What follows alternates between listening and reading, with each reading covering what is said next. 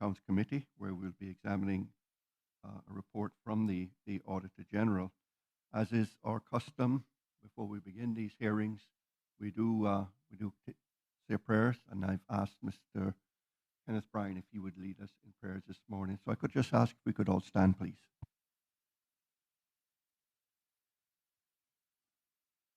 Let us pray.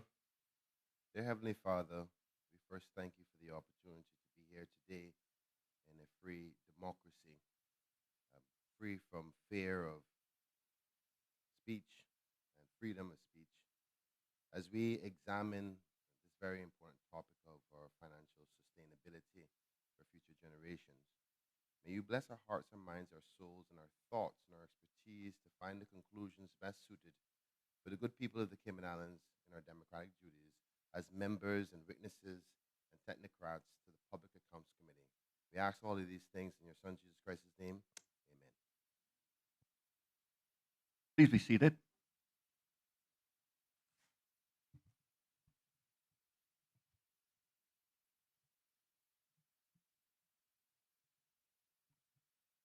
Welcome once again, everyone. I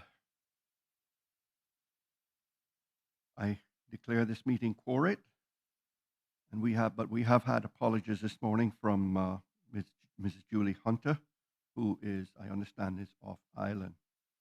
I would like to welcome everyone present here this morning. In addition to the members of the committee, we have people from the Auditor General's office and also from the Ministry of Finance and Economic Development.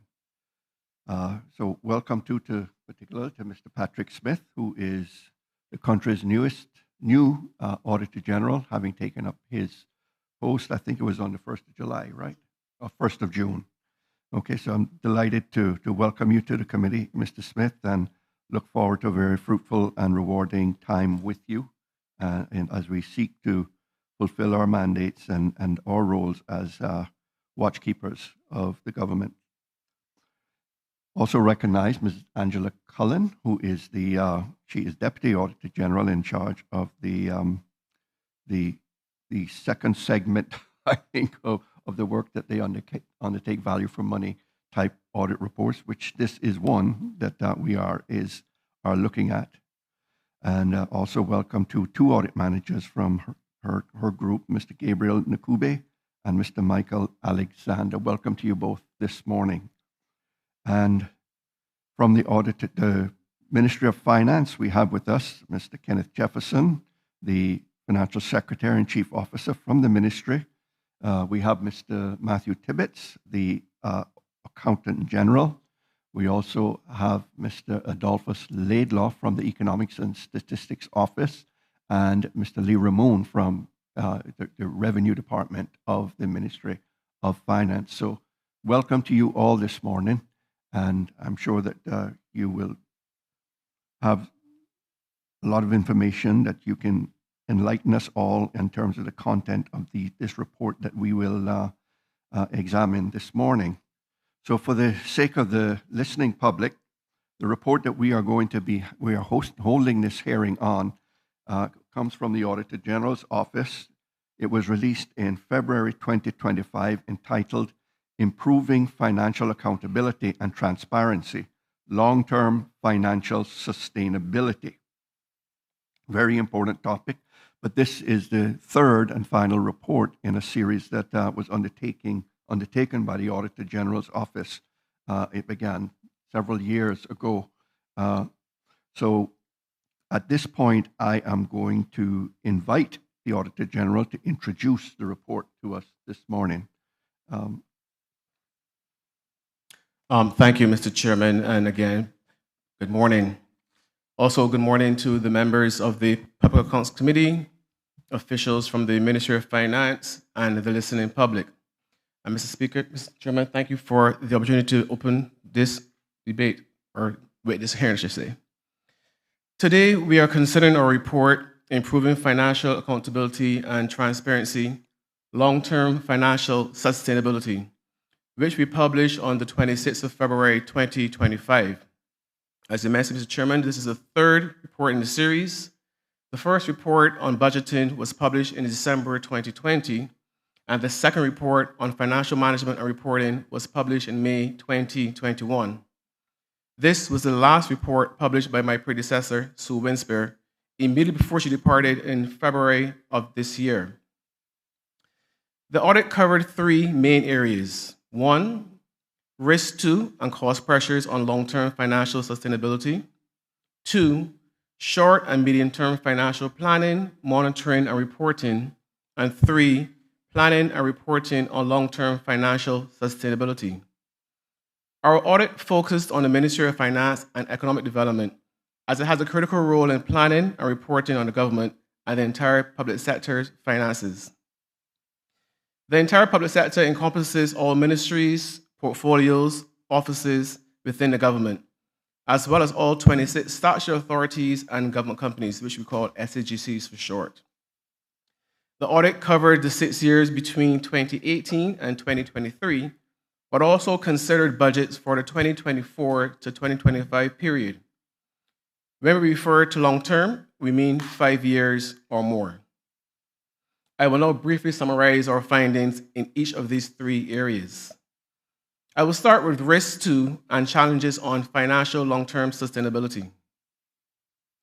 The Cayman Islands government introduced a risk management framework in 2019, but this was not fully implemented. The Deputy Governor appointed a Chief Risk Officer for the first time in early 2024. Since then, a new risk management framework has been developed. This was expected to be rolled out in 2025. Our understanding is that the new approach assesses the impact of global economic risks on the government's revenues, but does not assess risk to long-term financial sustainability. We found that there is some understanding of the risks and cost pressures. However, the Cayman Islands government has not identified or assessed risk to long-term financial sustainability. Therefore, we identified some risks.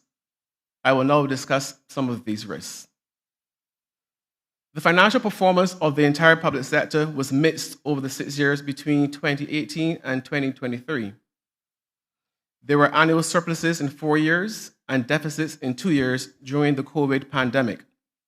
However, more importantly, over that period, public sector expenditure increased at twice the rate of revenue.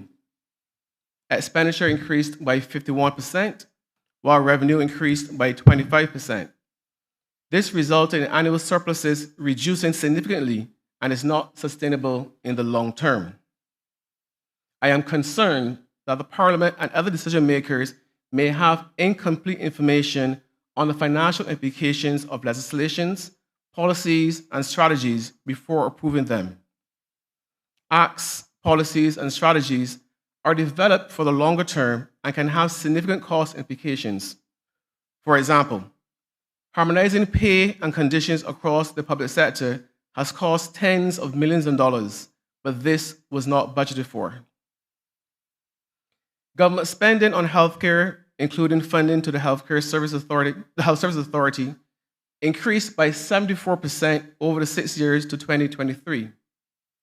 Healthcare costs are likely to continue to rise as the population grows and the Caymanian population ages. An older Caymanian population may also increase the demand for and cost of social services in the longer term. This is not unique to the Cayman Islands, but funding for healthcare and social welfare needs to be carefully planned and managed in the longer term. I also want to highlight the consistently poor budgeting for tertiary medical care. Each year, we see significant supplementary appropriations for this, rather than realistic budgets being set in place initially. Public sector pay costs increased by over 50% over the 6 years to 2023. I acknowledge that some of this increase was to better align the public sector salaries with the cost of living. However, there is no public sector pay strategy, and pay uplifts are not routinely factored into budgets. The public sector needs buildings and other assets to deliver public services. These need to be maintained regularly and replaced in the longer term. However, the long-term financial consequences of new buildings, which can be significant, and are often not adequately considered when investment decisions are being made. The final risk I want to highlight is a rising level of public sector debt and other obligations, which may put a strain on public finances in the longer term. Government debt more than doubled in 2021, and in December 2023 reached $453 million. The government plans to borrow a further $150 million. This debt will need to be repaid over the medium to longer term. The civil service also has significant post-retirement obligations for its staff. As at December 2023, the cost of paying future pensions and healthcare liabilities for civil servants was $2.7 billion.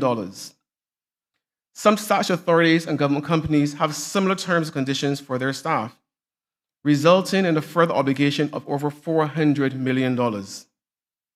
Total post-retirement obligations are approximately $3.1 billion. Some statutory authorities have set aside funds to cover these expenses in the future. However, the majority is unfunded, and the government will need to ensure it has money to pay for people's pensions and healthcare over the longer term. Moving on to short and medium-term planning, monitoring, and reporting. Short-term means 1 year or less, and medium-term is over 1 year to 4 years. The government plans for the short-term and medium terms through the current budgeting framework. The strategic policy statements and other budget documents cover a 3-year period, setting 2 years' budgets and providing an indication for year 3. However, the government does not adequately plan for commitments and cost pressures. As mentioned earlier, there's no pay strategy in place, so it's unclear whether pay uplifts are factored into budgets, and budgeting for tertiary medical care is insufficient. Some information could also be improved. For example, by providing more detail, such as timescales and estimated costs on major capital projects. The government monitors and reports on its short-term finances, but there are significant issues with the financial information being reported. Financial reporting is done through the consolidated financial statements for the entire public sector and unaudited quarterly financial reports. However, the most recent audited EPS financial statements are for 2020, so these are out of date. These financial statements also have an adverse opinion, which means the financial information cannot be relied upon.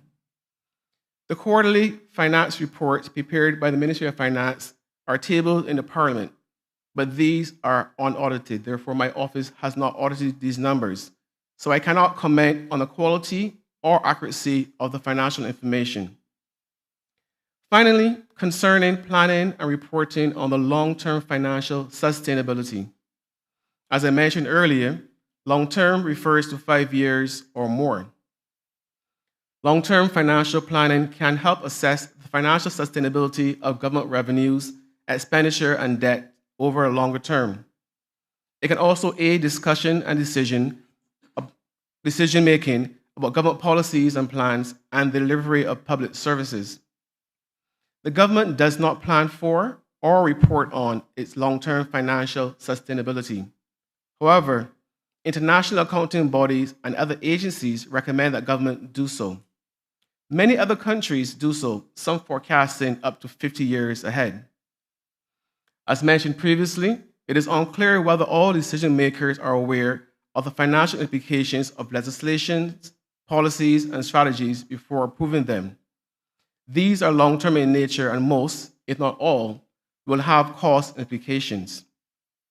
Many countries and jurisdictions have independent review bodies to help monitor, assess, and improve financial sustainability.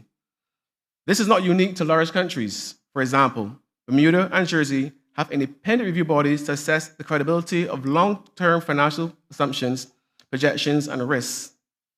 The Cayman Islands does not have such a review body, but in my view, an independent review could add significant value. We have made 6 recommendations, 5 to the Ministry of Finance and 1 to the government. The Ministry of Finance accepted 2 recommendations and partly accepted 3. The government rejected the recommendation to create an independent review mechanism. As I mentioned, Mr. Chairman, with me today, I have my staff, and at this time, Mr. Chairman, with your permission, I would ask them to introduce themselves for the record. I thank you, Mr. Chairman. Thank you. Through you, Mr. Chairman, I'm Angela Cullen, Deputy Auditor General for Performance Audit. Thank you. Through you, Mr. Chair, I'm Gabriel Ngube. I'm an Audit Manager at the Office of the Auditor General. Thank you. Thank you, Mr. Chair. I am Michael Alexander, Audit Project Leader at the Office of the Auditor General. Thank you, Auditor General, and thank you all for introducing yourselves as well to the wider committee. And again, I extend my welcome to you here this morning. And thank you, too, for that presentation on this report that was issued and giving us a bird's eye view of what contained in it and the issues and the recommendations that have been made by the Auditor General and in this report. So I'm going to lead off the questioning this morning. And before I do so, I wanted to make a short preamble to just sort of set the scene as well for the questions that we are going to be asking. So the Auditor General published this report on long-term financial sustainability in February 2025. Long-term financial sustainability means the government can provide services and meet financial commitments both now and into the future. We note from the report that over the 6-year period from 2018 to 2023, expenses grew at twice the pace of revenue. Expenses increased by 51% compared to revenue growth of 25%. Now, this raises concerns about long-term sustainability of public finances. And we also noted that core government debt increased from $223 million in 2021 to over $453 million in December 2023. The report identified several risks to long-term financial sustainability, including rising healthcare costs, increasing public sector pay costs, and population changes, that is, demographics and population growth. The Auditor General made 6 recommendations. 2 of these were fully accepted by the Ministry of Finance and Economic Development, 3 were partly accepted, and 1 was rejected. And committee's members, we're going to ask I'll lead off here now with the questioning, the things highlighted in part of this report. The first area I'm going to look at and question is the area of risks and cost pressures, and looking at the revenue and expenditure trends within the government. And so, Mr. Financial Secretary, I welcome you too. First question directed to you being, I'd like to hear and get your thoughts on the current revenue versus expenditures trends and its effect on long-term sustainability of government finances.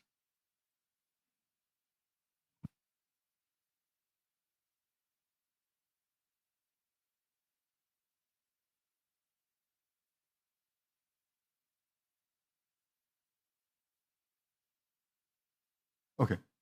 Thank you, Mr. Chairman. Sorry, and good morning to you and to all honorable members of the committee. I heard your comments, Mr. Chair, which were based on a particular paragraph in the Auditor General's report. From my notes, I see that it's connected with Exhibit 1 on page 14, and it's connected with paragraph 14 on page 13, where it talks about the performance. There's no doubt, Mr. Chairman, that the performance in that past period of 2018 to 2023, that is not a good trend at all.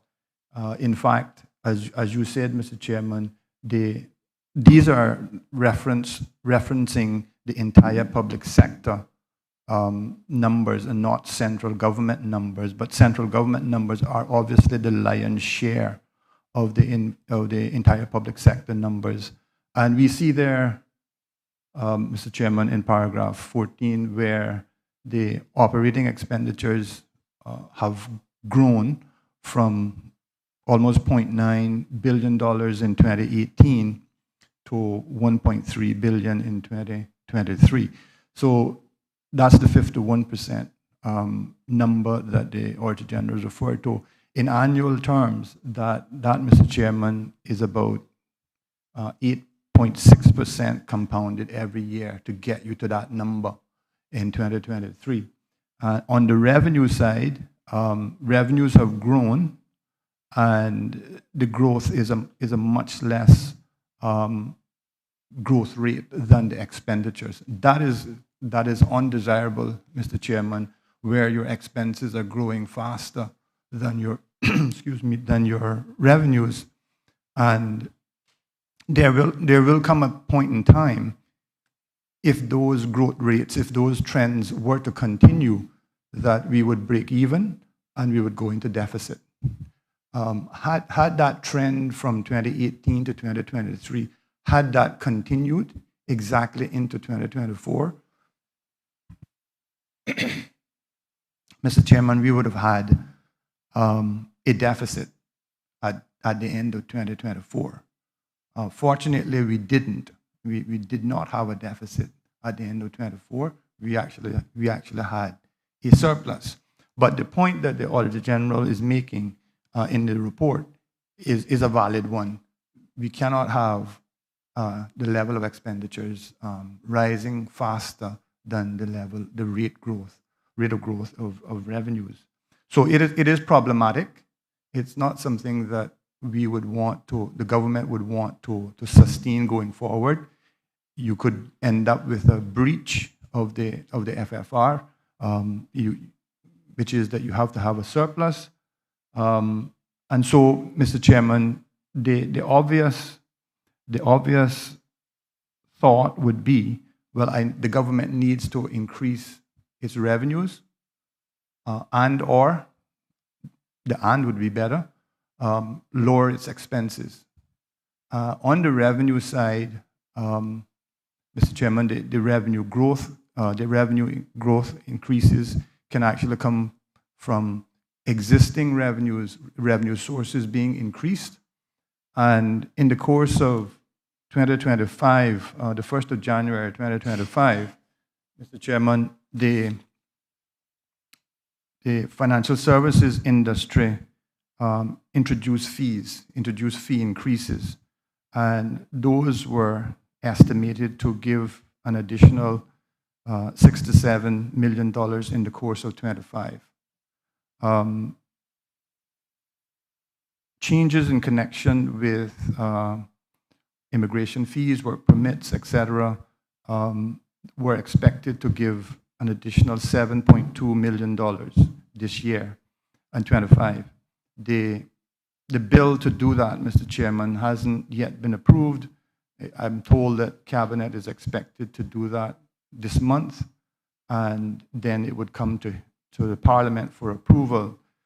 Customs and Border Control plan to do some increases as well, requiring a change in regulations. Those are to take place in September. The amount there is not as significant as the others. It's $2.3 million is what the expected increase is. So, Mr. Chairman, speaking generally, it is not a desirable trend that we've experienced up until 2023, and it is not something that we want to continue into 25 and 26 and 27 onwards. Mr. Chairman, I would like the government to get back to the surpluses that it enjoyed around 2016. The year ended June 2016, we had a surplus of $130 million. In 2017, that was an 18-month period, we had a surplus of $93 million. In 2018, we had a surplus of approximately $166 million. And in 2019, we had a surplus of $144 million. COVID destroyed 2020, we had a deficit. 2021, we had a deficit. 2022, a smaller surplus now of $54 million. So you can see what the Auditor General report is resulting in, going from $100 million plus surpluses down to $54 million at the end of 22, and about $60 million at the end of $40 million in surplus at the end of 2024, and 23 that was, sorry, and 2024 the surplus was around $60 million. I would like the government to aim to get back to the $100 million surpluses annually. That would allow the government to finance a bigger proportion, obviously, of its capital expenditures from revenues. But I think importantly too, Mr. Chairman, it would allow the government to put aside amounts going into its general reserves. And right now, the government's general reserves are $119 million at the end of July. And all that's happening with those is it's sitting in a fixed deposit, it's earning it's earning interest, and it's growing because of the interest. But if the government's achieved surpluses of 100 million, we could take 40 million a year, say. I mean, sounds a bit aggressive, but if we take 40 million a year out of that $100 million surplus, and we put it in the general reserves, and we did that for 10 years, we would have an additional 400 million to add to the present 119. So we would end up, at the end of 10 years, you could end up aggressively at general reserves of $500 million. And that is what is desirable, Mr. Chairman. I know the report goes on to talk about risk and so forth. Excuse me. And I'll probably stop there, but I'll leave the point now that one of the best ways, I think, of addressing the risks that the government faces, particularly the external risks like an economic downturn, would be having a great war chest of dollars in the form of general reserves to fight whatever comes along our way. Mr. Chairman, you would recall that during COVID times, that was precisely how the government was able to assist the public, because it had built up quite a lot of surpluses, as I just said, and it enabled the government to assist. So I think that is a trend that I would like the government to get back to, of achieving $100 million surpluses a year. I think obviously on the expenditure side, sorry, Mr. Chairman, just looking at my notes, there's a great need to have a critical look at our expenditures as well, in the hope of reducing those. And so the Honorable Premier, in his memorandum of July this year, he asked the civil service to do their level best to have expenditure savings and reductions in certain areas.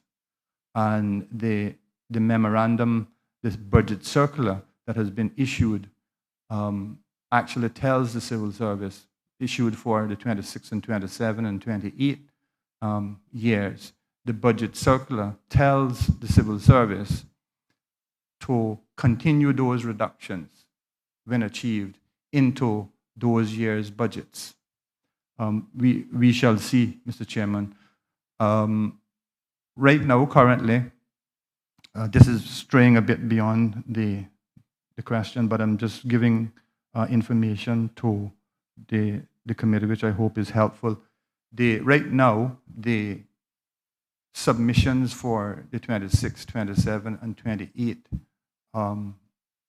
budgets and revenues, so budgets are on the expenditure side, they're now being collated.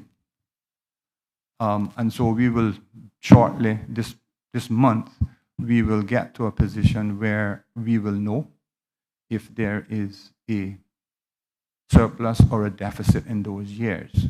If there is a deficit, obviously, Mr. Chair, and most of the committee members have been through that process before, then we have to start chipping away at probably the expenditures on the expenditure side, and possibly introducing more revenue measures if the gap is severe. I think I'll stop there, Mr. Chairman, but I do agree with the sentiment in the Auditor General's report that such a trend should not continue in the future. If it does, it's going to cause severe difficulties for any government. Thank you, FS, for that response to my question. You made reference to the graph on page 14 of the report with plotted revenues and expenditure. And what it clearly shows is the narrowing of that gap between the revenues and expenditures. You spoke as well and mentioned that this being unsustainable because eventually it will you will find that the expenditures exceed the revenues and we fall into a deficit situation. But given what we're hearing today, that the potential for a $60 million deficit this year, it seems to me like that time has arrived. You have any observations on that? And what's been done to alleviate it?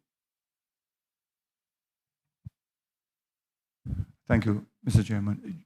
Just to clarify, you're seeking observations on the possibility of the $60 million deficit. Okay, thank you. Mr. Chairman, the $60 million deficit figure arose out of discussions that concern the preview document, the pre-election economic and financial update document. That document said that there was the potential for a deficit for 2025 of $26 million, a potential. In the conclusion in the document, it said that words to the effect that a deficit for 2025 was not inevitable. It could be averted. You could take action both on the revenue side and the expenditure side that could either get that to a break even, or turn it into a surplus is what is desired. That's what the preview said.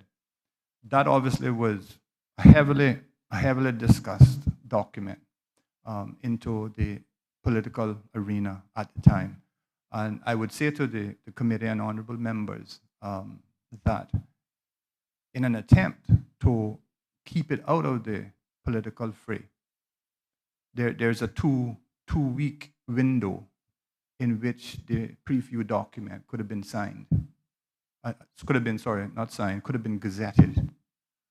We chose the very last day of that two-week process, the 2nd of April, to try and keep the document out of the fray for as long as possible. It could have been 2 weeks earlier, but legally, that obviously caused concern. Shortly after that, the election came, the 30th of April came, and we have our results. We had our result of the election. The Honorable Deputy Governor asked the civil service to have a look again at the 2025 year. Having a look again occurred in mid-May this year. And so the results of that were that the chief financial officers, the chief officers, at that time then we were talking about 12 ministries. We were talking about 2 portfolios and 9 offices. So we were talking 201 agencies were canvassed to say, what do you think now? And as a result of that, we got a figure of $60 million as a possible. So the deficit had actually grown then. The possibility had grown. Mr. Chairman, obviously the government took note of the need to take action and hence the 16th of July memo from the Honorable Premier, who was he was the acting finance minister at the time, asking for reductions. I'll close by saying quite succinctly that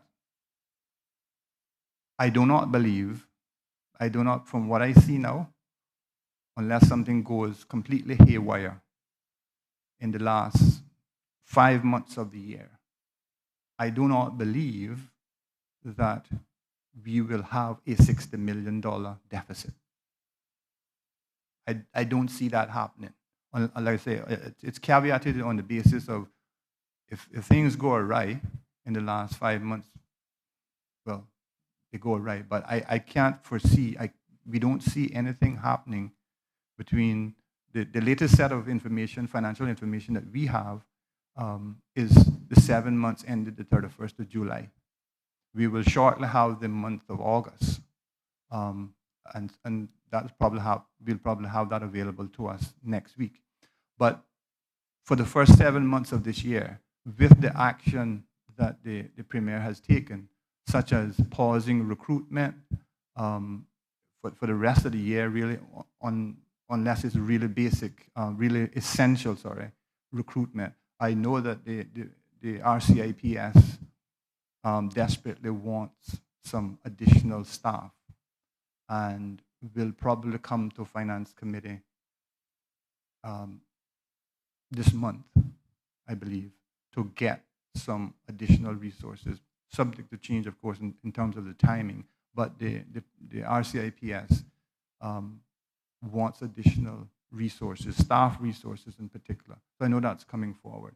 But even bearing in mind those sort of additional requests, we will get additional requests, Mr. Chairman, for the usual tertiary care. That could easily be maybe another 20 million. We are going to get requests for financial assistance, possibly. So there will be other pressures, but I don't see a $60 million deficit at the end of 25. Thank you for that answer. But if I could just ask you, I mean, do you see an actual deficit occurring for 25 for the year?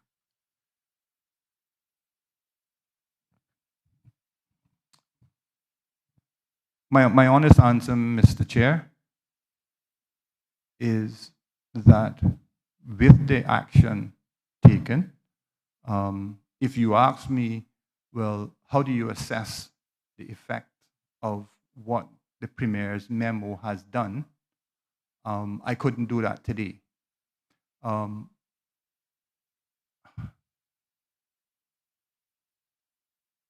don't see us, the government, having a deficit. I see a break-even position. I see a small surplus position. Thank you, sir. I don't want to hog the question, so I'll ask other members to take it. You had yours first. Go ahead, Mr. Bryan. Thank you, Mr. Chairman. Good morning, all members, and thank you, Mr. Jefferson. I'm very encouraged to hear that things are looking a little bit better with the government. And thank you for enlightening the committee and members trying to understand how the complicated finances of the country works. In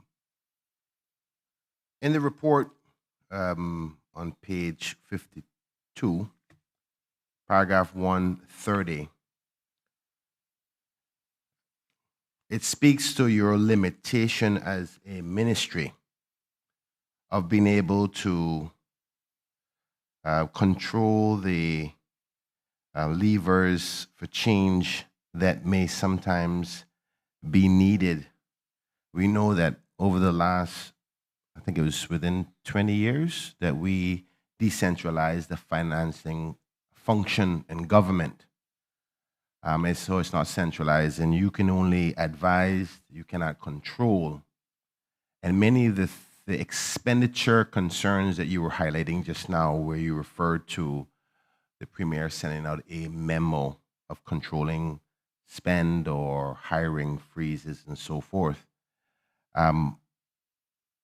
it makes it difficult for you as the constitutionally responsible advisor to government on controlling mechanisms, do you think that that should change in law?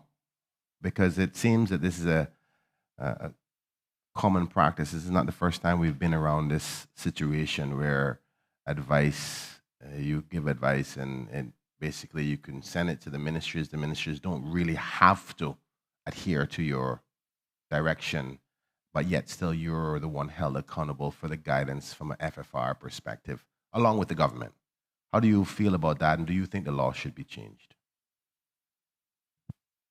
Thank you, Mr. Chairman. Before I attempt to answer, I just want to clarify with Member Bryan if he has in mind the question of should the accounting function, he's nodding, Mr. Chairman, should the accounting function be centralized within finance, the Ministry of Finance, as opposed to the present situation where each ministry actually is required by the Act, the Public Management and Finance Act.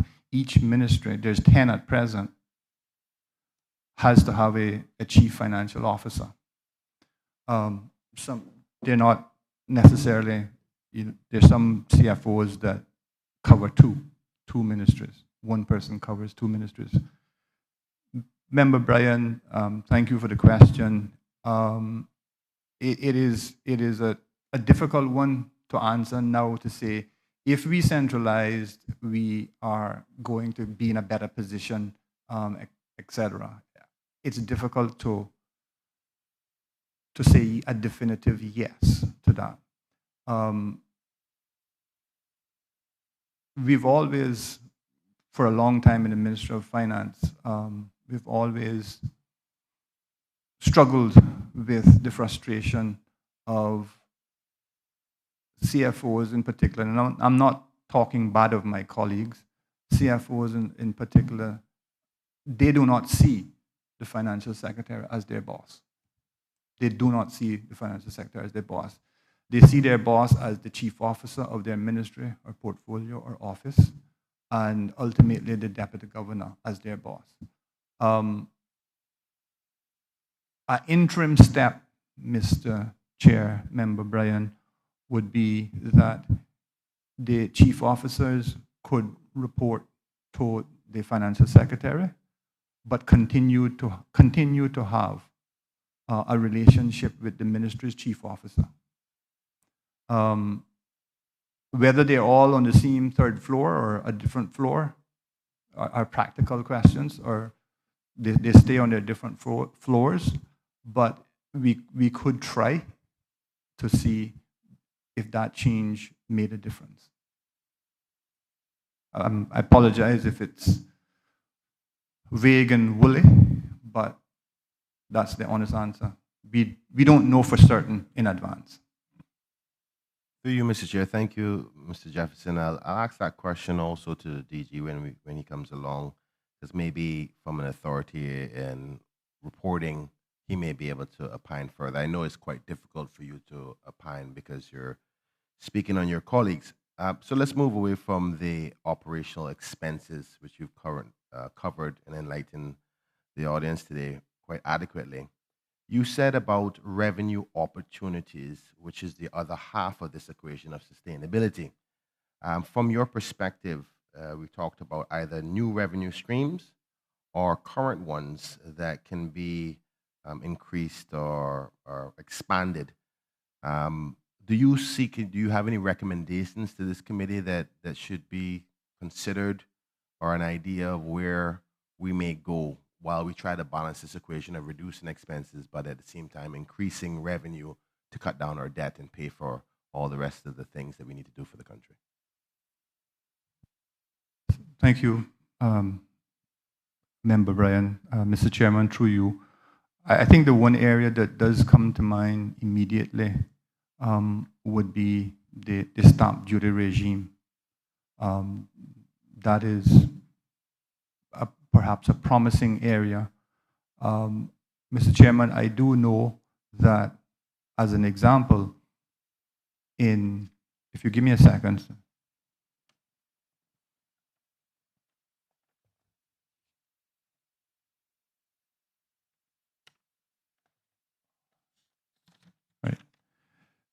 Mr. Chair, in 2023, the stamp duty on land transfers were 78.5 million. In 2024, it was 88.7. Toward July of this year, it is $57.7 million.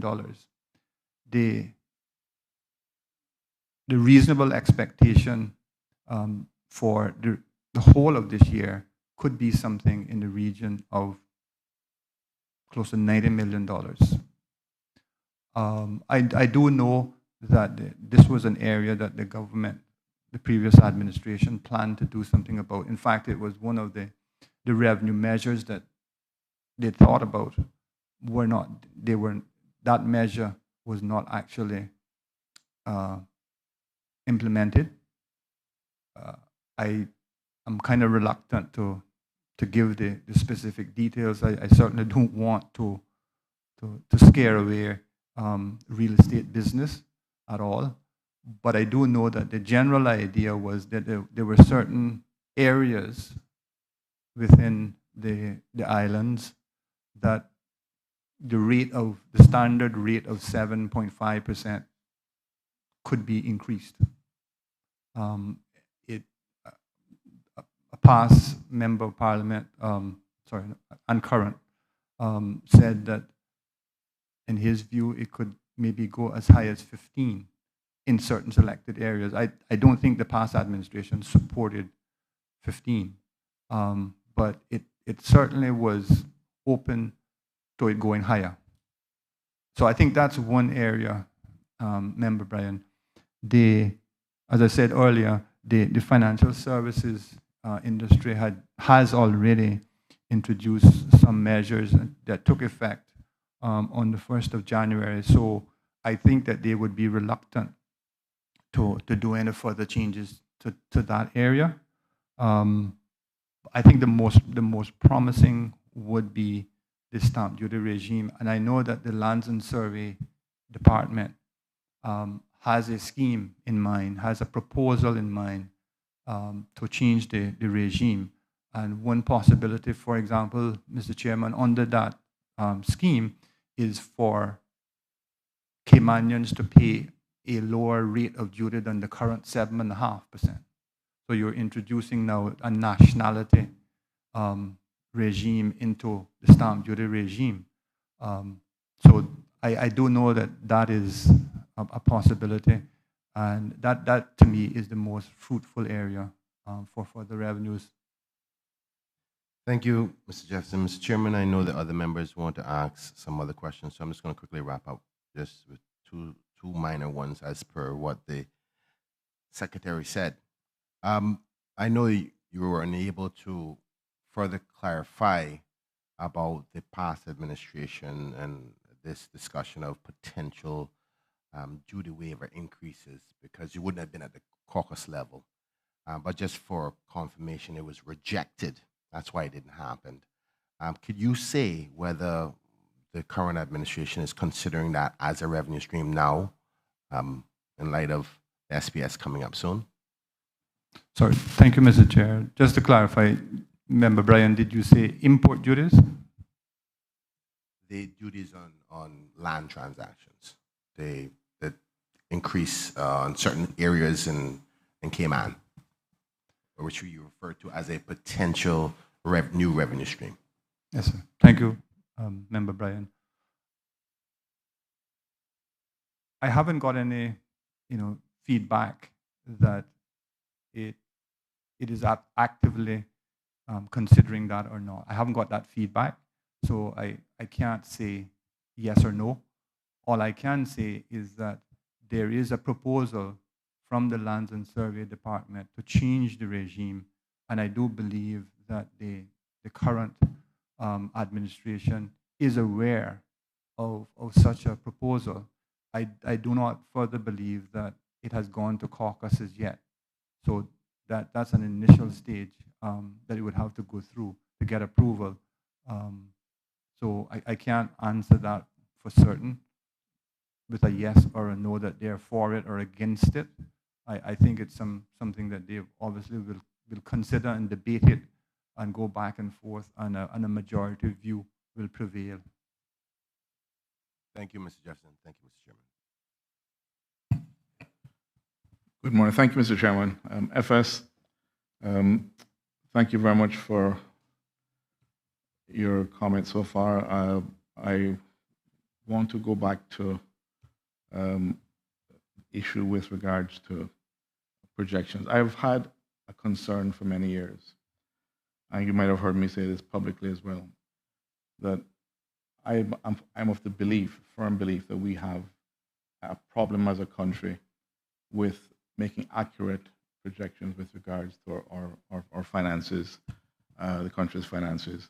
I believe in a meeting of Parliament, perhaps the last meeting of Parliament, the current finance minister also had some concerns about bringing SPS now because the forecasts may be wildly different from where we're at. Having listened to you, your explanation of the fact that I'm heartened that it doesn't sound like we will have a deficit. But do you agree with me? And given the number of times that since the curfew and along the way, that the expectation of the possibility of a deficit has changed, do you agree, or will you opine on whether or not as a country we have a challenge with accurately forecasting, even over a relative short period of time, like a year?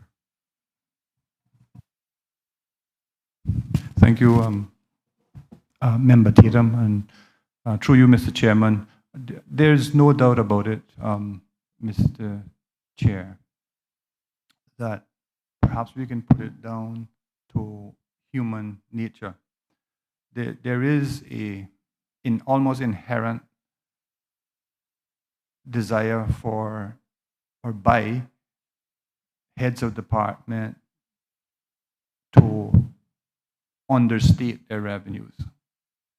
Because if I'm going to use a ridiculous example, if I know as a head of department that I realistically feel that I can collect $9 and I want to appear in a favorable light at the end of the financial year, I'm going to say my revenue estimate is six, whereas I feel as though it really is realistically 9. And if I get 8, then I look good. So there is an inherent tendency to want to do that. That has caused, Member Tatum, that has caused problems in the past. There's no doubt about it. So, Mr. Chairman, the best example that I can give of that is the tertiary care example, where we see the revenue projections coming from the ministry's portfolios and offices. The procedure is that the revenue unit does have its own projections.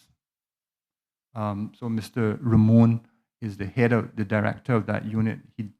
For a number of years, he will have his own projections as to what revenues are going to be for the government. And his concentration is on the coercive revenues, the big revenue earners in government, which accounts for like 92% of government's revenue. So you'll be talking import duties, financial services fees, stamp duties, work permits, and so forth, tourism accommodation tax. Mr. Member Bryan will remember quite well. If those revenues are understated, Mr. Chairman, the government's need to have a surplus means that the expenditures have to be lower than they could be and that they should be.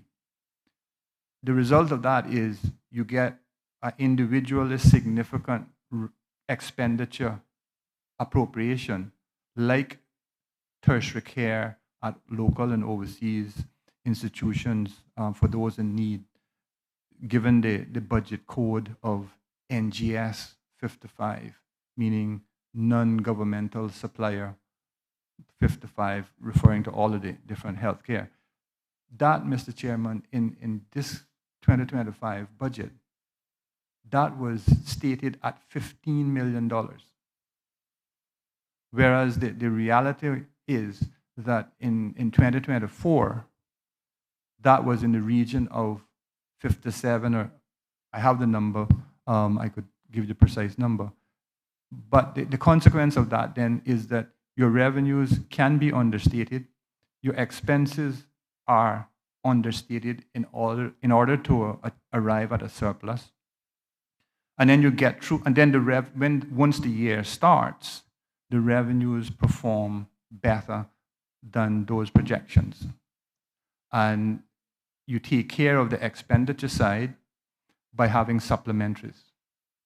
So we've already seen in June of this year, the Finance Committee approve a supplementary, amongst other things, for NGS 55. There were others. There was financial assistance to seamen and veterans, supplementary, and so forth. But that's the general point. Member Tatum, so I'm admitting to that, and definitely knowing that we need to do better. I was talking to the director of the ESO, Economics and Stats Office, and just yesterday, and his department is actually able to do some forecasting as well. So right now, the current situation, Mr. Chair, is that the revenue unit has its own forecast, all done by itself. When the SPS and the budget process starts, we write out, this is probably old news to Member Tatum, we write out to all the ministries and ask for their submissions. Those submissions come in, include both revenues and expenses. We compare those submissions of revenue from the ministries with the director, the revenue unit's numbers. In oftentimes, Mr. Chair, there is a difference. And the revenue unit, the budget unit will contact Ministry X and say, your estimate is $100, the revenue unit is 6-1, or it could be the other way. How are we going to resolve those differences? Do we reach a compromise, or do we stick with your number? In most instances, and a lot of instances, Mr. Chair, the deference is toward the ministry that's responsible. So if we were talking of tourism accommodation tax as an example, if the Department of Tourism and the Ministry of Tourism said, we feel that the revenue estimate is this because we know more than you do, revenue unit, the deference would be, we would defer to them. So that's the current situation where you have two sets of numbers being compared. The director of the ESO has said that his area too can produce their own. And so that is something that we want to pursue, we will be pursuing. So you have then three sets of numbers, and hopefully that will be even better. Mr. Chair, I do know that, and I'm jumping way ahead, I do know that the recommendation for the independent fiscal review, it contains the comment that the Ministry of Finance rejects it and does not want to pursue it. That comment was made purely on the basis, Mr. Chair, of our knowledge of what such a review body actually does. So taking the Office of Budget Responsibility in the UK as an example, that was established in 2010 by the UK Chancellor at the time, Mr. Osborne. I think it's George Osborne. He established that in 2010. It's been around, obviously, now for 15 years. And one of the things that the OBR, as it's called, is tasked with is to advise the government of the UK government of any changes in legislation, any new policies that they want to pursue. Will advise them, this is the financial impact of what you propose. But that period of time, that prior period of time, is 10 weeks. So if the UK government wants to introduce something, they have to give it to the OBR 10 weeks prior. Now, I know there's no comparison between the UK and the Cayman Islands. So the 10 weeks could become, in Cayman context, 5, or it could become 2. So our objection or concern was the practicality of the timing of it, how it was going to work. I certainly don't object to another independent review of our finances, of our projections. The PSC can obviously make that recommendation. We'd have to go through the practical considerations of who is going to fill this role. Since it's independent, it obviously can't be by government. It wouldn't be independent. But in all likelihood, it's going to have to be paid for by government. I don't know if the arrangement in the UK, I think it's actually funded. That office may be funded by the UK. It's certainly not for free. So saying all that to say that, yes, revenue projections and expenditure projections can improve, and they should improve. In principle, we don't have any objection to the establishment of an independent fiscal body. Our concern is more of timing. Mr. Chair, I would also say that we worry about, it's not immediately clear to us how the body would work, who they would consist of, and so forth. That's the only reason.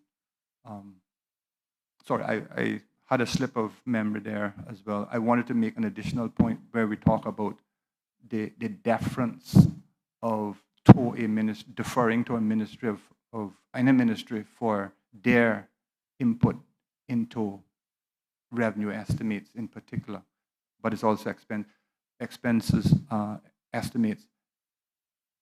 In the preview document, Mr. Chair, if you were to look deeply into the document, you will see the estimates of revenues for all the major sources in government. And what you will find is that the revenue estimates for 2025 for import duties, all of those categories, alcoholic beverages, tobacco, duties on tobaccos, duty on gasoline and diesel, duties on motor vehicles, and then the broad category of other import duties. The 2025 estimates for those are precisely to the dollar equal to what the actual revenues were in 2024. Not $1 more, not $1 less. They were precisely equal. We questioned it, right? We questioned it in the Ministry of Finance, and basically we're told that's what we're sticking with, right? So I was using that as a prime example of having to rely on, in some instances, many instances, having to rely on what a particular ministry has told us. That's a long spiel, Mr. Chairman, but I hope I've answered Member Tatum's question. Thank you, Mr. Chairman. FS, thank you. Yes, you did. And just for clarity, I just want to make sure that the public and yourself and your colleagues realize that my question on this isn't about blame. Right? I just want to make sure that's clear. It is about how do we fix it going forward? Because this is an important part of this issue of sustainability, right? Of us being able to suss out, use a good old-fashioned word, exactly as government develops policies, what the cost will be, what the impact will be. The issue of a separate oversight body is I have no issue with that if that's the direction the government or the country wants to go. But I certainly think we need to sort out our problems in-house. I wrote down, and then my colleague started asking about it. Is there an issue with decentralized finance reporting? And as you spoke, I started to get, well, I won't put words into your mouth. Could you tell me what you think some of the main issues are in terms of and how do we solve it in terms of our ability to improve forecasting, or what could be done? And I'm guessing you may be looking to refer to maybe centralizing some of the finance aspects. I'll stop there and let you respond. Thank you. Thank you, Mr. Chairman. Mr. Chairman, before I attempt to answer Member Tatum's direct question, I would really beg your indulgence, because this is a critical area, particularly for myself and Member Bryan. I would beg your indulgence to present some information which he questioned me some time ago, and on reflection, it wasn't answered. So I would like to answer it now. If I could ask the Deputy Sarge to just hand out. I think I should have enough for everyone. What I am handing out, or what the Deputy Sergeant is handing out now, Mr. Chairman, is some quite detailed information on the coercive revenue numbers in the government. And I'll just wait till everyone gets it.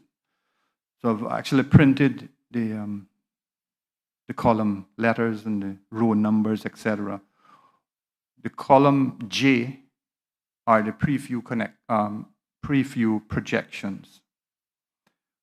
The column C is the revenues on those different items collected in the first quarter of 2024.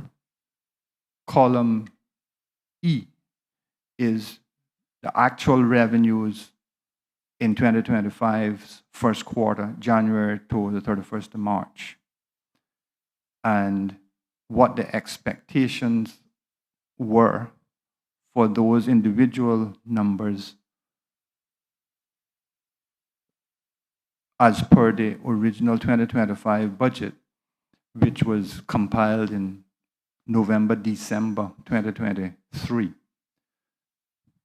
So taking as an example the row 7, company fees payable by exempt companies, the first quarter revenue for 25 for that category was $110 million.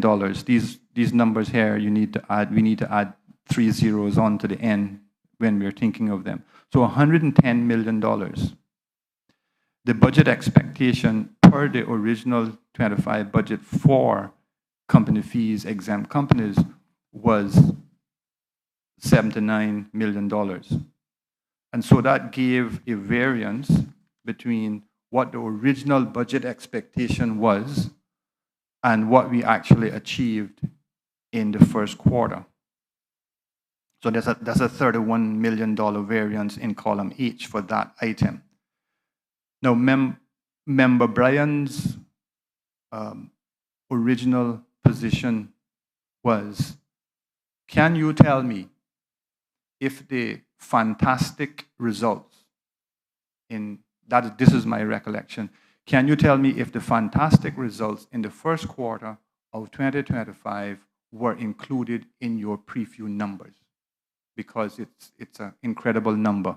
At the very last page, Mr. Chairman, of this staple document, it says that the higher coercive revenues, the variance on the higher coercive revenues was a positive $60.6 million. That's an extract from the first quarter report, Mr. Chairman. The important point, Mr. Chairman, in this schedule is taking again the row 7, the company fees the actual revenue for that item of $110 million for 25.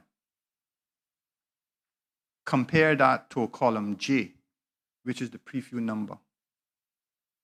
So we see that the preview number for exempt companies for the year is almost $124 million.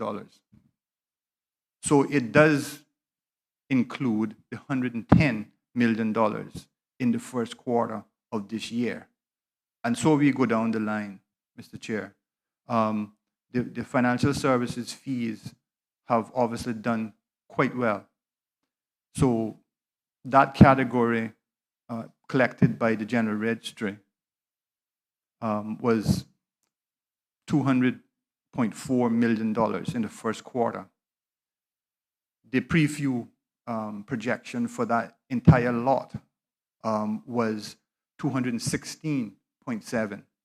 So I'm concluding as you go down this list that the preview number is going to exceed the number in the first quarter. And Mr. Chair. And so if you, sorry, just let me finish, Member Bryan. So if you go down that process, we see highlighted in yellow on page 3, we see the $60.6 million in variance that's mentioned in the first quarter report. So my answer to what he asked was yes, the fantastic first quarter results were actually contained within the preview projections. And on the very page, the fourth page, we see the totals. And we see that the preview revenue projection for 2025 of $1,121,264,000 is remarkably close to the actual revenue in column L of $1,124,998. The difference is only, between the two numbers, is only about 3.6 million. So a further point would be that the preview number was not recklessly done. It wasn't negligently done. It reflects, Mr. Chair, it reflects the submissions that we got from then 12 ministries, 2 portfolios, and 7 offices. That's the submission that we got. Their actual number was even a little bit less. So the result of the Ministry of Finance getting involved actually improved the revenue projection very slightly from what the CFOs had predicted, and also it was credible in relation to 2024 actual revenue collection. So the answer to Member Bryan was, we do believe, we can see from these figures, that the first quarter revenues sit within the preview numbers. Mr. Chairman, I'm reluctant to open up this line of question, but I think it's good for the public to get some clarity, and I don't want to take away from my colleague who was in his line of questioning. But as Mr. Jefferson is aligning to answering a question I previously stated, which I appreciate clarity for, I feel compelled to intervene a little bit. As I'm trying to come along your analysis here with the documentation that you provided for us, I'm happy to be corrected. I still not sure if I get you, because what you're saying with the numbers that you've given us to say that the preview revenue figures were considered in its conclusion of a $26 million deficit. And then you use column E to show the relevance of it, to be somewhat covering. But column E is just for 1 quarter. And column J is for the full year. Correct. So if the full year figures upon which you have highlighted in J are what they are, and particularly even if you recognize the $60 million extra, you still have 3 quarters to go, 9 months. So I could understand if it was quarter to quarter likability reference, but to say a quarter to a full year revenue, I'm a bit lost. Maybe you can further opine. No, sorry. Thank you, Mr. Chairman. Thank you, Member Brian. No, the question that was put to me quite some time ago on the margins in this chamber was there was disbelief that there would be a deficit of $26 million at the end of the year, given the great performance in the first quarter. And I recall the question being, are you sure that you've captured, the preview captured the fantastic results in the first quarter in the preview numbers? And because it was $60 million of a positive variance, better, obviously, on the coercive revenue, could you make the quantum leap of saying, if that persisted all the way through the year, that positive variance of $60 million to the end of the year, why don't you have then a surplus? Why don't you have $26 million as a deficit, but take into account that in the first quarter you had a positive variance of 60 and put that at the very bottom, so you would go 26 million deficit, a positive variance of 60, and then you end up with 44 or whatever that difference is, or 26 and 60, that's 30-something million, right? The problem with making that quantum leap is that, first of all, you do have precisely 9 months to go, right? So some of that 60 million positive variance is going to slip as you go through the year. It's not always going to be 60 million at the end of the 4th month and 5th month and the 12th month. It's not always going to be 60 million. You are going to have positive, a really positive number at the end of the 3rd quarter because financial services come in that quarter. And Mr. Chairman, the comparison is made to a budget that was put together in 2023. So it's old. The comparison is old, right? In addition to that, then we also have the expenditure side. So it's not just a positive variance of 60 million in the first quarter persisting all the way through to the end of the year. We have to look at, well, what has happened or what could possibly happen on the expenditure side as well. So when you put those two together, that is how we ended up with, at that time, a deficit of possibility of $26 million.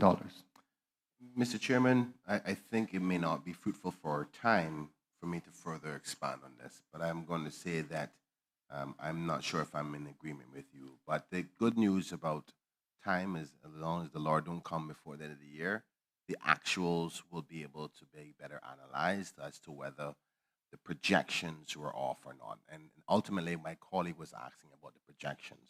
And what's most important now is, what can we do today, whether legislative change, cultural practices within the civil service, authority from your office based on change, to ensure that what you outlined, which is a under budgeting of revenue and under forecasting of revenue and under budgeting of expenses, that we don't find ourselves in this situation. Because what I have concluded today, Mr. Jefferson, is maybe you have, and your team, been taking a lot of heat for a structural problem within our systems.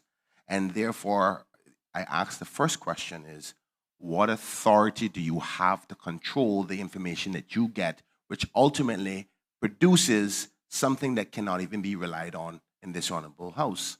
because we then have the Minister of Finance coming back and say, I don't even want to accept it to do a SPS because it's not reliable within a 6-month period. And that may not even be your fault. And we just highlighted the fact that we may need a third assessor of revenue and expenses that should possibly be independent. So we accept that. So the question today for this Public Management, Public Accounts Committee is, what do you recommend being the sole person charged with guiding the country and its leaders as to what to do? Because I saw your frustration as a Minister of Cabinet within the civil service. And mainly, most of the stuff is about operational cost. And we know that the problem is within the operational component, because we just saw the government just recently bought a $5.5 million piece of land, while at the same time suggesting there's a $60 million deficit. But that's a capital component. So I don't want to wrongfully put too much pressure on you. I know your team is under pressure. But we have to, for the purposes of what this report is suggesting, is to have better systems so we can have sustainable forecasting and management of our money for generations to come. So again, as my colleague said, what do you think needs to be done so we can have better projections of revenue and better budgeting of expenses? That was the question. Thank you, Mr. Chairman. Chairman, thank Member Brian for that.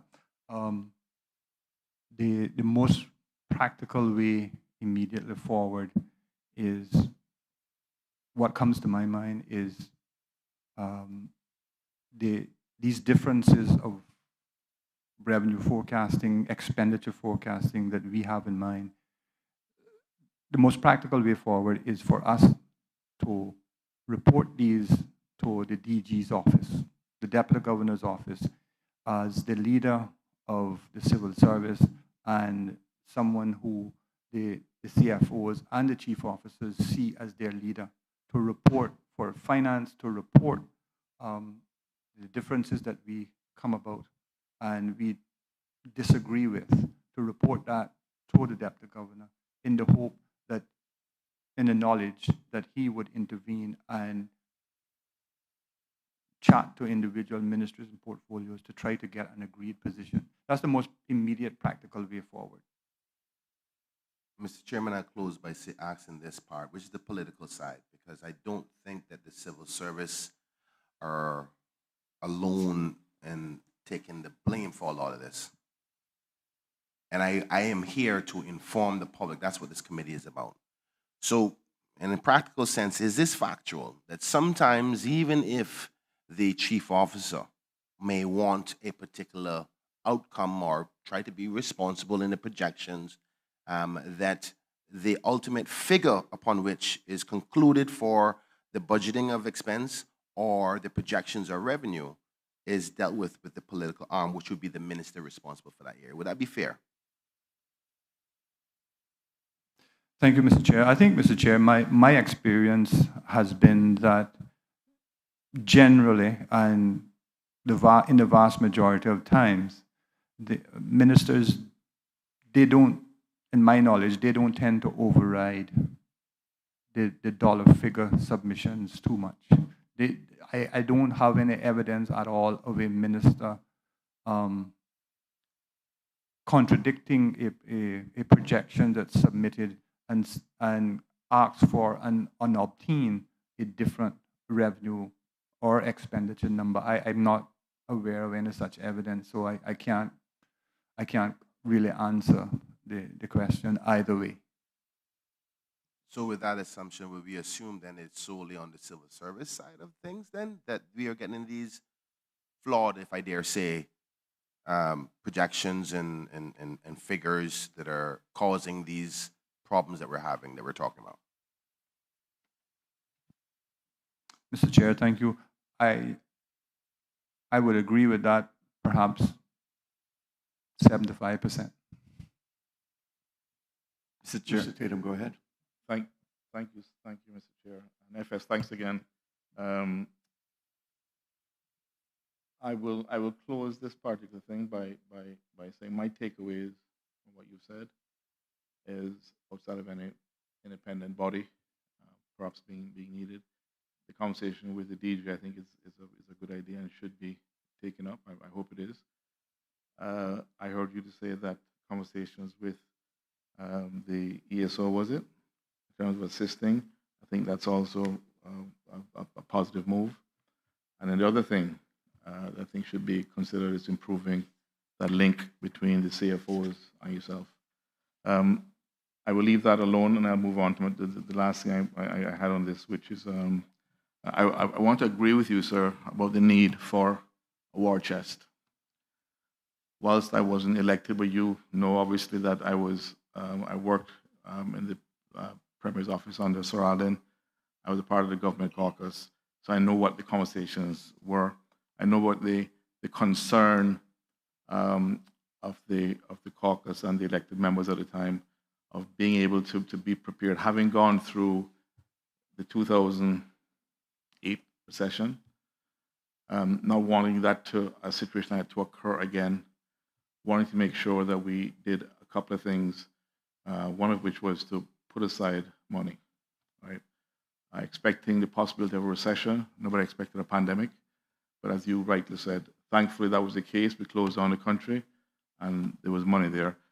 So given what you said earlier around the need to get back to that, could you maybe advise us of what is the process exactly that you go about in advising the government on matters like this, if that makes sense? You know, how do you go about informing if you have concerns and making suggestions and so on? And it's a very straightforward. I'm not trying to get into politics with that. I just like to know what the process is. Thank you. Thank you, Mr. Chairman. In respect of concerns, I'll address that part first. In respect of concerns, I think the principal way that we in the Ministry of Finance do that at present and have done for quite some time is placing our comments into cabinet papers about the financial implications of what the government is about to embark on. All cabinet papers now should come to the Ministry of Finance for the insertion of comments under a section called financial implications. There's a similar section for legal implications. So we would, if we have concerns, we would place those concerns into that section of every paper. And in fact, Mr. Chair, we receive papers, cabinet papers for input, even if they're not financially related. They all come to us. And in many instances, we say there's no financial implications here. And our concerns would be certainly by reference to, is the government in jeopardy of breaching FFR ratios? That would be our primary concern. That would be our primary way of assessing in ourselves whether there's a need for a concern that the government should address.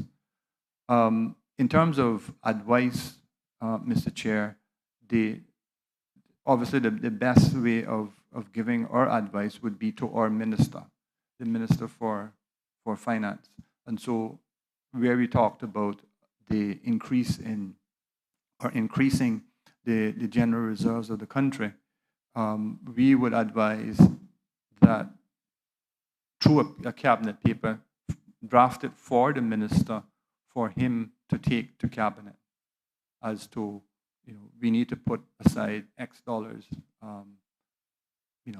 as we approach the end of the year, shortly into the new year, the year has closed into the new year, we need to put aside X dollars into the general reserves. That's our best way of advancing some of the things that we think should happen through our minister. I had another question, but in the interest of time, I'll just leave it there for now, sir. Thank you. Are there any other questions? Mr. Panton. Thank you very much, Mr. Chair. And I want to thank the Financial Secretary and his team The comments that have been made today have been quite illuminating. And I think rightly so, we've cut across so much of the aspects of this report, which deals with financial sustainability. We're talking about monitoring and tracking expenses and revenue in the short to medium term, but ultimately also trying to identify how we ensure the long-term sustainability of the country's finances and ultimately the success of the country. Mr. Secretary, you indicated, I think in your earlier contribution, that the 2024 end of financial year was looking like it was either, I can't remember if you said whether it was going to be a break even or whether it was going to be potentially a deficit, but then I think you suggested that 24. It was a surplus, but I think you did indicate that it looked like it might not have been, but it turned out to be a surplus, which I think is indicative of what we have been discussing here, which is the difficulty of, I don't know what's wrong with this mic. Can you hear that popping? I'll have to move it away. Which is indicative of the difficulties you've identified of tracking and monitoring expenses on your side, and I think the well-known difficulties of being very accurate with our revenue projections. Was that a fair summary of what you'd indicated at the time? Thank you, Mr. Chair. Thanks, Member Panton. I think my comment about we could possibly have ended 24 with a deficit, whereas in fact we didn't, and we ended up with this. That comment about the deficit possibility was, I guess, is more academic than anything else. To say that if that it is now for sure. if that trend, yes, if that trend had from 2018 to 2023 had continued into 2024, if that just pure arithmetic and maths and so forth, if that had continued, where every year your expenses are rising 8+%, but your revenues are only rising 4.5%, that would have resulted in a deficit around September, October, November 2024, if that rate had continued. Yeah. But fortunately, that did not happen. So the comment was more theoretical than anything else. Thank you very much, Mr. Secretary. And I think you would probably agree that for the fiscal security or financial security of the country, it's always going to be better to try to control your expenses. You have more control over your expenses sometimes than you have revenue, particularly given in the context of our experience of having difficulties being accurate with revenue projections. And I think that is something that I think the country needs to bear in mind, and any government needs to bear in mind.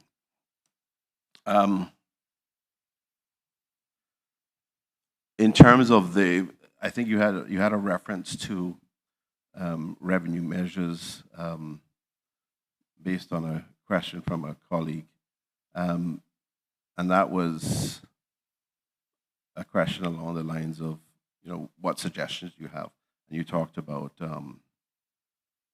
stamp duty, and I think there was an indication that there was a proposal to have higher rates of stamp duty. I just wanted to clarify that, because we do have today, as of I think probably back in 21, we do have the cabinet summaries that are issued, which indicate what actions cabinet has been taking, decisions that have been made.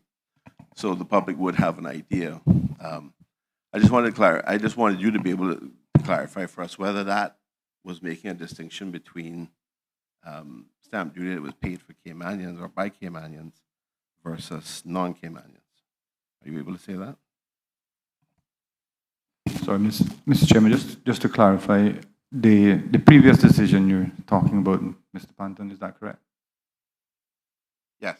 Yeah. No, Mr. Chairman, that decision, from recollection and memory, did not distinguish between. So if you were from Uganda, but became a Caymanian, once you became a Caymanian, then yes, you would be entitled to a possible stamp duty break on your first purchase, and then if you then acquired your second property, the normal rate of 7.5% then became 3.75%. But it did speak to the need to be Caymanian in order to get those concessions. No, Mr. Chair, just to clarify, I'm not speaking about the concessions in respect of Caymanians that have purchased homes for the first time or even the second time. I'm talking about a proposal which you referenced of stamp duty changes, which I think at one point you indicated that there was a contemplation of moving some of it up to as high as 15%. And what I'm asking you is to clarify that whatever was discussed at that time, whether that 15% would have been relevant to Caymanians or all purchases or just non-Caymanians. Thank you, Mr. Chairman, and thank Member Panton for the clarification. I don't recall. It's a bit vague and woolly now because it's been some time since I looked at it. I do know that there was the Lands and Survey proposal does actually contain an element of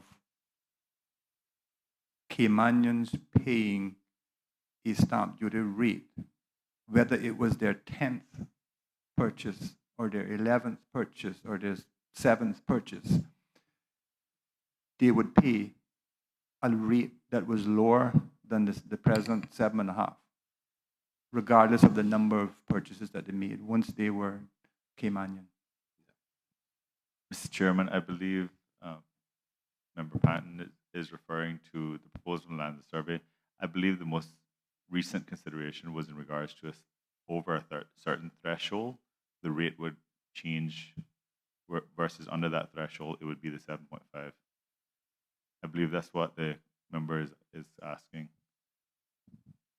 No, Mr. Chair, just to clarify, I agree with the comments that have come from the Secretary on the potential for revenue measures in the stamp duty area to be improved and be an even more significant contributor. But the comment that had been made in relation to increasing stamp duty to 15%, around the world, I think probably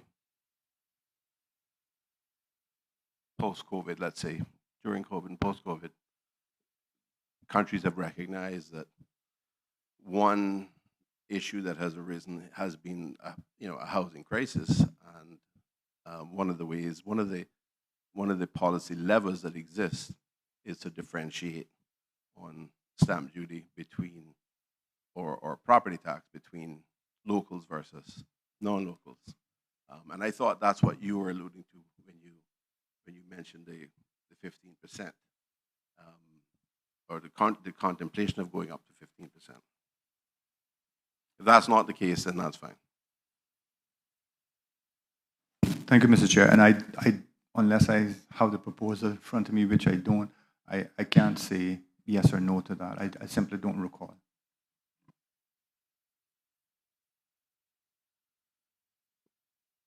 Thank you, Mr. Chair. Mr. Saunders, I think you had questions. Yes, Mr. Chair, but I will yield to my colleague if this is a question that may be relevant to what's being discussed before I open a new thread. Mr. Chairman, I want to thank my colleague for giving way. And it's just in the spirit of comments recently made, because we were trying to do a structured way of topic areas, and we kind of went off of that a little bit. But because I don't want to wait later on for where this question may happen, and the comment I would like to ask the witness is based on something just recent. So it's probably best to ask it now and then try to get back on the scope of the line of questioning. The Honorable Financial Secretary said that we have acknowledged that we recently implemented the obligation for financial comments on cabinet papers. Is that fair? Thank you, Mr. Chair. Mr. Chair, no, I wouldn't say it's recent. It's been in existence for a while. Fair, I accept that. For some time. The acknowledgement that also was highlighted just now by yourself that there was a projected surplus, or there was end up being with a surplus for 2024. I understand that correctly as well? Yes, Mr. Chairman, of approximately $60 million. Thank you. So the one area we're going to further examine down in this PSE line of questioning is projecting for costs for policy decisions. And you would recall, and I think everybody is fully aware, that the past administration, right before the new year, took a policy position of a 5% increase for civil service and for an uplift with the seamen and poor persons benefits, which should have had within that cabinet paper the cost implications for the future and whether you would be able to meet the FFR requirements, as well as whether you would have a projected deficit or not based on those if the cabinet made that decision. Would that be fair? That would be fair. Thank you. So when the government, the past administration in December made the decision to increase the civil servants by 5%, which ultimately increased the pension liabilities and recurring costs of 2025, which were not budgeted for, you would say for certain that that was outlined in those cabinet papers. Mr. Chair, when the announcement was made by the then government in late, I believe it was late 2024, of the 5% COLA, I was asked what would be, and it was done rather quickly at an afternoon session here. I was asked very quickly what would be the impact of a 5% COLA. And we estimated in the region of $20 million. The good news was that we anticipated, we knew that the substantial underspending of the personnel costs that had been budgeted within the civil service would have been able to accommodate a $20 million supplementary or a $20 million additional personal emoluments figure, would have been able to accommodate that without the need for a request for supplementary funding. Thank you, Mr. Jefferson. So that paper would have then advised the cabinet, which includes the governor, that there would not have been a deficit projection for the end of the 2025 because the monies would have been available. Is that correct? Mr. Chairman, the request I received, I believe, was via a WhatsApp message, right, from the then Honorable Premier during a session that was going on in the Parliament, and we were within the halls. I cannot say yes or no because I don't recall precisely, accurately. I don't recall whether there was a subsequent cabinet paper. I do not recall whether there is. There obviously could have been, as well as it might not have been. But the request for a calculation as to how much it would cost was done via a WhatsApp message whilst we were here. Thank you. Mr. Chairman, through you, are you suggesting that the government passed an approval to give a living increase of 5% plus an uplift in poor persons relief via WhatsApp and not a cabinet paper? Mr. Chair, thank you, Mr. Chair. I'm speaking specifically about the 5% COLA, not anything else. Thank you. Mr. Chair, through you, let me just be direct to the question.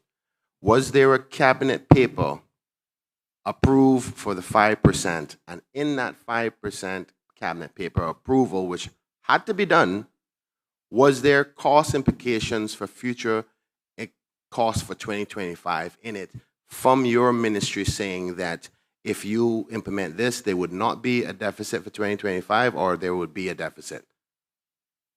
So, Mr. Chair, thank you. Mr. Chair, I think I've answered previously.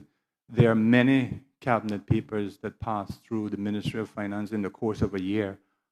My answer is honest and it's direct. I don't recall such a paper. Doesn't mean it doesn't exist. I don't recall it. Okay, let me rephrase the question or come off of that line of question because you can't answer it if you don't recall. I can't put that pressure on you. Do you think that the Honorable Her Excellency would have allowed a cabinet paper to be approved if those requests would ultimately result in a deficit for any approval? For example, the cost of living increase and the poor person's relief uplift. Thanks, Mr. Chairman. Mr. Chairman, the answer is regularly no. That would not have happened. The governor would not have approved such a thing. I can say, though, Mr. Chairman, that there have been instances where cabinet papers for supplementary expenditures were approved by cabinet and did not contain comments in the financial implications section. That has happened, not every day, not commonly, but it has happened in a few instances. That's not supposed to happen. The act of preparing a cabinet paper and submitting it to cabinet, the cabinet office should reject such papers, Mr. Chair. If a paper does not contain implications, the cabinet office should reject it. I'm saying to Member Bryan that ordinarily the answer to that is no. But I have seen instances where papers have been approved by cabinet and the comments were either absent or there were comments in those papers that did not come from the Ministry of Finance. They could have been drafted by the requesting ministry itself. Thank you. We have to draw some conclusions here, Mr. Jefferson, that either one, the comments were not there and approved by the governor, approved by cabinet with the governor's supervision and acknowledgement, that does not give indication to whether or not this major policy decision, which you suggested to be above $20 million effect, maybe I missed. About $20 million. And that was, Mr. Chair, that was specifically for the cost of living aspect, nothing more.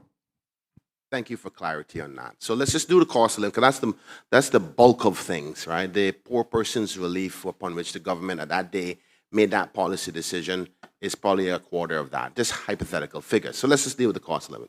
What I'm trying to get at, Mr. Jefferson, is whether our cabinet, with the supervision of the governor, had a paper with or without financial implications to the next year, because it's going to be a recurring cost, not only on salaries, but also on pensions. And what did it say? Because if it did not say there was not going to be a deficit, what transpired between December when it was approved and March when your report was done to cause a $26 million deficit? So it's either the paper suggested there was going to be a deficit, and the question then becomes, how was it approved with the governor's supervision and cabinet? Or if it wasn't there and it didn't say a deficit, what changed between those 3 months? Because there was no major policy cost decisions between December and March to cause the preview to then say a $26 million deficit preview for 2025. Mr. Chair, the only way to conclude this is if, for PAC, is for the committee to request a copy extract of the particular paper that is being referred to. I cannot say anything more than that. And apart from saying, if this was a 2024 matter, right, and there was a paper,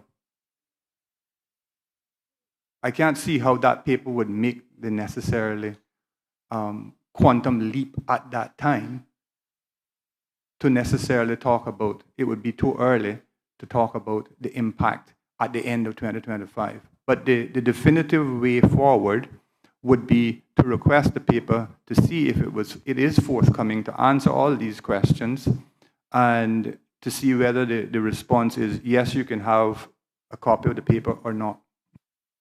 Mr. Chairman, I know that you want to go on, but I think what the witness just said is a significant thing to the body of what we're talking about today.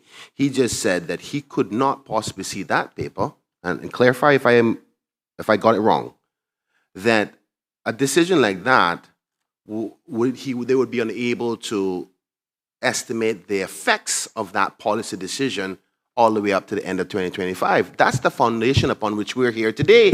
Mr. Chairman, no, sir. That's not what I'm saying, sir, at all. I'm saying that it would have been in December.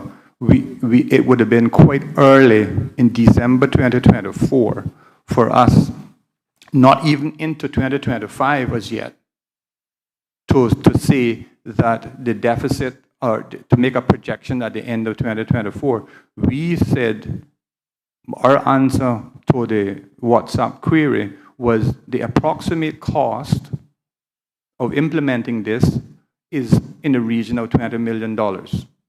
And the personnel budget in 24 and 25, providing that not all vacancies and so forth were filled, the 24 and the 25 budget was capable of funding that request for a COLA without requiring an additional supplementary. Mr. Saunders, let's move on. We're still on 1.1, and we've had 2 hours. We've got to pick up the pace here today. And our next witness is sitting outside as well, waiting. And we need a lunch break. So I'm going to ask if you could try and make it as quickly as possible. Oh, I can guarantee you mine not going to be quick. Okay.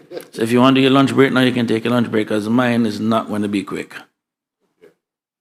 If you want, I can start it, but I can continue after lunch. No, we need to move on. So go ahead and start. Okay. We'll take a break when we're ready. But first of all, Mr. Chairman, I want to thank the Office of the Auditor General for this report, and also want to thank the Honorable Financial Secretary and his team for the answers thus far. What I think is missing from this report, ultimately, is the political directorate, because at the end of the day, the budget is something that is approved by Cabinet and by Parliament, and the last time I checked, those were all people who were elected. So to be putting the civil service here on, I guess, onto in the hot seat to answer a lot of stuff that the politicians deal with is a little bit unfair. I think there are other things that the report, while comprehensive, did not take into consideration the mindset at the time of the government. I look at the makeup of this Public Accounts Committee, and maybe it's providence that there are 3 former finance ministers that are members of this Public Accounts Committee. And while I cannot speak for the years, Mr. Chairman, when you were Minister of Finance or when Mr. Panton was Minister of Finance, what I can say to the country is this, and to explain the mindset of what goes into these decisions and how the government actually make decisions to give the public greater clarity. So, for example, Mr. Chairman, the report spoke about revenues growing at 26% over a 6-year period and expenses going up by 51%. What I can say, Mr. Chairman, is that during my time as Minister of Finance, for those 2 years, revenues went from 983,712,000 to 1,295,417,000 over a 2-year period, and expenses went from 1.107 million to 1.224 billion. Yeah, 1.224 billion. What I can say, Mr. Chairman, is that during those 2 years, while I do accept that during the 6-year period that was looked at, where expenses went up by 51% and revenues went up by 25%, under my time, revenues went up by 31.7% and expenses only went up by 10.5%. Now, that is not to throw shade on previous finance ministers, because at the time, again, we don't know what the environment was that people looked at. And as such, every finance minister operated on a different environment based on different economic concerns. So what I can say is for those 2 years of those 6 years, we did have revenue growth that exceeded expense growth. And one of the things the financial secretary can tell you or attest to, and his team, one of the things I was very keen on is something called positive jaws, where the percentage increase in revenues is greater than the percentage increase in expenses. And what I can also say, Mr. Chairman, is that I made myself and my team available to sit with every single minister every single month to go through their numbers. And I can honestly say that 2 ministers who consistently took up that offer was then Minister Bryan and then Minister J.A. Banks, in terms of going through their numbers every month, in terms of sitting with me and going through all of that. So one of the things I think is important to recognize is that government do not make decisions in a vacuum. There are other things to factor. So case in point, I know the issue has been coming up about civil service salaries, but one of the things that also needs to be considered, which is not included in the report, and I wouldn't expect the Auditor General to be looking at that, but just again speaking for the political directorate, is that in a consumption-based economy where the government is the largest purchaser of goods and services, and also at the same time the government is the largest, civil servants is the government is the largest employer of Caymanians, it's very important to us when we look at other economic factors in terms of what money goes into the local economy. So even though we talk about the government expenses going up or growing between those 6-year period, what is not included in this report is also GDP growth. GDP in 2018 was 4.3 billion, and GDP in 2023 was 5.7 billion. So that in itself was actually a 1.4 billion growth in GDP during the same time. And again, this goes by government put money inside the economy. And in terms of real GDP growth between 2015 and 2023, real GDP, which is adjusted for inflation, went from 4.1 billion to 4.8 billion. So again, Mr. Speaker, while we may be looking at government finances and our government spend in this context, we also have to look at the overall picture in terms of the impact into the local economy, in the sense of, how does it also move economic productivity, economic growth within a country. I can use, for example, when we did the electricity assistance to help people when things were going up back in 2022, I think it was, where we did it, CUC, work with CUC, and also give the civil service, I think, a $450 honorarium to help with the electricity bill because bills were high. In that summer month, Mr. Chairman, if you look at previous revenues that customs would have collected during that period of time, during the time in which we assisted in terms of putting more money in people's pocket, we got some of that money back by people in terms of import duties, because then people had more money to spend in the supermarkets and more money to spend on other goods that actually attract duty. So while it may have cost us one thing, we got some back through economic productivity, economic growth. So it is important for the public and for everyone to concern that when these decisions are made in terms of our spending is, because at the end of the day, the majority of the government spending is still going into the local economy. And that, with the multiplier effect and everything else, actually has increased economic growth, economic productivity, and just overall good for the economy. So it's not just to look at the government one way, but to look at the environment or the economic environment at the time. So I am not going to sit back and say, well, Mr. Chairman, your increase when you were Minister of Finance back then was X in terms of revenues versus expenses, because there would have been other factors that you would have considered that I would not have considered, and equally also for Mr. Panton when he was Minister of Finance. And I would not be presumptuous to say, well, you guys should have done this or you guys should have done that, when in fact, we only make decisions based on information that we have at the time and other economic factors that we had at the time. Now, if the government sees a situation where the private sector isn't spending money, it is the government duty in order to keep economic growth going, keep the economy going, to pump more money into the economy. Now, will it affect the government increases in revenue expenses? Absolutely. But that's the way it is. The other thing that this report does not address, Mr. Speaker, is also the responsibility of the private sector. I mean, the healthcare issue is a major issue in this country. But for too long, we have sat inside this chamber and know that Caymanians have inadequate pension when they do go to retire. People are working, if they say you work 50 years with a 10% contribution rate, it basically means it takes you 10 years to save 1 year's salary. If you work for 50 years, that's 5 years' salary. And even if that money double during that time, you're looking at 10 years worth of salary. But yet, women are living 19 years past the age of retirement. Men are living 14, 15 years past the age of retirement. What are they going to do with only 10 years worth of salary? So then we see the rise in healthcare costs. We see the rise in the social costs. But no one is looking at the private sector ability to go and take care of their employees. But yet, we expect government to take care of their employees and then also, after a while, take care of the employees in the private sector too. We literally have civil servants right now, and I can tell you from cynical numbers, subsidizing retirees from the private sector. And that is unfair to the civil servants and unfair to government as a whole, when the private sector is making a ton load of money also. So there are other structural issues that goes beyond this report that this report did not consider. And I think when it comes on to government spending, those things also needs to be considered. So I think, and I want to personally thank the FS and his team, because I can tell you I worked with them, and they're a good set of people, they're professional, and they have done a really good job. But at the end of the day, it's important that the public don't walk off just looking at the government expenses as is. Because at the end of the day, these numbers that we're talking about goes to taking care of our people, goes to educating our people.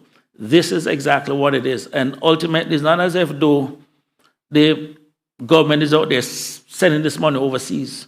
This money is being spent locally to local association, local organization, whether it be Meals on Wheels, whether it be a sports program, this money goes right back into the economy.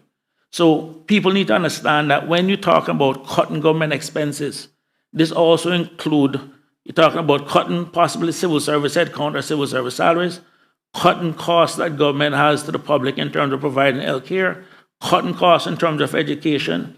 And when you have people budgeting a situation, going back to the FS point, where one ministry came in with revenues being the same as 2024, I'm also willing to bet that same ministry went and increased their expenses based on inflation.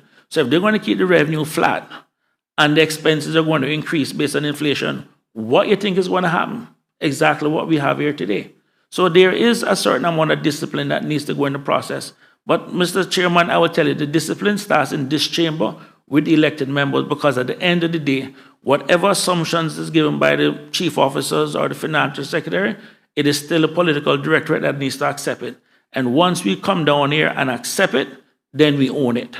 And every single one of us has our own point where we can opine on the budget and the government spending. Now, one of the things that needs to come out of this entire exercise is certain structural changes that needs to be done. I support every chief financial officer should be dotted line into the financial secretary. Why? Because the chief officers generally do not have the technical skills to evaluate a person's financial competence. The Ministry of Finance has that. They can tell you which CFOs. Listen, I've had CFOs who are giving me negative depreciation in 1 month. Negative depreciation. How the hell can you have negative depreciation? But yet those persons are still employed. In the private sector, you'll be fired for that. And we're not talking about $10, $20, we're talking millions of dollars. Those are the kind of things that actually throw off the government numbers. So unless you have somebody that's really technical in terms of going down into the numbers every single month, we're going to have this problem. You know what I mean? So I can tell you, FS, I want to thank you for what it is that you have done. And I want to thank the Office of the Auditor General for at least bringing this to fore. But the structural changes starts in this chamber with us as politicians. And we are the ones who sit down and accept it, and we're the ones that need to fix it. And that's where it needs to start. And matter of fact, I'm going to leave it there because you know what? I'm going to go on a rant and I'm going to leave it at that. But what I can say is that there are other things that needs to be factored in to give the public a more complete view, and we can take it up after lunch, Mr. Chairman. Thank you. So no questions that you had then? I just want to make sure. Well, the question, I mean, if you want, we can start off. Yeah, sure, I do have questions, but we have other points to which we can get out. But we're still on the very first point, and there are other areas that we need to get to. So I really don't want to drive the time, but I will leave my questions for now. I'll take them up with the other points. Thank you very much. Let's go ahead and take the lunch break. I'm going to cut it short, to be honest with you, and say let's be back by 1 o'clock. And if we can get back here quicker than that, then let's do it as well. If members want to say 30 minutes for lunch, that's fine with me. That's fine. All right, well, we'll be back at 12:45. Okay, let's take the lunch break.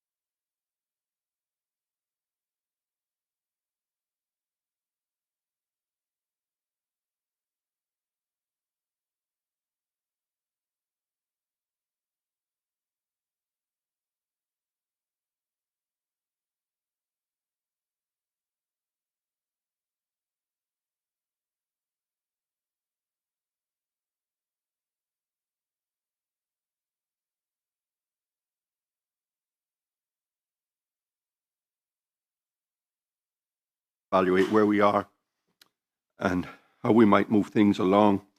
We had the Deputy Governor who was here and was sitting around, waiting to come into the chambers to be questioned. And I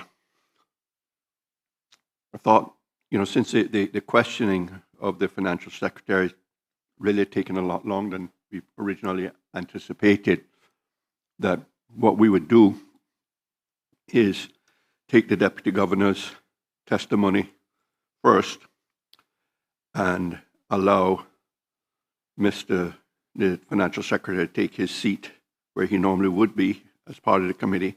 And then once the Deputy Governor is finished with his testimony, then we'd move back to questioning the Financial Secretary.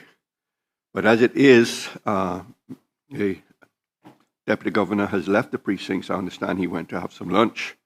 But as soon as he gets back, we're going to start now with continuing the testimony or questioning of the Financial Secretary.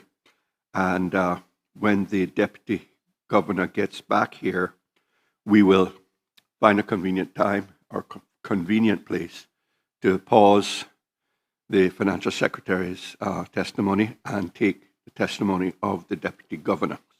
So that's the plan. And a couple of you had asked me about what time are we planning to finish this afternoon.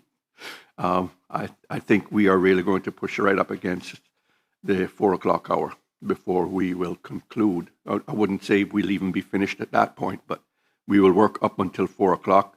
And then at that point, we can take a decision as to what we do in terms of reconvening a meeting if we haven't finished the questioning of the Financial Secretary. So we're going to continue, and we're going to move on now to section 1.2 of the report, which deals with risk identification and assessment. And that line of question is going to be led first off by Mr. Roy Tatum, and he will likely have a couple of questions for the Financial Secretary, and then we will open it up to other members of the committee. So, Mr. Tatum, the floor is yours. Thank you, Mr. Chair. As you said, this section deals with risk identification and assessment. Some context to start. The Auditor General's report states that the government has not identified or assessed the risks to and cost pressures on its long-term financial sustainability. The report also states that the government has established new processes for a government-wide quarterly internal risk assessment and an annual external risk assessment. However, the draft external risk assessment does not include risks to long-term financial sustainability. The Auditor General recommended that the Ministry of Finance and Economic Development should identify and assess risks to and cost pressures on the government's long-term financial sustainability, quantify these where possible, and factor them into financial planning and budgeting. We are pleased to note that the Ministry of Finance and Economic Development agreed to implement this recommendation by the end of this year. And we note your response, Ms. FS, that this needs a collaborative approach across government. And I would agree with you with that, sir. First question, FS, if I could. If you could advise us, who is the current Chief Risk Officer? And if you could give some context around what that role is, what the person is responsible for doing. Thank you, Member Tatum. Mr. Chairman, through you, sir, the Chief Risk Officer is Mr. Michael Slade, is his name. He was appointed by the Office of the Deputy Governor to lead the risk assessment, formulation, and the documentation of the risk in government. It's obviously not a one-person effort. So the Chief Risk Officer reports to the chairman of what has been established as a Senior Leaders Risk Committee. And that risk committee is chaired by Ms. Mary Rodriguez. Mr. Slade has one analyst at the moment with him. And the Senior Leadership Risk Committee consists of 8 chief officers. So it's pretty wide across the government. And I am on that committee. And the usual ones, I guess, that we would expect, it would be the Cabinet Secretary, the Chief Officer of the Ministry of Financial Services, the Chief Officer of the Ministry of Portfolio Civil Service, to name a few. The committee, Mr. Chairman, it meets 4 times a year to consider what is referred to as internal risks that have been identified by this committee across the government. And it meets once a year to consider what is classified as external risk of the government. Just to give the committee a flavor of these risks, so the external risk, as I said, the number 1 to 16, and these are obviously referring to risks that exist outside, or the cause of risk that exists outside of the government itself.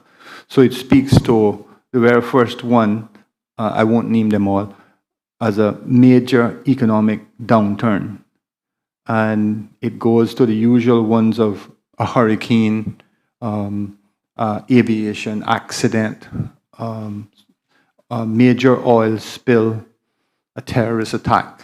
So there's 16 of those that have been identified, and it does not have to be a stagnant list. The items can drop off, items can add on. In fact, they've added on items to the list. And each of those areas that are identified are owned by a particular ministry. So Ministry of Finance and Economic Development is the owner of the risk of major economic downturn. The Cabinet Office, for example, with the Cabinet Secretary as its chief officer, is responsible for the obvious things like a hurricane, because the National Hazard Management falls under that office. So there are 16 external risks that have been derived by a result of meetings and consideration of the committee. There are 9 internal risks that have been identified. And so the distinction between obviously the internal risk and the external risk is the internal risks relate to the actions or lack of actions of the civil service that cause the government to be at a risk in certain areas. So one of them, as an example, is internal fraud. And the owner of that is myself, and the Accountant General assists very strongly with that. A data breach would be another internal risk, and the owner of that is the Chief Officer of Social Development Ministry, and so forth. So the committee has identified these 25 risks in total, 9 internal and so forth. And what happens is that the lead person, the lead ministry, then has to, with the help of the Chief Risk Officer, essentially to come up with a plan as to how a particular risk is to be addressed. And so you do get peer reviews. So I, for example, would sit and consider a risk assessment documented by another owner. So they have to defend their assessment and so forth. I think, Mr. Chairman, those are the the nuts and bolts of it. The Auditor General speaks to the financial sustainability risks are not presently, the Auditor General's report, not presently, financial sustainability risks are not presently explicitly stated in the risk assessment. And that is obviously true, Mr. Chairman, but it is something that obviously can be addressed and needs to be addressed and can be added to the registers that we have. So in terms of risk registers, Mr. Chair, the 16 in the 16 external risks and the 9 internal risks identified thus far have been documented, and when you put those together, those represent the risk register at the moment of the government. Mr. Chairman, I would also say that there is a difficulty in necessarily matching the risks that have been identified with their descriptors, such as major economic downturn or internal fraud. It is at the moment difficult. There's no direct link between those descriptions and the budget that we will see for 26 and 27. But nonetheless, if we take an internal or an external risk like a hurricane threat, whilst you wouldn't see a budget appropriation with the label of hurricane threat, we would expect, for example, hazard management, if it needs more people, if it needs more equipment, those requests would be a part of some other, embedded in some other existing appropriation requests. Mr. Chairman, like I said, the financial sustainability risks that have been identified in the report, they need to be included, and I will be seeking to do that with the committee of the chief risk officers. I think that would be a summary of where we are right now. Only to repeat then that I think that one of the best ways of addressing the risk, Mr. Chairman, is if we are able to increase our general reserves to a really good level. The 119 million at the moment, I don't think it's sufficient, and it needs to be a lot higher than that. The build-up of the Environmental Protection Fund too, Mr. Chairman, that's a good tool for fighting the risk, particularly your climate-related risks, your hurricanes and so forth. During Hurricane Ivan, I remember that the environmental fund was drawn. Funds in there were drawn, and those funds were used to assist the cleanup of the islands in particular. And I do believe that some of the general reserves were used as well. So building up of general reserves, building up of the EPF are decent ways of tooling yourself to face and deal with future risks. Just for the committee's knowledge as well, Mr. Chairman, at the end of July, the cash balance in the EPF fund was about $44 million. But some of that has actually been encumbered.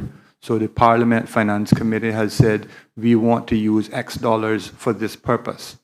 And when we subtract away those purposes from the 44, we then end up with about $35 million of free funds in the EPF that have not yet been assigned a particular purpose for which they will be applied. Mr. Chairman, in terms of hopefully the long-term aspect of it, I'm probably repeating myself a little bit by to say that the Auditor General's report is correct, that we do not consider do any long-term planning. The period of time that's probably at a minimum that's sensible is is a 10-year period. What the government does, past governments, current government, is we take, obviously we take 2-year chunks of the 10-year period. And the sustainability aspect of it is assessed by reference to how has the government complied with the FFR ratios. And if the answer is yes, we are considered to be sustainable. And so if you go 2 years at a time, that is the way it's currently being done. It's not advisable. We should take a longer look, because you can come across a 2-year period in which you have to deal with something pretty drastic. And so you either have to jack up, increase the revenues of the government pretty drastically, or you have to reduce some expenditures pretty drastically. So it's a shock. It's a shock to the economy, and the planning is meant to be a long-term financial sustainability planning is meant to look forward into the future and to try and assess expenditures arising in the future and what revenues would we need to cope with those future expenses. That's the way it should be. At the moment, we are taking 2-year chunks of that period of time. There was some consideration, Mr. Chairman and committee members, of possibly, it's an idea that's in the minds of certainly some staff in the Ministry of Finance, whether the government would eventually move to a 4-year budget. So you got 2 years at the moment, whether you would go to a 4-year budget. That's just moving a little bit closer towards your ultimately your 10 years, but you'd have 4 years of budget set out in one budget session. I know that Jersey does that, Mr. Chairman.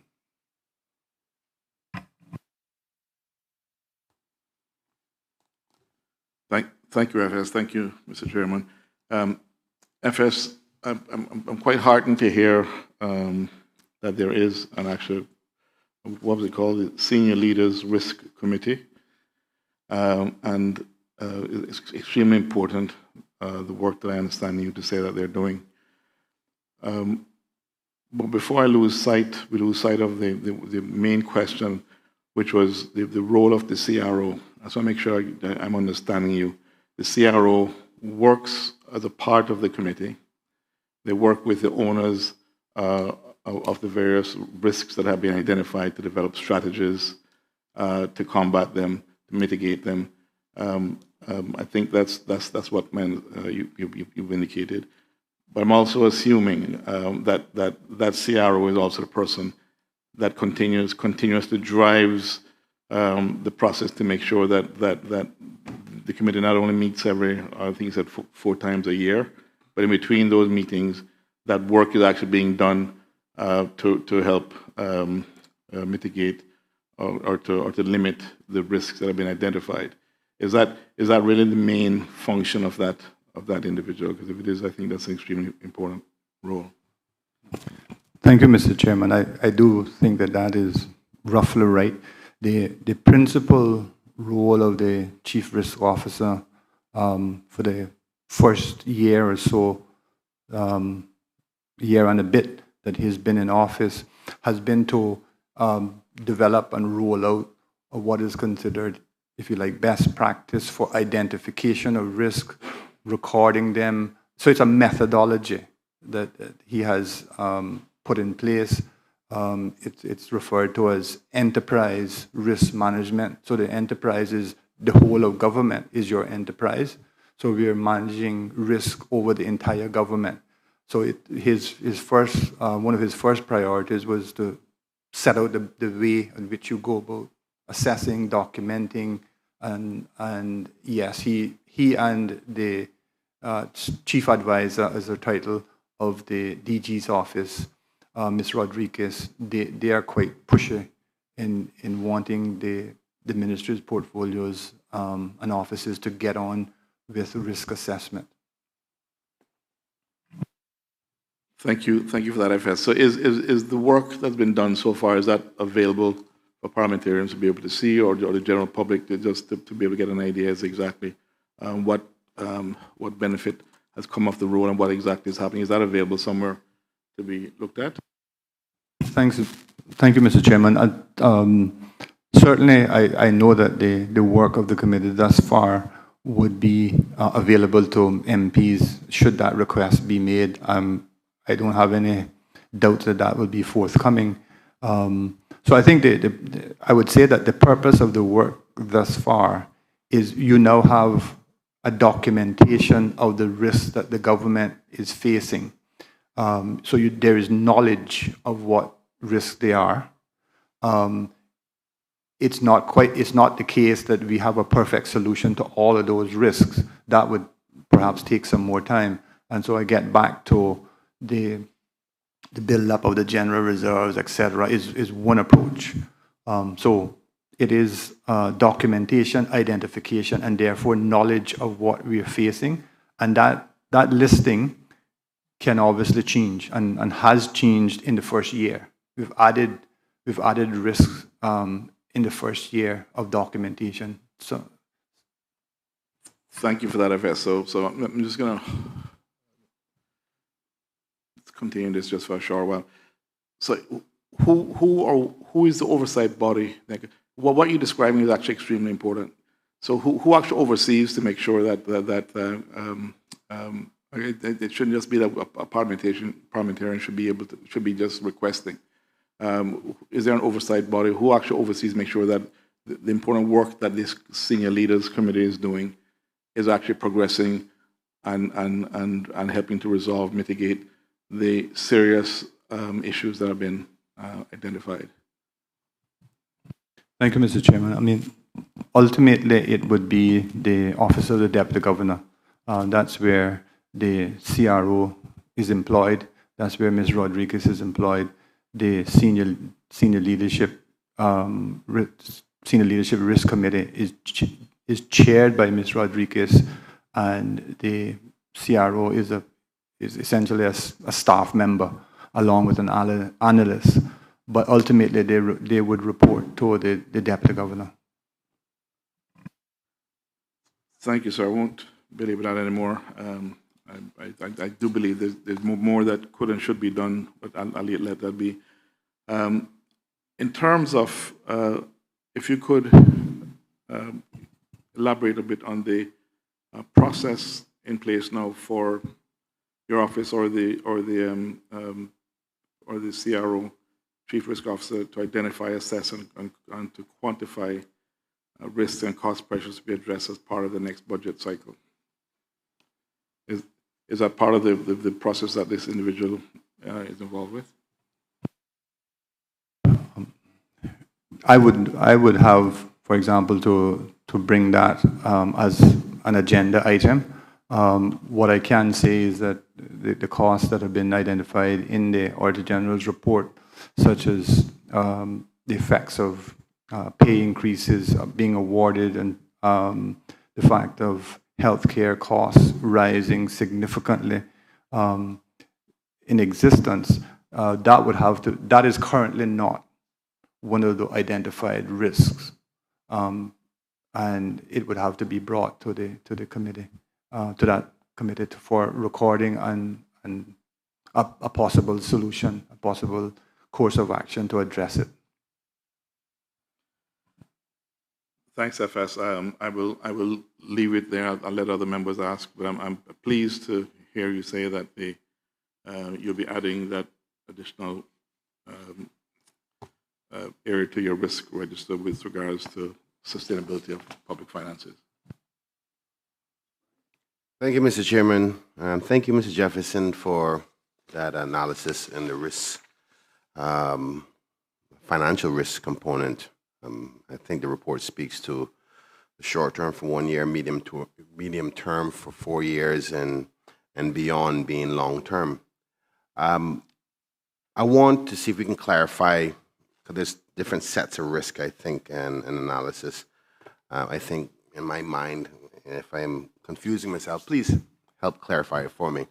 There's stagnant risk, and then there's more variable risk. And what I mean by that is that risk that you know are constant. Hurricane season, exposure to healthcare outbreaks, and there's the list can go on. I think that you said you had a list of 15, if my memory serves me well, that have been identified. But the risk that I'm want to talk about is the more softer ones, which is a variable because you don't know what they are until they present themselves to like a caucus paper that would ultimately become a cabinet paper. Like, what are the risks of increasing salaries at the civil service, or what is the risk of creating an immigration policy that would add the population growth of Caymanians by 10%. Do the government have a professional, a risk officer, or is it spread across ministries to help advise of those types of risk, which are more in the short, medium term, but also can be in the long term? Because what I think you're talking about there now, that doesn't, those risk inputs don't seem to be getting into the cabinet approvals, because obviously they will have a financial component. Can you opine on that at all as to what the current structure is, and if there isn't one from an input of the policy perspective, should there be one? Thank you, Mr. Chairman. Thanks to Member Bayan for his question. He started by speaking about stagnant risk and then went on to soft risk or variable risk. The stagnant risk, Mr. Chairman, would best be described, classified currently under this regime as an external risk. So we're talking about a list of, at the moment, 16 external risks. And certainly the stagnant one, as an example, would be a hurricane. That's one of the 16. A major economic downturn, a major oil spill, and so forth. So those are classified as external risks. So they are caused by events which arise outside of government itself. What is classified as internal risks are, like I said before, I think actions or lack of actions by the civil service itself. So they're self-inflicted, if you like. The possibility of those happening are self-inflicted. So we get things like a major project delivery problem. So the government of the day says, we would like to do this project. And for whatever reason, the civil service doesn't live up to that, isn't able to deliver it. That is an example of one of the internal risks. So the Brack High School doesn't get finished, as an example. That would be as a result of probably a mixture of both the external and the internal civil service causing that not to happen. Internal fraud. If we don't have proper procedures in place to prevent internal fraud within government, and it actually happens, depending on the magnitude of the fraud, that could have a significant financial impact on the government. I would appreciate if Member Brian could repeat his question about the policy aspect of it. Through you, Mr. Chair, basically, it seems that you have a good process structure for what we consider the external ones, more firm up, a bigger scale. What I'm trying to get at is the ones that are not just out there sitting there waiting for you, but the ones that come by way of policy. Say, for example, there's going to be some level of financial stability and sustainability risk with, hypothetically, the East-West Arterial. You hear people talk about the fact of you implement this, the maintenance of it, and so forth. So is there an assessment done from a cost perspective? And further on in the report, I know which you've read, cost of maintenance things and stuff like that, because these decisions on infrastructure are policy-driven.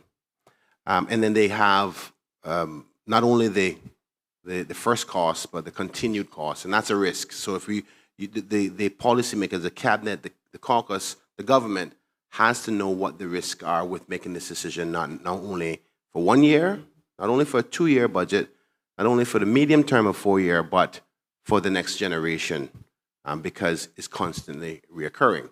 So I'm asking, is there an input into the analysis before the decision is made on a cabinet level? You spoke about, and before we went to the break, that in the UK, it goes off to a board, I think you said, correct me if I'm wrong, for 10 weeks to take a risk assessment. And that body comes back and then advises the government before the legislation.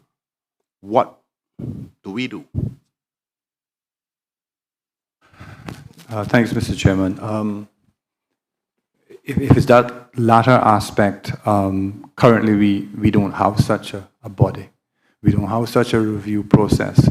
The closest you would come to that review process is the ministry itself, who needs a particular service done, who needs particular additional funds in order to do something.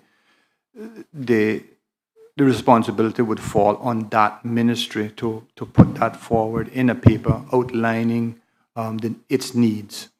At present, the Senior Leadership Risk Committee does not have that role, does not take on that role. But there are areas identified that would probably fringe on what Member Brian is saying. So on internal risk, under the category of major capital project delivery, meaning it fails, that is currently on our list. And so that would involve an assessment. How likely is it that a project doesn't get completed? Another example would be IT resilience and cybersecurity. And oftentimes, what will emerge from this consideration is we need more people, we need more equipment, as the case may be, and those find themselves into the budgets. But the committee itself doesn't necessarily sit down and start to think afield as to what the risks are.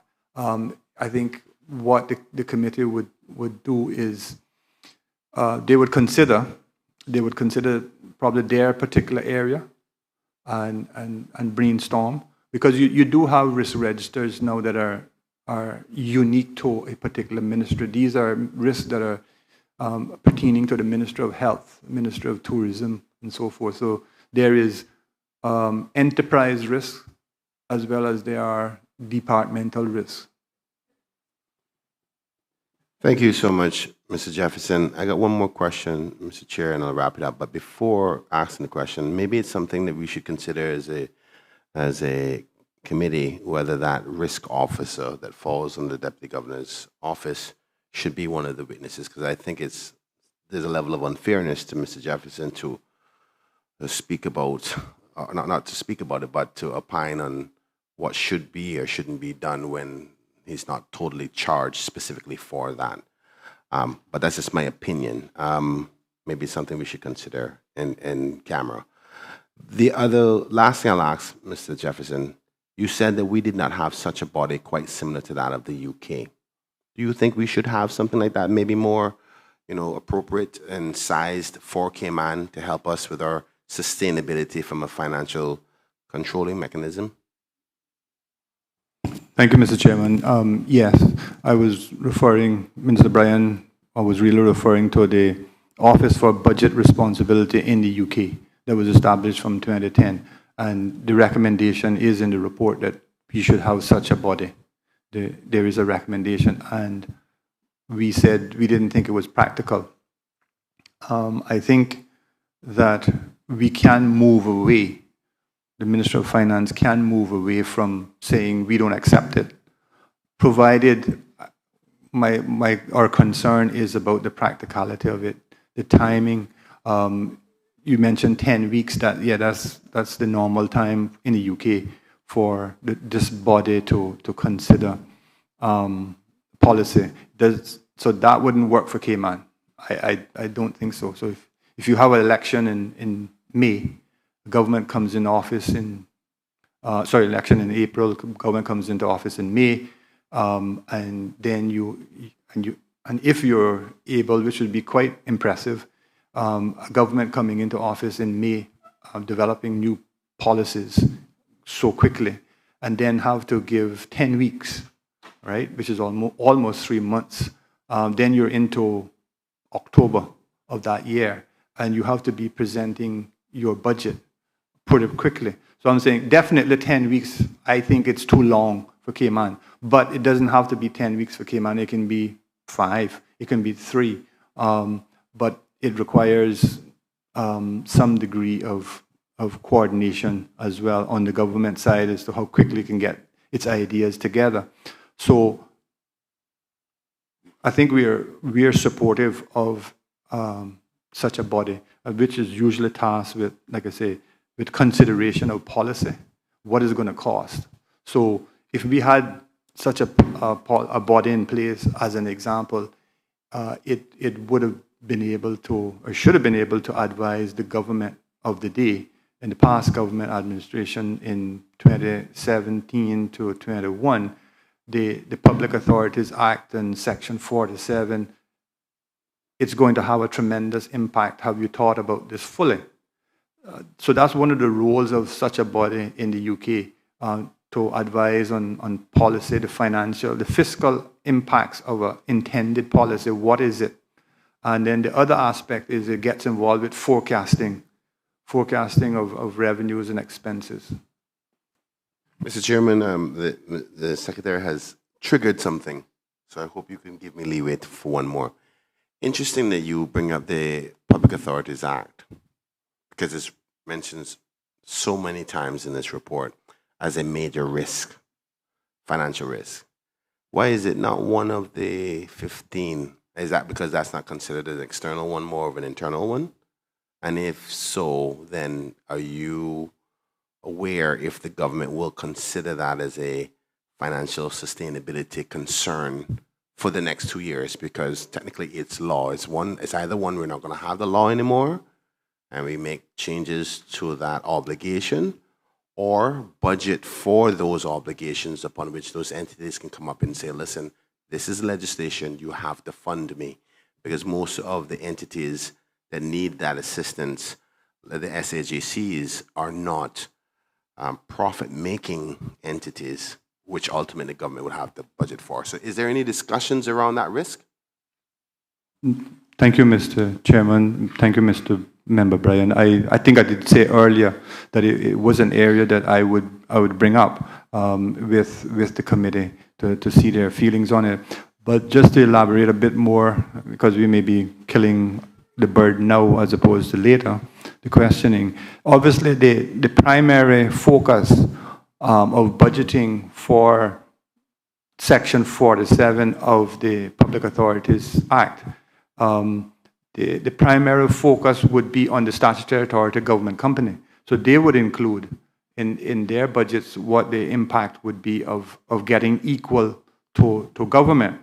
But certainly being realistic as well, government ultimately ends up feeling the pinch as well, because many of the major authorities, government companies, they have a budgetary relationship with government. So as an example, the Health Services Authority provides a tremendous amount of services to government for health reasons, and we have to pay them. If their costs go up because of implementation of Section 47, and they're producing outputs, and the government buys those outputs, then it's going to be buying additional costs. And Cayman Airways is another one. I know that is the case. And so ultimately, the additional cost of implementation of the Section 47 easily finds itself back in the central government's own budget under the category of outputs from statutory authorities and government companies. Thank you, Mr. Chairman. I was trying to find, Mr. Jefferson, the entities and the total amount, if all of those SAGCs that are not profitable, what the total amount was in the report. I don't know if the AG could identify the specific location. or what the estimates would be if they all actually came in line with the Public Authorities Act. But it's a substantial amount of money if they were to all bring themselves in line. And I just think it would be not a question, but more of a statement that bring this to the attention of the government, or the government say what they plan to do about the Public Authorities Act as to its legal obligations for the next budget. Thank you, Mr. Chair.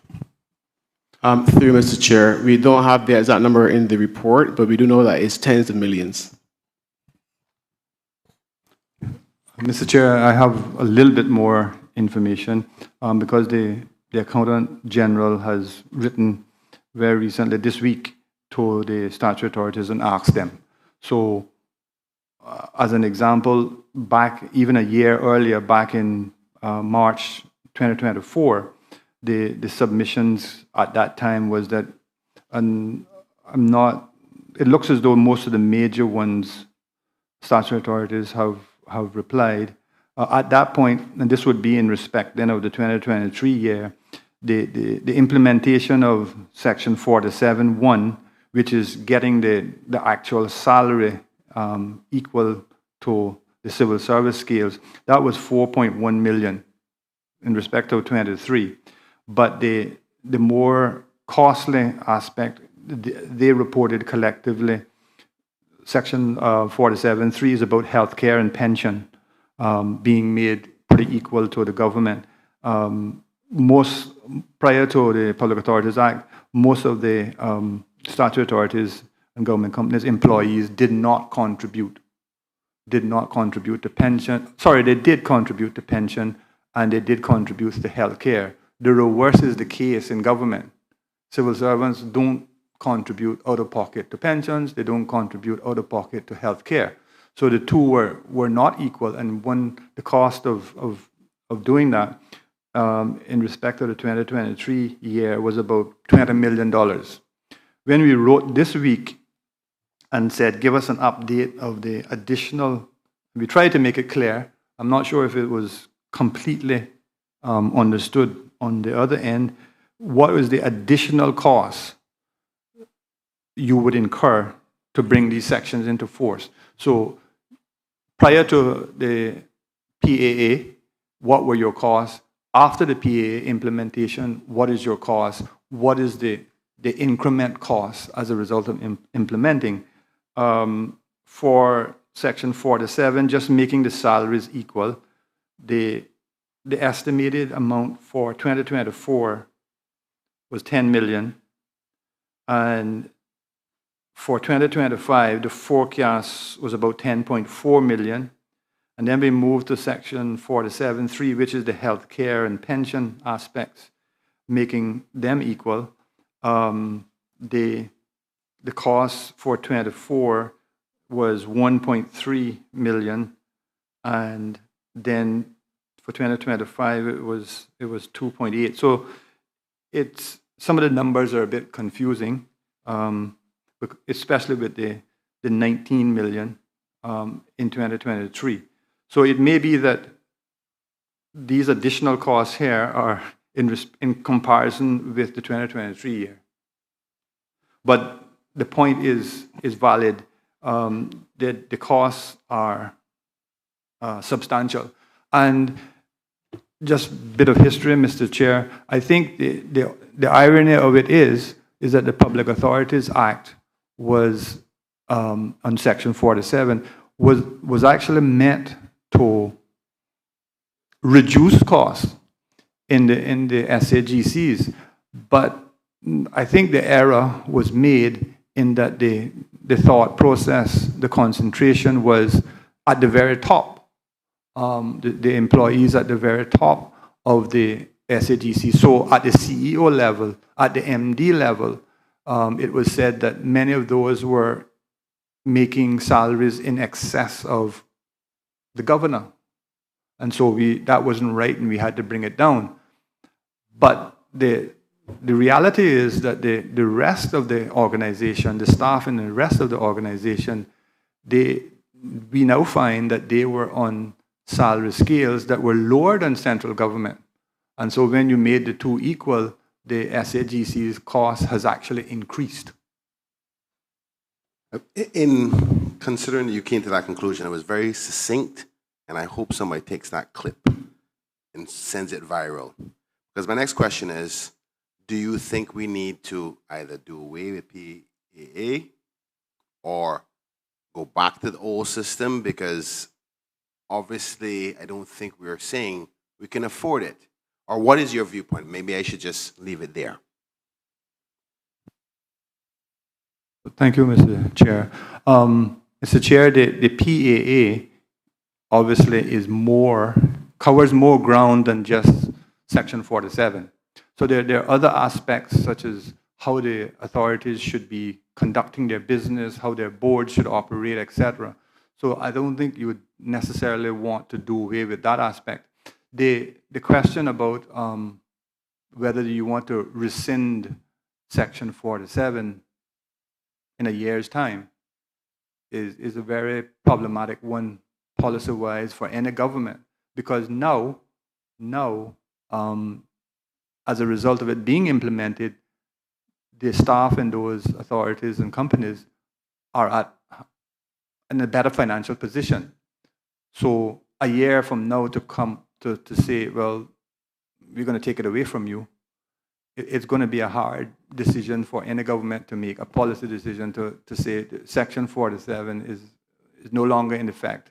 Then if the SAGC itself then says, and that's where the hurt would be.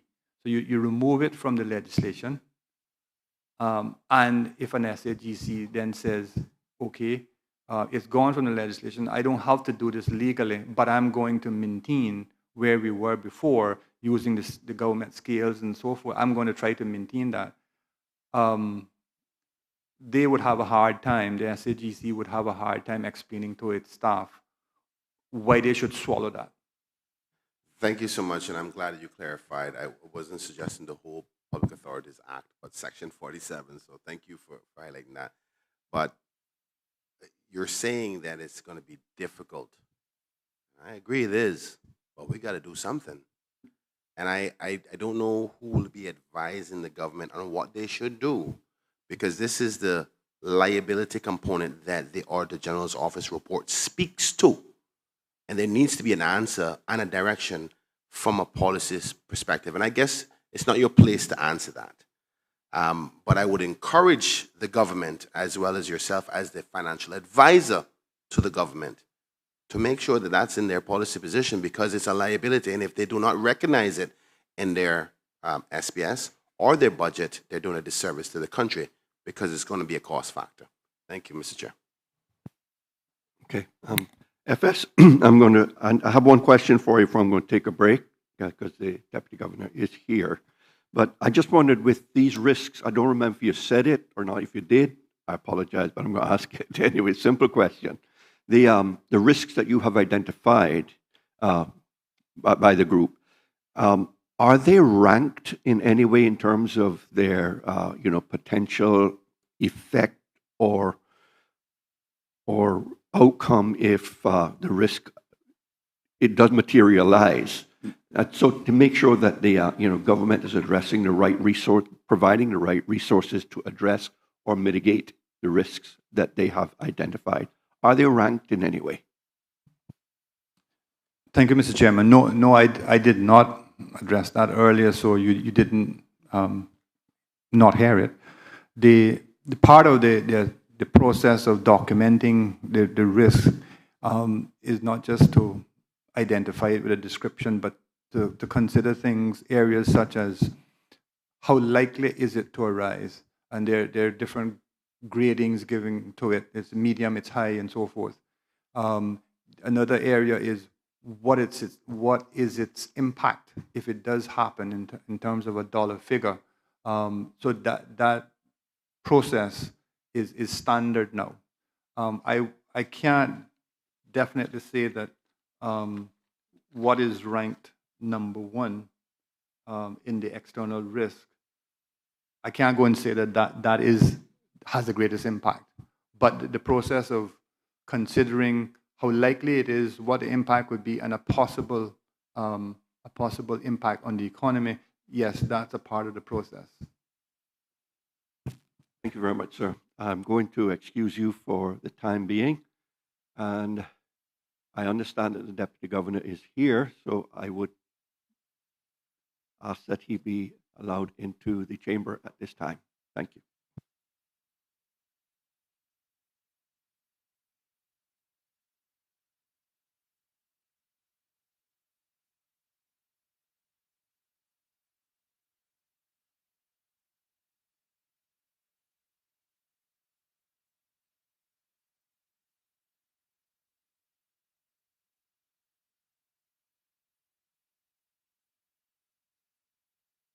Good afternoon, Deputy Governor. Welcome to Public Accounts Committee.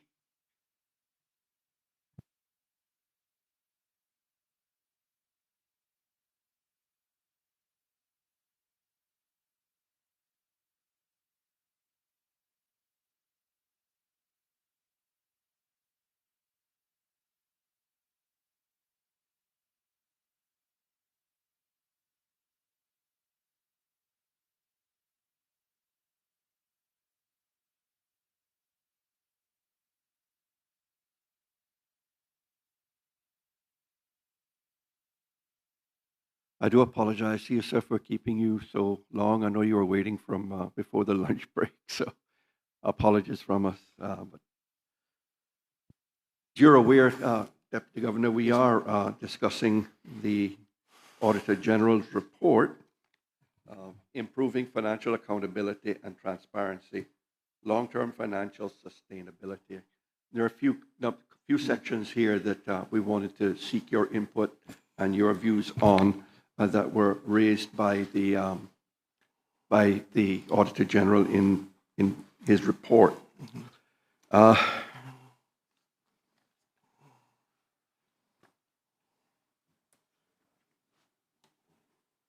go ahead and do as I had agreed there. Yeah. Well, Deputy Governor, you probably heard it sitting out there. That the Auditor General mentioned over the 6-year period from the 2018 to 2023, expenses of government grew at twice the pace of revenue. Expenses increased by 51%, revenues increased by 25%, which raises concerns about long-term sustainability of government finances. I'm keen to hear from you, sir, as to your thoughts on the current revenue versus expenditure trend and its effect on the long-term sustainability of government's finances.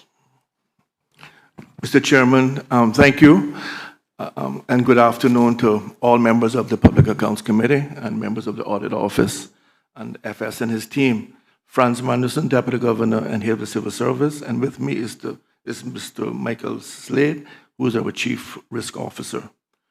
Mr. Chairman, is a very good question. The Auditor General, I think, has laid it out very clearly that there is an issue that we should all be aware of. It is certainly not sustainable if the government continues to have rising cost and revenue continue. The cost is more than your revenue.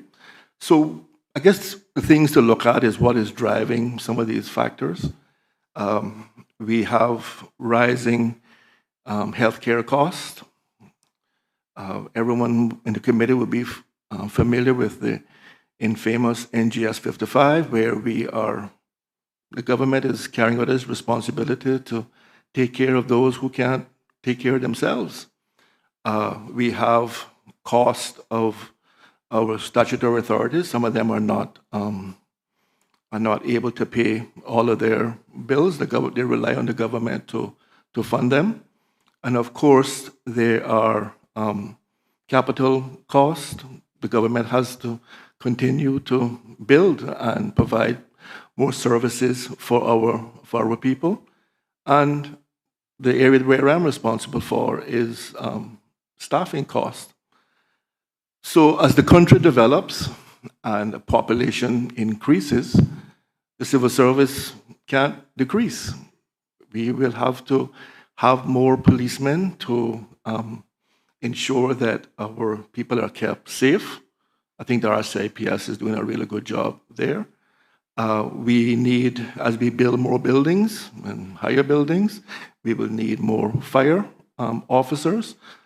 As our tourism rebounds, we will need to continue to look at our port, how we process people coming into the islands. We can do some innovation in those areas, but mostly we're going to need people to greet our visitors coming in to the islands. So it is something that we must look at. We have not raised revenue substantially in many, many years, calling you governor, sorry, Mr. Chair. You were a member of a government that for 8 years, I believe, never increased revenue. So I don't think that model is sustainable either. We haven't raised a number of fees in many years, and I know that is something that we should look at very carefully. But to answer to your question is that it is something that we spend time thinking about. How can we be more efficient? The government of the day is looking at innovation. How can we utilize AI? How can we drive more innovation across the service? Are there some areas that we can turn over to the private sector so that they can do some of the work that we do? So it is a real challenge for us in the civil service and the government as a whole. It is something that we certainly think about. I think that will be reflected in the upcoming budget. That is something that we have been talking about as we prepare for the budget that's coming to Parliament shortly. So I think you will see some innovations or some new procedures, maybe even revenue measures as we continue to grapple with the challenges that we are facing with. But the question is it controlled? And I would say yes. Our budget, the members of this committee would know the fight that we have on a daily basis, meeting with ministers, and who asks the tough questions. Do you really need this? Is this something that you can do without? So I think our budget process is robust. We get challenged by our elected leaders, as we should, when we put forward a budget. So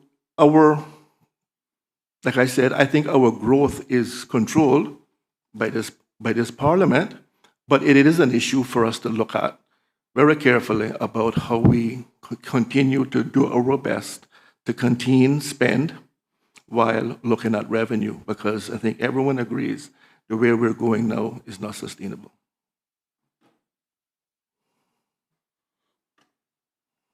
Thank you, Mr. Chairman. First off, I want to say good afternoon, DG. Good afternoon, sir. It's an honor to officially work with you in this capacity. It feels a bit weird. I miss you in cabinet. Okay. I just wanted to clarify something before I go into the questions. You just said that under our chairman, that their administration didn't raise revenue. I think what you meant was they didn't raise taxes, but they did raise revenue. And it's an important distinction, because the ability to raise revenue without taxes should be seen as a success, right? So that's the progressive government. With that being said, I think you're suggesting at this current moment, it's unsustainable because the expenses which you have outlined are justified with the growth of the population, the services that we offer, a first world nation, and a first class civil service. And it should be paid appropriately. And I support that. Are you saying then that the government has to now start thinking of more revenue opportunities, because I think you're saying that the amount of money we spend on the service is appropriate, the right amount, because it's not like you have staff that are not necessary and they're not getting overpaid. I don't think you're saying that. No, sir. So the only way to fix this equation is increase revenues. Correct? Mr. Chairman, through you, I think it's increasing revenue is one thing, but I also mentioned around efficiencies. How can we be a bit more efficient? Are there things that we can hive off to the private sector and embracing innovation and doing more with AI to ensure that our growth is constrained as much as possible? Thank you for that. A good point. Efficiencies do cut costs, but majority of the costs that we have within the service are mainly salaries, working Caymanians. So I don't think anybody in this room would want to suggest that we're going to cut any jobs from Caymanians or reduce their salaries. So you may be able to do some efficiencies moving forward rather than saying, you know, we're going to cut back, but if any growth that we need, use it in a more efficient way. Which leads me to my first question.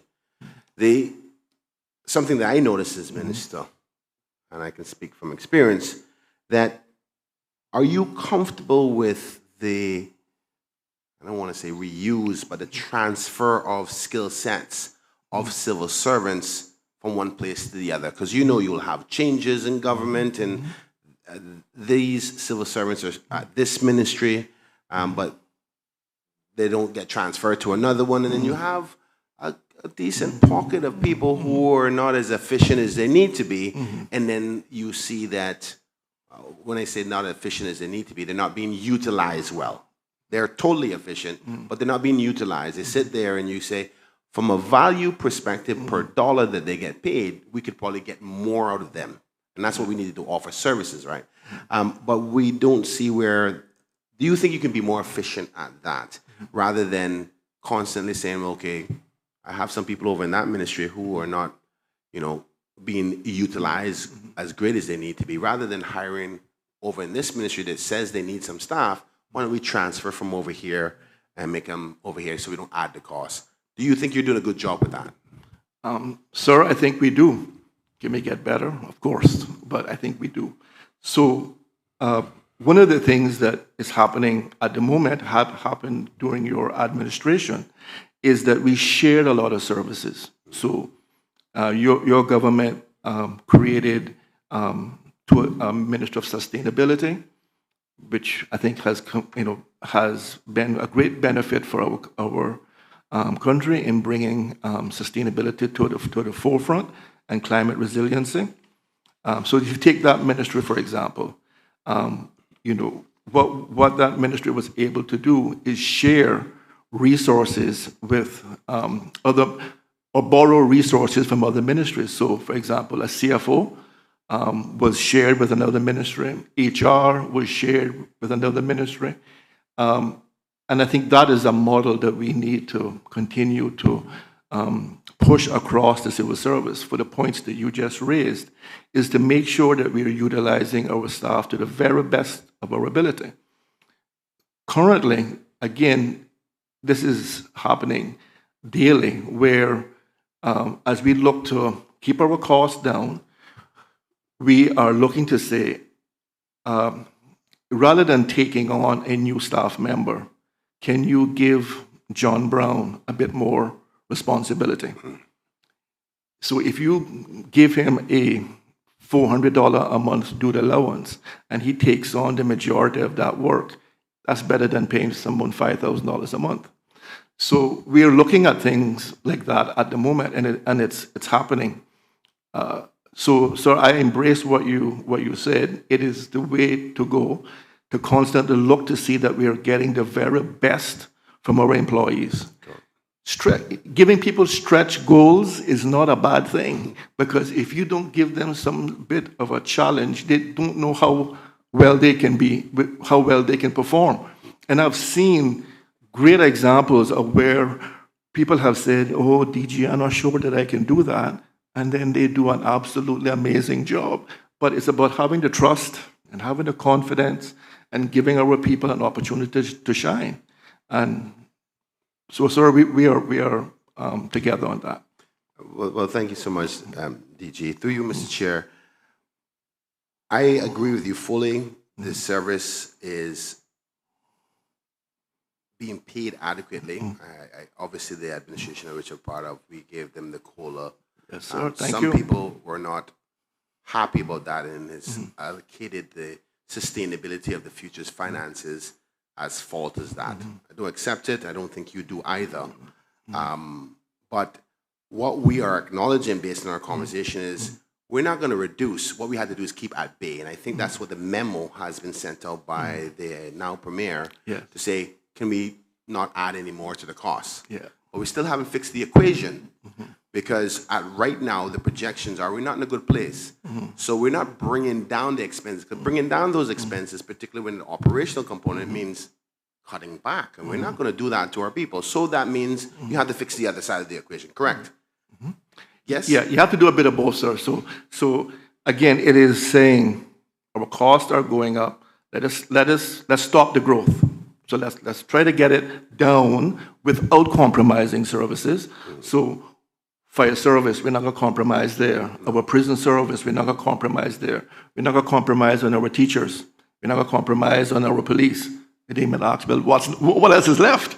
But there always are some agencies that we can say, you may not need that secretary at the moment. You may not need that receptionist. Can somebody just fill in for a while? So in those kind of areas, we can look to see, well, can we delay until we're in a better position, but also then looking, yes, at revenue. Thank you, DG. Through you, Mr. Chair. So I accept that. That's the operational component control. Yes. But you said we need to do a little bit of both. So you would agree that the government really needs to find some revenue to get this back in a position upon which the Financial Secretary has advised us. If we want to really address the debt, get ourselves in a place where we can be sustainable, that we got to get those revenues up. How do you see, outside of increasing taxes, because there's only one way, is either through taxes or through the business models that we currently generate revenue, whether it's duties from goods or lands transactions or company fees or tourism, room accommodation tax. The only other way is through taxation of the people, and we don't want that. Do you have any guidance, or what do you think the government needs to do in respect to increasing their revenues? So, sir, there's a couple of ways. I think immigration should be the first area that we look at. We haven't raised immigration work permit fees probably since I was at immigration. Okay. I don't think we've had a really hard look at that. I'll give an example. My office has been doing some work around naturalization. And we have found that the UK charges maybe double for naturalization of what we charge. So as you can imagine, so I'm writing a cabinet paper to say I'm going to align Cayman with the UK. But again, it's those areas where I think we can look at that is not going to affect your average Caymanian. It's not going to raise the cost of living directly to some of our people. Obviously, if you raise work permit fees dramatically, that could be passed on to the consumer. But I think we could find a middle ground to look at some things that people will be able to implement without passing it on to the consumer. But immigration is the number one area that I think we should look at. Thank you, DG. I want to switch gears now a little bit to some of the cost pressures of the future. Yes, sir. You've publicly said, and I think it's a media house, that the crunch that we're having for the future liabilities for our pensions is because of lack of funding it. How do you feel about the future of our pension liabilities for the service? Yeah. So thankfully, Mr. Chairman, we have an excellent team at the Public Service Pension Board. I want to applaud the work of Ms. Jewel Evans-Lindsay, an outstanding Caymanian who works really hard to protect our pension fund. We are blessed that that fund routinely gets double-digit returns on its investment. It is very stable. It runs really well. The government from time to time has been putting money in to help reduce our liabilities, and that has continued to go in the right direction. So as in terms of the whole viability of the fund, I feel really good. I'm assured that the pension board and the team there are doing a great job. Our investments are sound. We have been working very well with the board to ensure that they get the right people on board. That's very important to be a bit more efficient in their in the area of allowing people to have access to their pensions in a timely manner. But in terms of pension, I feel good. We do need to have a plan to ensure that the liability continues to be reduced. But as I said, successive governments have been putting money into reducing our pension liability. Thank you, Deputy Governor. I'm quite sure you had a chance to look at the report. Yes, sir. And one of the first things you see on page 1 is a bunch of graphics that talks about some of our current positions, at least over the time period upon which they were looking at it. And one of them is the estimated Caymanian population age 65 or over. Yes, sir. At year 2023. And I'm certain that based on the level of great employees that we have in the civil service, many of them are going to be civil servants. Are you comfortable with the contributions into the pension right now that those civil servants who are today around 55, between 45 and 55, that their future is going to be okay and adequate at the cost of living projections 10 years from now, that they're going to be okay from a pension perspective? Well, sir, as you know, I have a vested interest in this. Next year, I intend to join them. So, yes. So the answer to your question is yes. I feel confident that the Public Service Pension Board can meet its obligations. However, there is liability. So, as I said earlier, we do need to continue to put money into the pension board so that we will continue to reduce the liability. But once we do that, I think the fund is sustainable. Once there's regular contributions to ensure that the sustainability of the fund, that the liability of the fund, liabilities are reduced. Thank you, DG. I'm going to move on now to another section, a different area. I see that you have your senior risk officer with you. Yes, sir. Pleased. I think this is the first time I would officially meet him in his capacity. Yes, sir. Obviously, risk, the financial secretary was speaking today earlier before you came in about external and internal risk.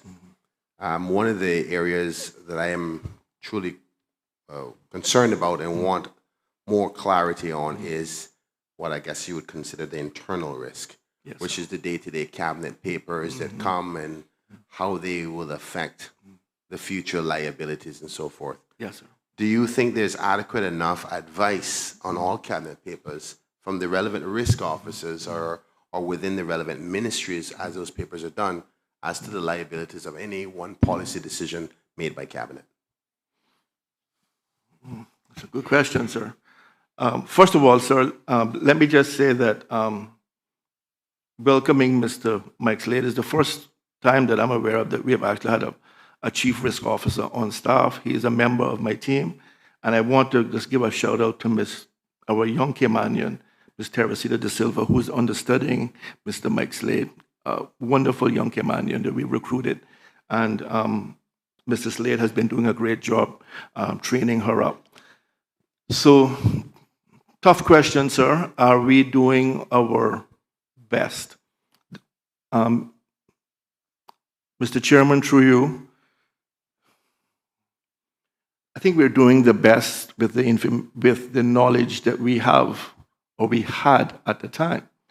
What our Chief Risk Officer has brought to us is a different level of thinking. We have been, in the past, very in a reaction mode. Oh, a group of Cubans have arrived. We need a place to put them. We need some tents. We need a secure place. We need all these things. What he has been developing a framework to ensure that we identify the risk, that the internal risks that could be facing our country, and ensure that we have a plan in place to address them. So, Mr. Chair, with your indulgence, I just want to just give the committee an idea of some of the risks that we have worked very hard to identify. So, a major economic downturn, financial services scandal. As you know, sir, if we start losing revenue from our financial services, we are in major issues. Disruption to the food supply. Ships can't get into our country with food. Electricity infrastructure failure. Disruption to water supply. Submarine cable failure. Hurricanes, inclement weather, aviation accidents. Mass influx of illegal migrants. A serious crime event, a mass shooting, for example. Terrorist attack, harmful disinformation. Public health emergency, a major oil spill, major cyber incident. So those are, Mr. Chairman, through you, some of the external enterprise risks that we have identified.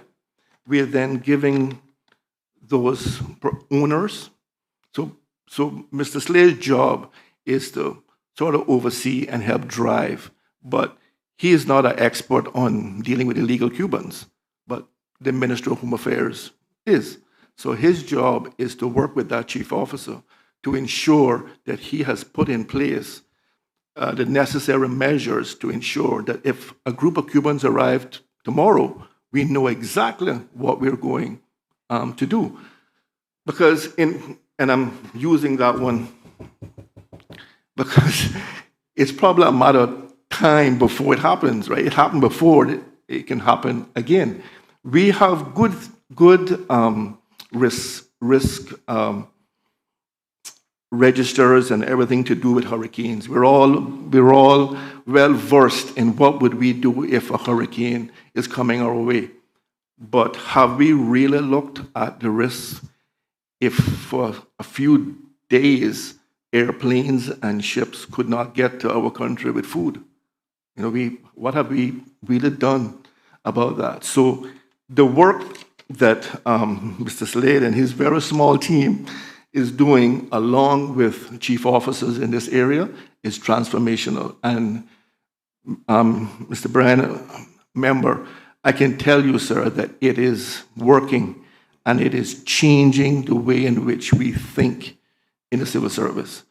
It means that we are now getting better at the advice we're giving to ministers. Okay. So I can tell you, sir, we're getting better. And I use myself as an example. When I'm thinking about my retirement, you and I talked about this many times. However, I looked at the risk. Now, I guarantee you, 5 years ago, I would never thought about the risk like the way I'm thinking of it now, and said, if I give the governor 3 months' notice, is that going to be, really my contract says 30 days notice. I could have given the governor 30 days notice. But the risk to the civil service with not having a smooth transition of deputy governors, I would think is severe. So that is why I gave almost a year's notice so that there would be a smooth transition of authority. Because remember, if a chief officer is promoted to deputy governor, they have to be replaced. That person will have to be replaced. There's a lot of things happening when a deputy governor leaves the service. So I'm trying to manage the risk of having instability in the civil service if I left. All right, well, thank you for that explanation. Sorry, it's a long answer. But no, yes. It's a good one. It gives context, and remember, we are here on behalf of the good people, not just for us in this room. So they get context, they hear this, they understand. I think you primarily focused on the external there. rather than internal, and that was primarily my focus. But it is good that you explain that, because I think what you're saying is examining the external.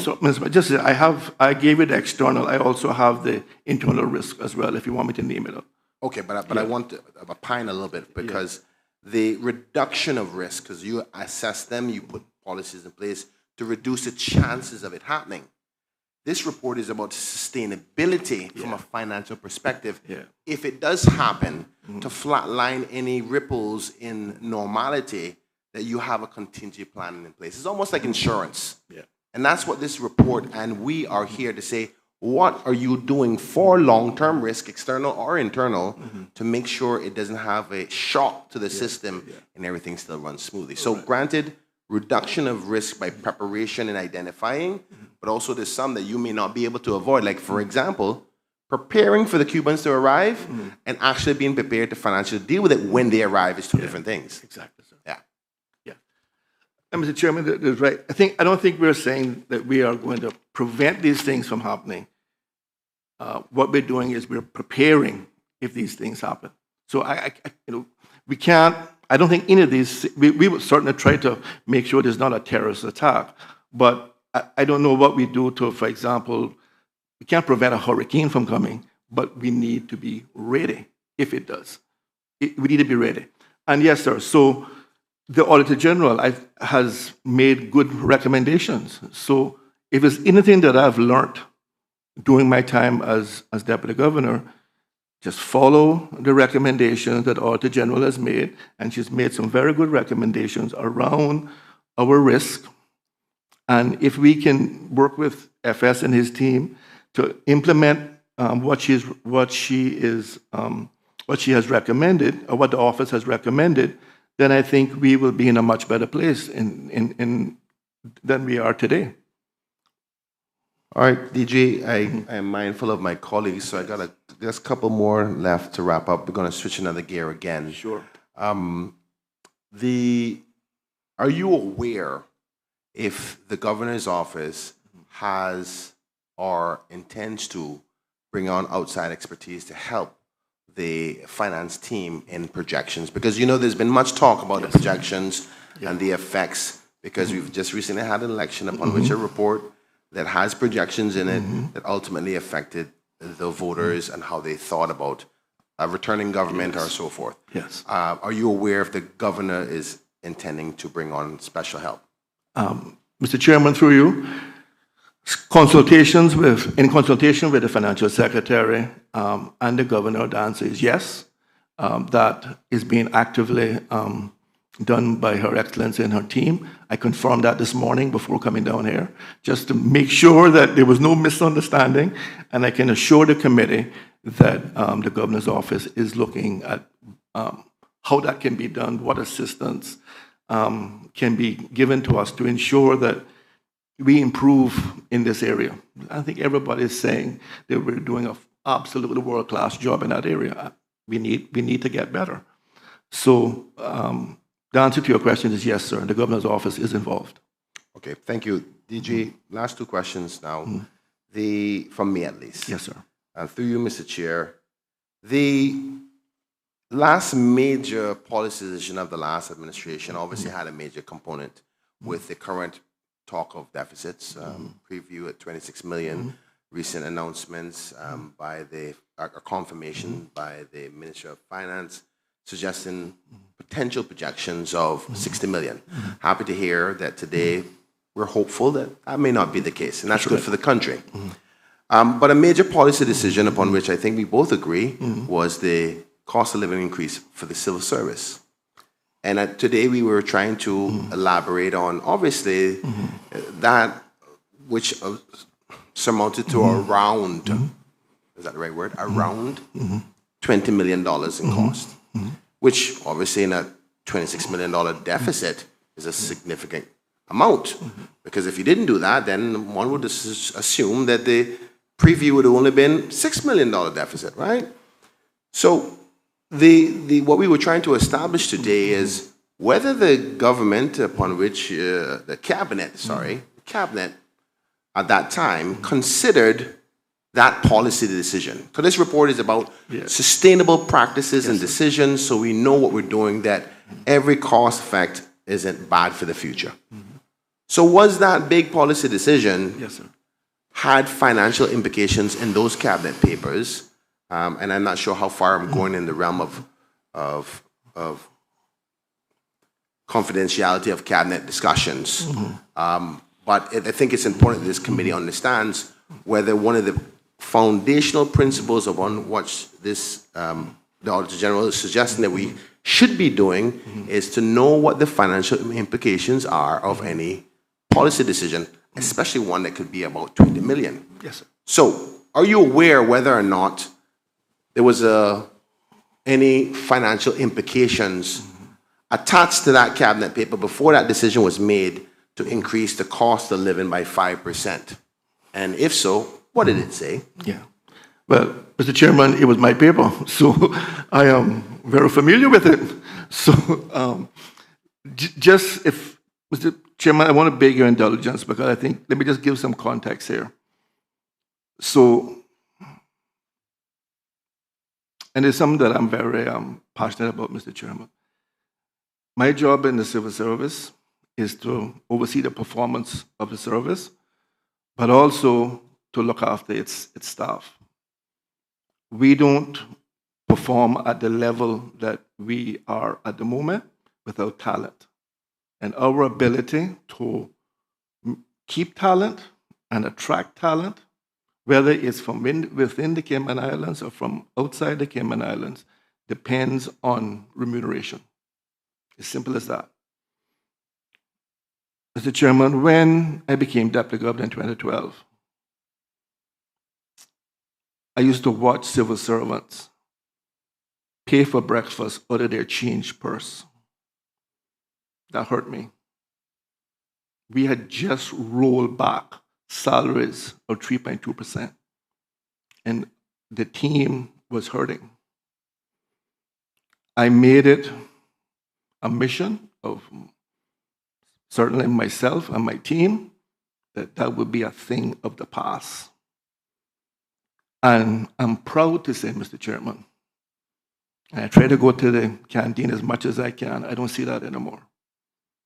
And that is because successive governments, and I thank them from the bottom of my heart, has took, whether it was popular or unpopular decisions, to do the right thing for the people of the Cayman Islands.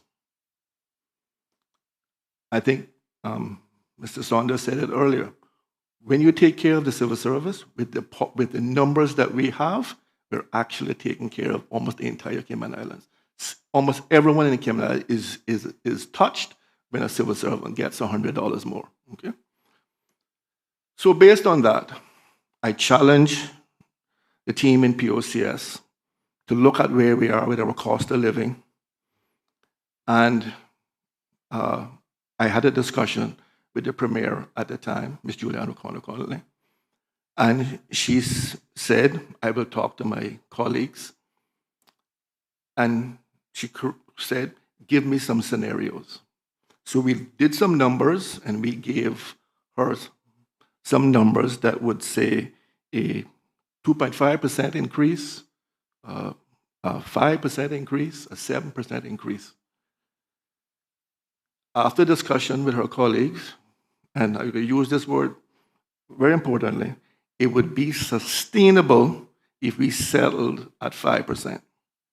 Because given the track record that we have of HR costs and managing HR costs effectively, there was no doubt in my mind, my chief officer's mind, Premier's mind, government at the time, that we could afford this and we could pay for it with how our HR cost was projecting and looking, but based on the previous track record as well.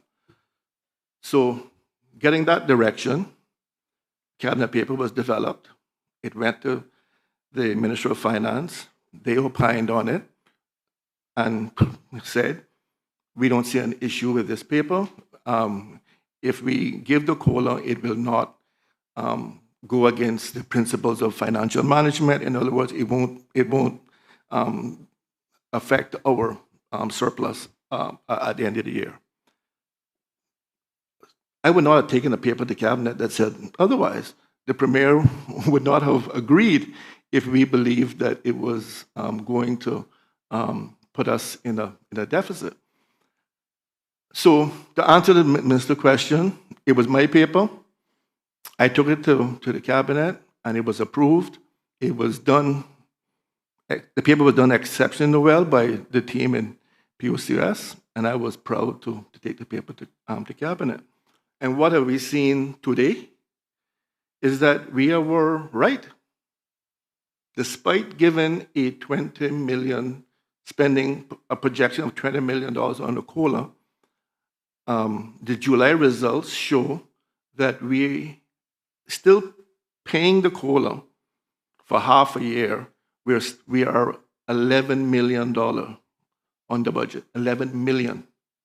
So technically, we could be spending $11 million more on HR at the moment, but we are restrained because we know government has other obligations. And remember, what's coming out of my HR cost is also the increase that we gave to pensioners.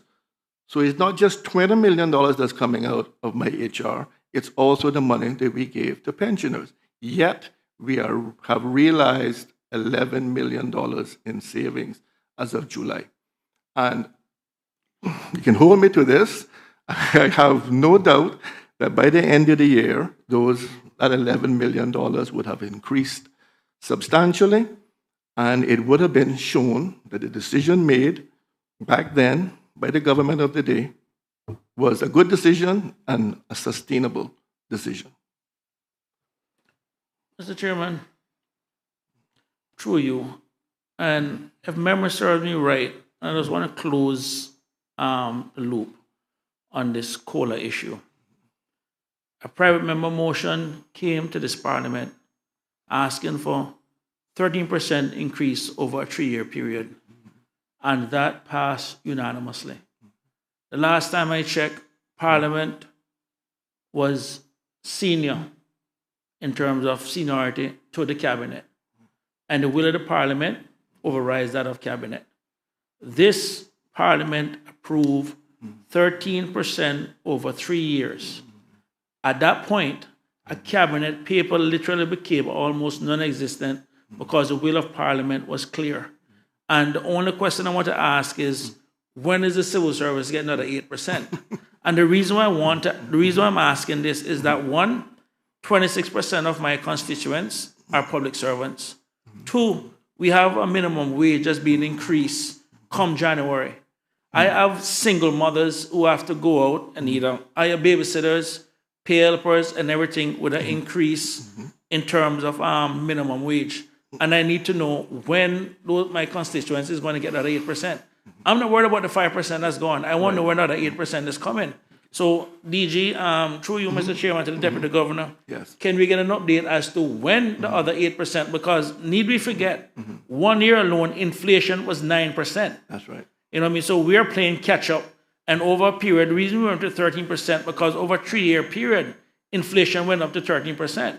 And we recognized we couldn't go there one go, but we had to get there gradually. And the plan was 5% 1 year, 4% 1 year, and then 4% the other year. So the question for me in all of this is, when is that 8% coming?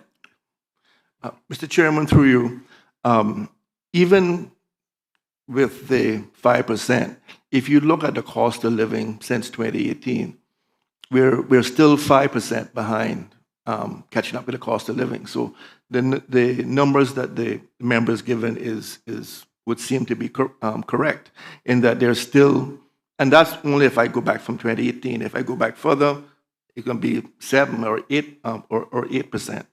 So the Auditor General in her report talked about the absence of a pay policy. I think what she meant was a COLA policy. So we have developed a COLA policy, and we will present that to the new to the government because the member is correct in that we are still far behind the cost of living. we are very mindful of the instructions from Parliament, and so I will do my best to ensure that the government of the day it considers the COLA policy and ensures that we can meet or do our best to meet the wishes of Parliament. Obviously, I can't give assurances. Additional HR cost is a matter for this body. I can only spend what Parliament gives me in terms of HR. So during the budget time, there will be time to discuss those kind of issues. But my job is to present the government with options, and I will give the member that overtaken that's going to happen. Sir, and 8%? Well, I don't want to get into specifics, Governor. We're talking about sustainability, so I want to make sure that whatever we are putting forward is sustainable. The thing is, through you, Mr. Chairman, to the Deputy Governor, when the government spends $20 million in the economy or put $20 million in the civil service, yes, using a conservative multiplier of 2.5, which is about what it calculates to, that's $50 million going into the local economy. Then government gets back a portion of that, anywhere from 10 to 15%, whether it be through duties on different things or whatever. So government does recoup back some of the money. But that money goes very far in the economy, and those are the kind of things that is very difficult to quantify. But what is easy to quantify, and we have started looking at this, is the quality of life of our people. We have already started looking at that. And the truth of the fact is, with the high interest rate, the high house insurance, and everything else, I am just hoping that the private sector will follow suit and start paying their people more money also. So this is a situation where we still have not yet caught up on the inflation that has passed. People are still struggling, and I can tell you, I see it every day. People right now, I can tell you, is contemplating which bill to pay from what bill not to pay. And what we need to do right now is try to get more money inside people's pockets. So I'm more interested in, like I said, going forward, or we can get more people up to date. Government has done a good job in terms of putting a minimum of $3,000 a month at a minimum, and I really hope to God the private sector will follow suit, because if you look at even the minimum wage and what it's going to get to, a lot of people are still going to be living below the poverty line. Mr. Chairman, I'm assuming that was a great position to put, but I wouldn't mind continuing my line of questioning. I was almost getting ready to wrap up, and you were so succinct about your position that the decision made was sustainable for the cost of living increase. And you also said that there was financial input in that cabinet paper that suggests that there would not be any deficit. Now, I'm not here. Obviously, I supported it because I was there in cabinet. And I do believe the civil servants deserve every penny they get. Matter of fact, I confirm with my colleague Saunders that I think we need to start thinking about the other 5% for the civil servants, right? Within a sustainable way. Now, what I'm trying to get at is not about whether the civil servants should have gotten it. They should have gotten it, and they got it, and nobody should ever take it away from them. They work really hard. But where my problem lies, DG, is at that time, December, you have January, February, March. What could potentially have transpired if that paper then said there will be no implications on the deficit for your future, and then within the space of months where there was no other major policy decisions made due to the election sensitivity period, how in the world did we get to a preview that suggested a $26 million deficit? And I tie that back to the question I asked you about the governor's office, whether they're bringing in specialists for projections. Because by all means, I'm not here to get into the blame. I think that what we have to recognize is our system is flawed. And with a flawed system and the public depending on authorities such as preview reports and financial reports and Auditor General reports to make decisions on their government, they have to be at the very least perfect for them to make the right democratic decision. Now that I've said that, I'm going to wrap up with this last question. Yes, sir. I have in my hand a copy of an article by the Cayman Islands News Service. It's dated the 27th of the 8th, 2025. Some serious comments on it too. Some, got a little punchy face, like how you have across the service, where your smiley face, angry face, and all that. And some serious angry faces. Okay. The last paragraph in this, and it's talking about the Premier reveals long policy wish for change. And I think if you want to, you can go off and take a peek, and the public can take a peek. Here's the last part of this story. And I want to give you an opportunity to either clarify it or not. The article says from the news company, Mandison said that one of the main reasons why the public finances are currently, quote unquote, in a crunch is because of the unbudgeted increase in payments to pensioners and civil servants last year by the minority UPM administration, which was propped up by the PPM opposition at the time. Now, first off, before we go back to what you said, that everything had looked good before we approve it in the cabinet paper, how do you feel about that? Is that factual? I can't remember even saying it, but if they said I said it. But so obviously, and if I'm not going to question what it. I do recall mentioning those two areas because it's a fact. When you have because remember now, when we looked at the projections of HR, we certainly saw that we could afford it based on savings that we had banked and our track record. But it is $20 million. So what it meant was that we would have to be even more constrained to make sure that we could meet these costs, which is what we, like I said, I think in 2024, we saved close to $40 million in HR. So there was no doubt in my mind that that we could afford to do it. But it is unbudgeted, so we had to find the money within our existing budget for both of those things. The government decided not to increase the budget. So obviously, if things get very tight, they're going to look at, well, what were the policy decisions that you made that made things get a bit tight? And I can't get out of the fact that those are two of the drivers. But that is not the only drivers. It is the healthcare costs, the cost of the SAGCs, all the other things that we have to pay from time to time.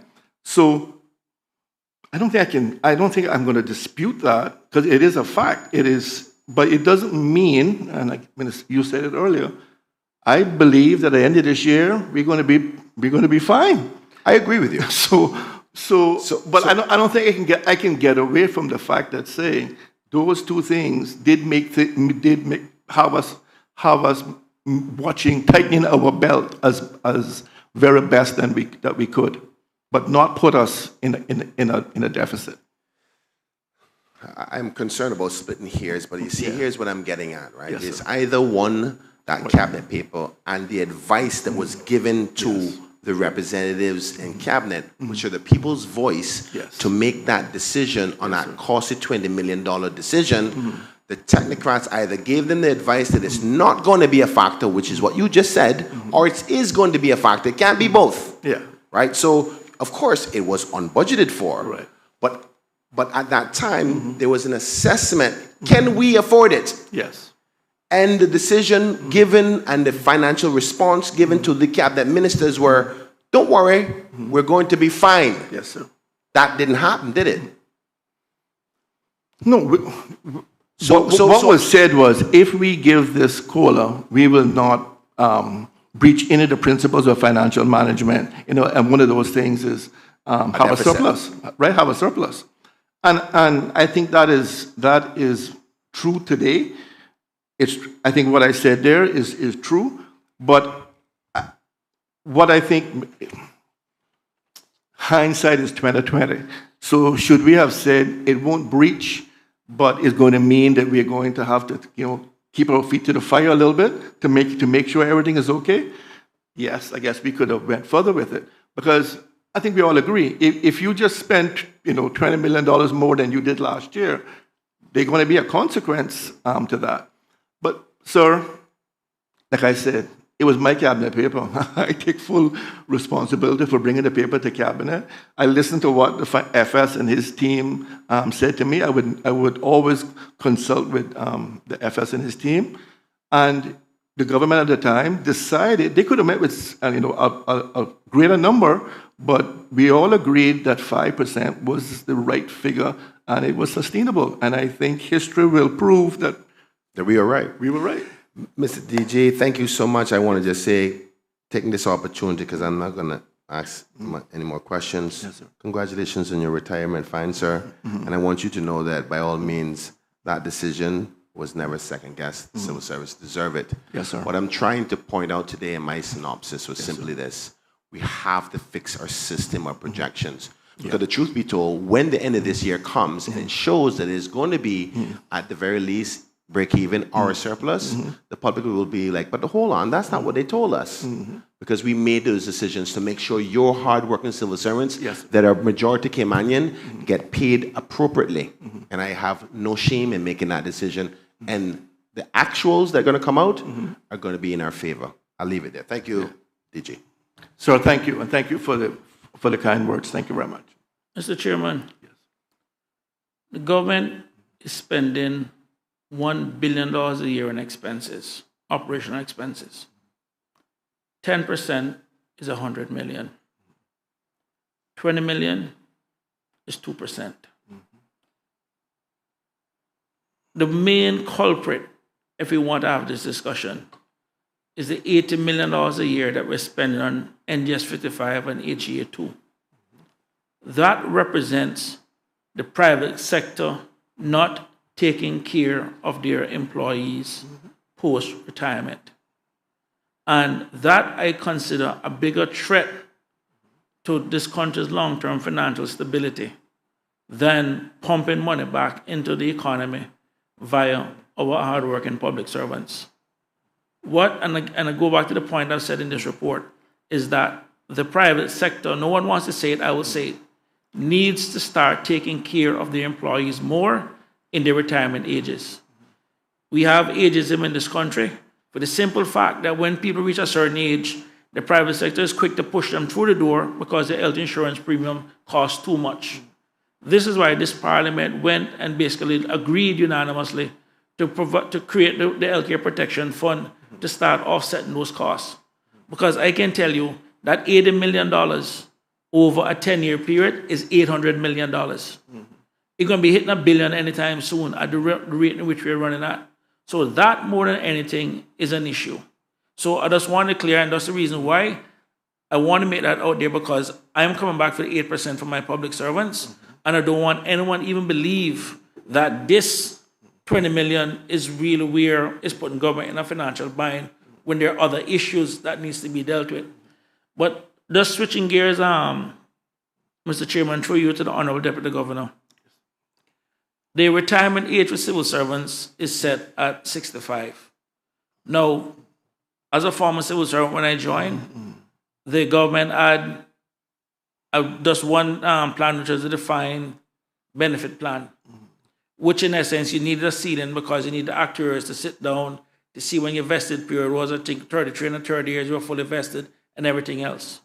The minute the government went to define contribution plan for newer civil servants with the 12% contribution rate, I think at that point, similar to the private sector, where there is really no retirement age in the private sector, there's only the age in which you stop paying pension. That is what it is in the private sector. The question for government then is, when is the government going to implement such a move within the civil service, where for those especially on defined contribution plans, because I can tell you, if you're contributing 12% every year, it's going to take you about 8 years to basically save 1 year worth of salary. And if you're even working that same 50-year analysis that I did earlier, civil servants on the defined contribution plan are still not going to be covered when they also reach the age of 65. So, and we have women right now living until 84, men living until 79. So the question is, what are the civil service male who are that 14 years past the age of 59 and the women who are living 19 years past the age of 65, recognizing that even the pension contribution in government is going to be short with the 12% contribution rate, what steps are going to be taken to either A, allow them to continue working till they're able. Now, I do recognize that some folks on the uniform scale will have challenges. I mean, you don't expect a 70-year-old man to be climbing up a fire ladder, unless he's really fit or Tai Chi or something. But at the end of the day, that is also a bigger risk because ageism is a real issue. And the reason why I raise that, Mr. Chairman, is that when you go through the work that ESO does in terms of preparing these labor force survey reports and everything else, and you look, I think, on the dependency ratio, which they calculate, while ESO actually looks at our overall dependency ratio, I think the last one they calculated was 28 at the for the 2024 labor survey. If you were to extract out and take off the non-Caymanians on that, we have a dependency ratio of 50%, which I can tell you is again an issue for the long-term sustainability of this country. And these are the kind of issues that we need to be focusing on in terms of if we really want to get to the crux of the matter, in terms of what we can do to survive. Because I can tell you right now, we have around 14,000 Caymanians that'll be 65 in the next 12 years. And I can tell you, it is going to be a bloodbath, whichever the government is, if we don't start taking corrective actions from now. So while DG can't speak for the private sector, at least for the public sector while he's still there, and for the civil servants under his care, what is the long-term plan for the public servants that are on a defined contribution plan? Mr. Chairman, through you, and thank the member for that question. Actually, I think he has raised this issue now for a couple of years. Yes, and we did respond and we raised the retirement age to 65. So, Mr. Chairman, just before I answer that question, I just want to endorse the statement he made earlier in terms of what is happening in the private sector, where they are kicking their staff out when things get expensive. We ended up then picking up the tag, and then the next thing I know, the private sector says, government costs too much. Well, if you give us all of your aged employees to take care of, we are going to cost more. So I'm with the member in that we need to really get a handle on this and come up with some solutions for it. So I just want to let the member know that I agree there. I've seen some really sad examples of good people being kicked out of the door at 60 or 65 and being told you have to go, your pension is going to be $1,200 a month, and your health care cost is $1,300 a month for you and your husband. So that tells you what is that family supposed to do if they don't have a serious nest egg. So this is an issue that I think this Parliament will and the government will have to grapple with. But Mr. Chairman, we were doing quite a bit of work on the raising the retirement age. I'm putting my hand up and say we have paused it, but now that we had other pressing issues to deal with, but now that the member has raised it, I'll give him a commitment and the Parliament, this committee, a commitment that give me a few months to research and come back with some timelines. I am, just to say that I am not against it at all. We have, please don't hold me to these numbers, but I would think we have close to 200 persons in the civil service right now that are over 65 and are doing an outstanding job for us. So, and some of those persons can't afford to retire. They have taken on the responsibility for an aged relative or some of their grandchildren because of necessity. And I want to see people retire when they want to, not being sort of forced out the door. So, member, I'm with you. Give me a few months, sir, and I'll come back with some solutions and some timelines. Yes. Okay, let's move on. Mr. Chair. Mr. Chair. Sorry. Yeah, you have questions? Quick quick comment before we move on. Okay, then make a comment, and the next section really is for you. Right. So go ahead and lead into it when you're DG, ready. this, I think you call it a sad situation that you mentioned occurs in the private sector, occurs in the SAGCs as well. So I would implore you, sir, that as you deliberate about extending the retirement age for those who want to stay on being employed, have a chat with SAGCs as well to see if we can apply a single policy across the public sector. Thank Yes, you. sir. Yeah, we're going to move on now to a section which I think we have probably spoken around it, addressed it to a great extent. We talk about risk identification and assessment. We have, but I do have one or two additional questions. If I could, I will read the preamble here anyway, just Okay. for consistency. This is the risk identification and assessment section. I'm dealing with the right one? Yes, I am. The Auditor General's report states that the government has not identified or assessed the risks to and cost pressures on its long-term financial sustainability. The report also states that the government has established new processes for a government-wide quarterly internal risk assessment and an annual external risk assessment. However, the draft external risk assessment does not include risks to long-term financial sustainability.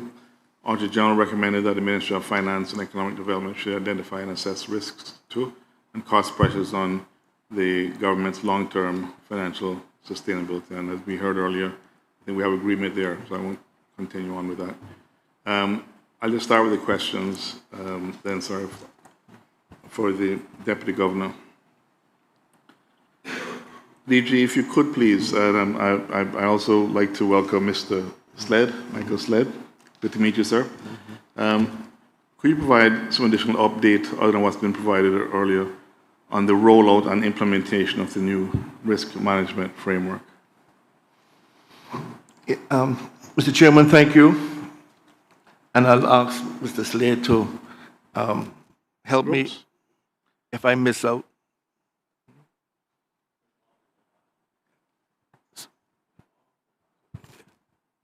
Testing? Yes. So to answer the question, and I'll ask Mr. Slade to chime in if I miss out anything. So the team comprising of the Chief Risk Officer and Analysis working out of my office to build a stronger and more consistent approach. In agreement with the Deputy Governor, they have three priorities: facilitating an annual cross-government view of acute external risks that require a whole-of-government response, facilitating a quarterly internal assessment of risks to the effective running of the civil service, such as talent, internal fraud, IT resilience, and cybersecurity, providing the framework for ministries and portfolios to maintain their own risk registers, which are now being moved into a central system for consistency and visibility. These are the foundations that are now being embedded: consistent registers, cross-government assessments and oversight, and better visibility of risk. So that is what we're doing now. We have owners of these risks, which are our chief officers, and one of the so let me just say that the internal risks are major capital and project delivery, IT resilience and cybersecurity, business continuity, internal fraud, strategic misalignment, data breach, talent, employees' safety and well-being, and sound financial management. Mr. Chairman, just to elaborate a bit, I attended the meeting, and each one of these, Mr. Chairman, have owners that my office can hold accountable to make sure they are doing the work that they are charged, after having our Chief Risk Officer set the framework as to in which they should operate. So I attended a meeting yesterday because I am the owner of strategic misalignment. And that talks about, is the civil service equipped to deliver for the government, to make sure that we are aligned, working together, breaking down silos, making sure that we're all aligned in delivering for the government. That is the job of the civil service, is to deliver for the elected government. And it was a very informative meeting. And one of the areas that we were looking at is cost, which has been raised here on a number of occasions, and sustainability. So one of the things, for example, we talked about is the decentralized model of HR and finance, and looking at efficiencies in that area. I won't go into a lot of detail there, but I just want to give the committee a flavor that we are asking ourselves the tough questions, and we are looking at risk, the external risk and the internal risk, and that we have owners of those risks that we can hold accountable, and ensuring that the ministries themselves are developing their own rich registers to ensure areas, major capital project delivery has been a big hot topic for years, but there's a team now focused on dealing with that. Auditor General Office has flagged project management for a while, so now that is a risk that we have identified, major capital project delivery, and we're working to ensure that we address that in a very appropriate manner.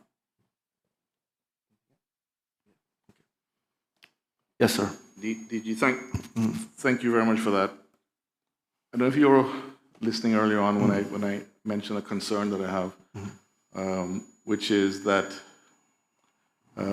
there is a senior leaders risk committee. Yep. There's a senior leaders risk committee. Yes, sir. The CRO works within that infrastructure, and they report to you. So I was asking earlier on if there's another oversight body. The reason I was saying that the risks that you're mentioning are hugely important for the country. Yeah. I would hope that if you aren't, I'll ask that undertaking that at a minimum that you do report pretty regularly to the cabinet in terms of the work of this steering committee and the CRO. If you could talk to us a bit about the elected arm and their being aware of the work of the committee and the progress being made. Yeah. Mr. Chairman, through you, so just talk a little bit about the purpose of the Senior Leadership Risk Committee. The committee oversees the top risks facing the Cayman Islands government. It reviews assessments, conducts deep dives into the key risks, and oversees implementation of the risk framework. The committee works on behalf of the Deputy Governor and comprises of 8 chief officers from across the civil service, including the Financial Secretary, the Cabinet Secretary, and the chief officers for POCS, Minister of Financial Services and Commerce, and the Ministry of Planning, Lands, Agriculture, Housing, and Infrastructure. The committee meets 5 times a year. So just a little high level on what the committee does. And Mr. Chairman, I think it's a very good suggestion and something that we have already briefed our National Security Council on the work of the work of Mr. Slade and his team. I cannot say for certain that we have briefed the new caucus. I'm not sure, but certainly we will do that. And Mr. Chairman, what I will also give an undertaking is at the next meeting of Parliament, I can give a statement to the House about the work of the committee and some of the accomplishments of the committee thus far. I think everyone should know exactly what's going on. And if we haven't done the brief the caucus as yet, or the cabinet, then I'll make sure that happens. I appreciate that. I strongly believe that should be a regular brief, not as a one-off. The cabinet certainly, at a minimum, should be aware of what is happening. Yes. They are the elected government, and the elected arm needs to know what's happening in these important things. If I could please, I just want to go back to the first thing I asked, because I'm not sure if you did, I missed it. But I asked if you could provide an update on the rollout and implementation of the risk framework. If you said it and I missed it, I apologize. Just summarize it for me, please. Yeah. I'm going to ask Mr. Mike to just answer, because obviously he's the expert on this. Yeah. Go ahead. Thank you, DG. Mike Slade, Chief Risk Officer for Office of Deputy Governor. Thank you for the question. So through you, Mr. Chairman, so the risk framework has 3 elements. The first is the external assessment, which is looking at acute, sudden events that might require a whole of government response, and we look at those annually. And the ambition is to try and drive better preparedness in terms of being able to respond to those risks if they happened. So that's now an annual process, and that's established. So that element of the framework is fully implemented. The second is looking at internal risks to the effective and efficient running of the civil service. So these are more sort of typically organizational risks. So do we have the right talent and capability to be able to deliver? Are we protecting government data properly? Do we have good IT resilience and cybersecurity defenses? Those type of things. And again, those assessments are looked at quarterly. So that element of the framework is also implemented and fully operating.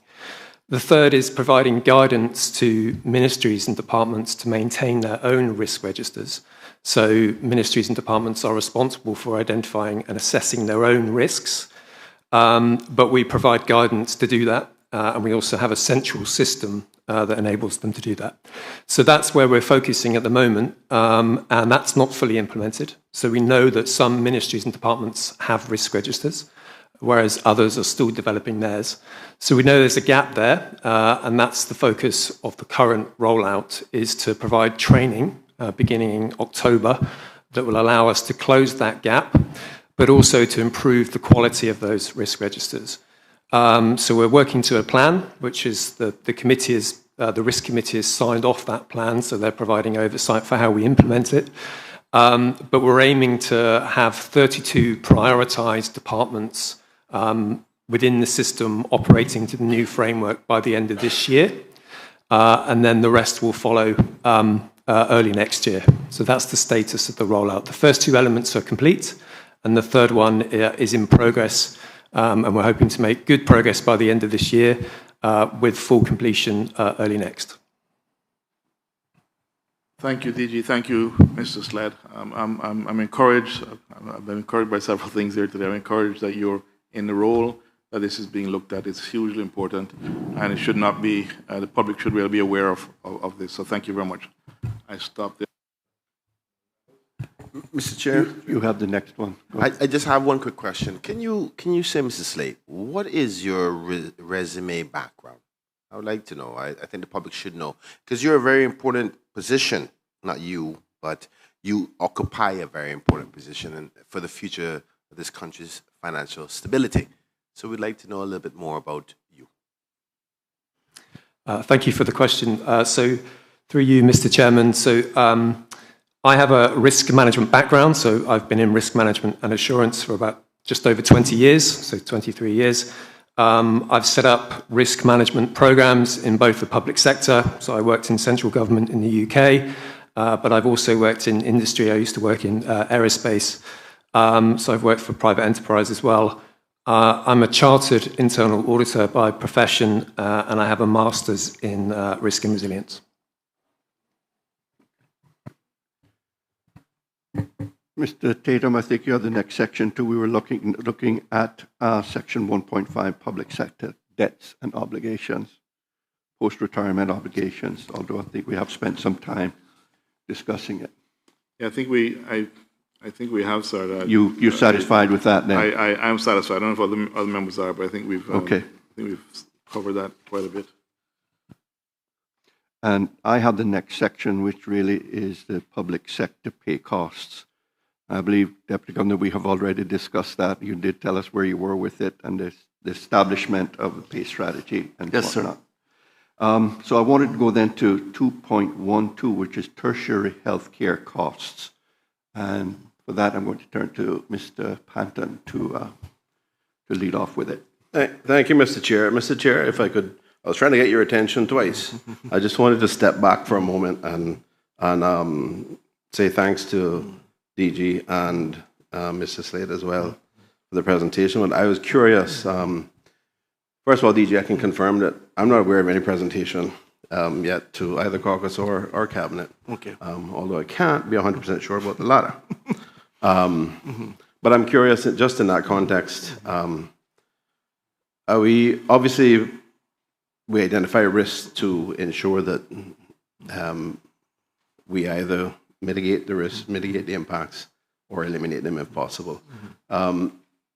Could you give us like 30 seconds? I don't want to waste too much time on this, but could you give us like 30 seconds of having done all of this? Are we doing things like assessment, scenario planning? What happens if we're in this? Because we do a lot of things like planning for hurricanes and all that. So we have those elements covered. But are there any other sort of scenario planning or assessments being done which would help to provide some sort of practice, for example, in mitigating or eliminating risks? Mr. Chairman, I'll ask Mr. Slade to answer that, please. Yes. Thank you, DG. Thank you for the question. Through you, Mr. Chairman. So yes is the short answer. So the external risk assessment is scenario-based. So the lead ministry for each risk is responsible for defining a worst-case scenario for that particular risk and assessing it using a common framework.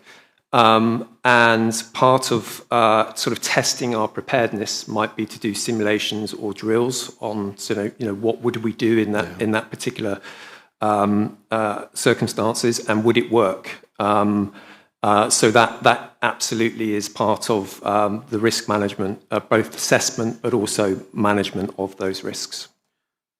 Thank you. And just finally on that, how often do you propose to be reporting on risk to either caucus or cabinet or both?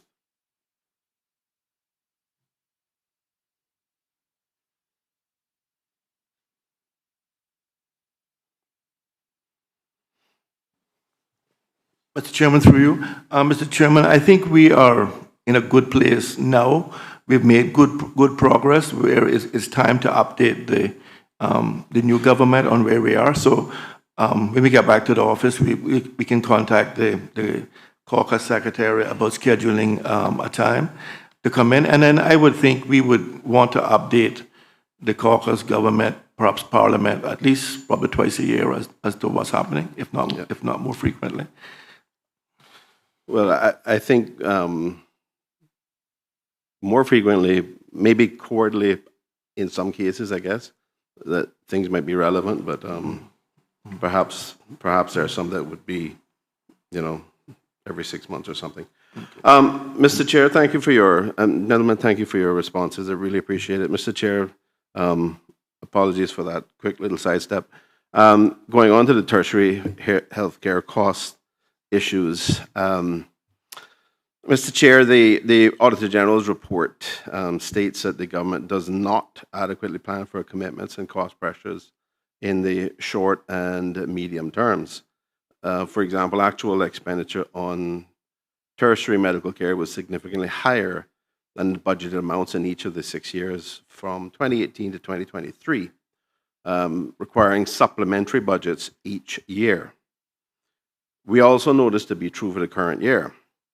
We noted agreement with recommendation 2 that all commitments and cost pressures in the short and medium term should be included in the budgets. However, the Ministry of Finance and Economic Development noted that this is the responsibility of each chief officer, as outlined throughout Part 4 of the Public Management and Finance Act. We know that you plan to obtain written assurances from the respective chief officers that all short to medium term commitments and cost pressures are included in the submitted financial plan and budgets. Now, Mr. Chair, wait a minute. Mr. Chair, can I just ask for confirmation? I think this particular one was not noted for DG to be responding.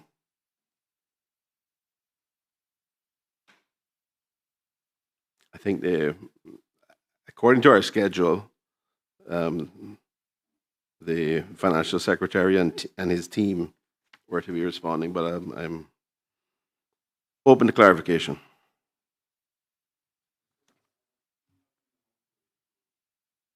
Yes, but I'm just talking Mr. Chairman, I think we're looking at page number 16, I just want to be 1.2. Yes, that is. Page 16. 2.1.2? Yeah. Yes, sir. Yeah. And just to be clear, it's for the DG. It will be the financial secretary that we are addressing in this case now, albeit he is relocated. Is that correct?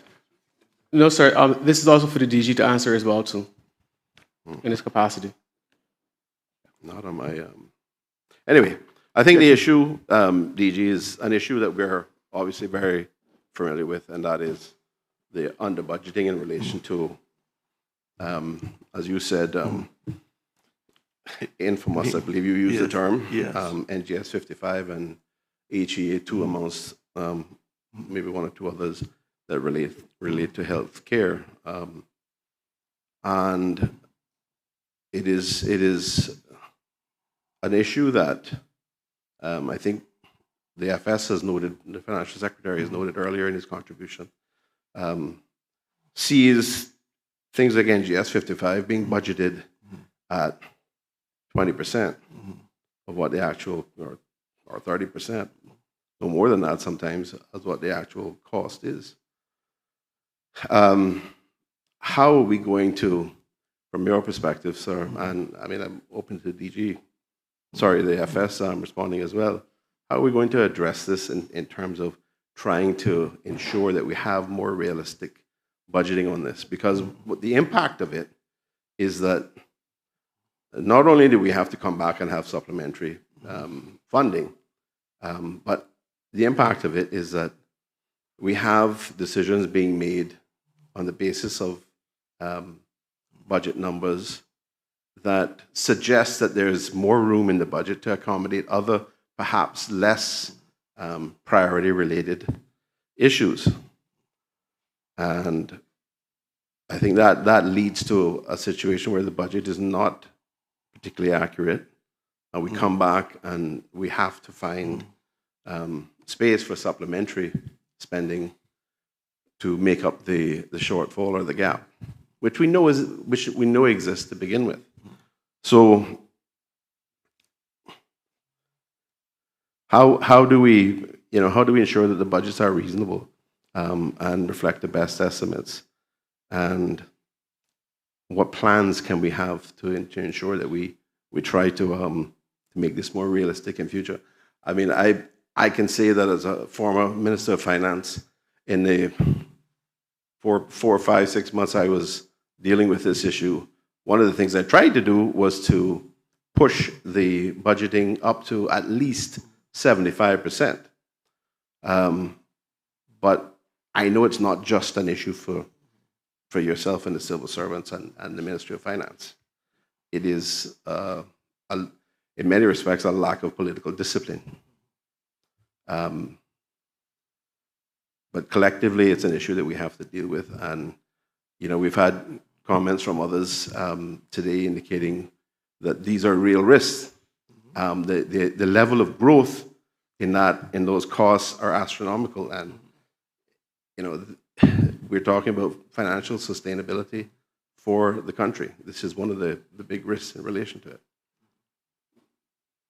Any thoughts on our solution?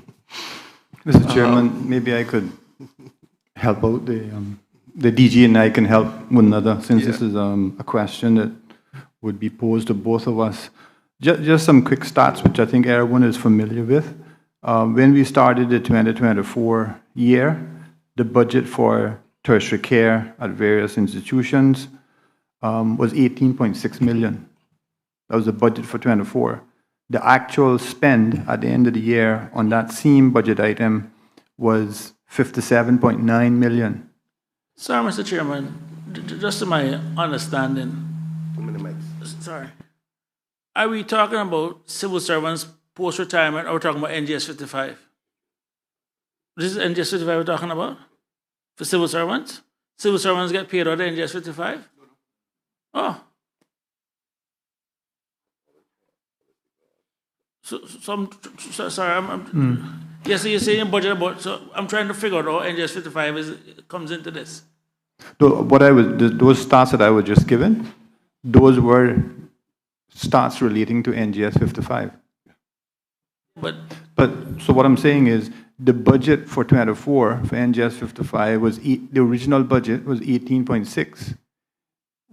At the end of the year, the actual expenditure had grown to 57.9 million, and obviously we had a number of supplementaries for NGS 55 during 24. If we move to the 2025 financial year, the NGS budget for the year was only 14.4, and the actual expenditure to the end of July was 30.1 million. And if that rate continues uniformly, we're going to end up with around 51.6 million for the year. We will remember that in June, there was a finance committee approval for, I think, maybe 20 million or so to get us to a realistic level roundabout now. And there will be more requests. I believe that there will be more requests for NGS 55 before the end of the year, end of 25 year. Is Member Saunders still? Okay. So I think the question was, well, what do we do about it? How do we get this to be a realistic number on day one, on the 1st of January each year? I think, Mr. Chairman, this is an extremely, I would call it a very high visibility number, known to all MPs in the House. And if the government were to bring a budget for NGS 55 for 2026 of $20 million, MPs here are going to know that that is totally unrealistic. So my simple solution will be that I and others would impress upon the government, and I have no indication that they intend to do so, impress upon the government that the number needs to be a lot higher than 18.6 in 24 and 14.4 in 25. It needs to be in the region of $50 million. So I don't think that there's any necessary systematic change that we need to make in order to achieve this realistic.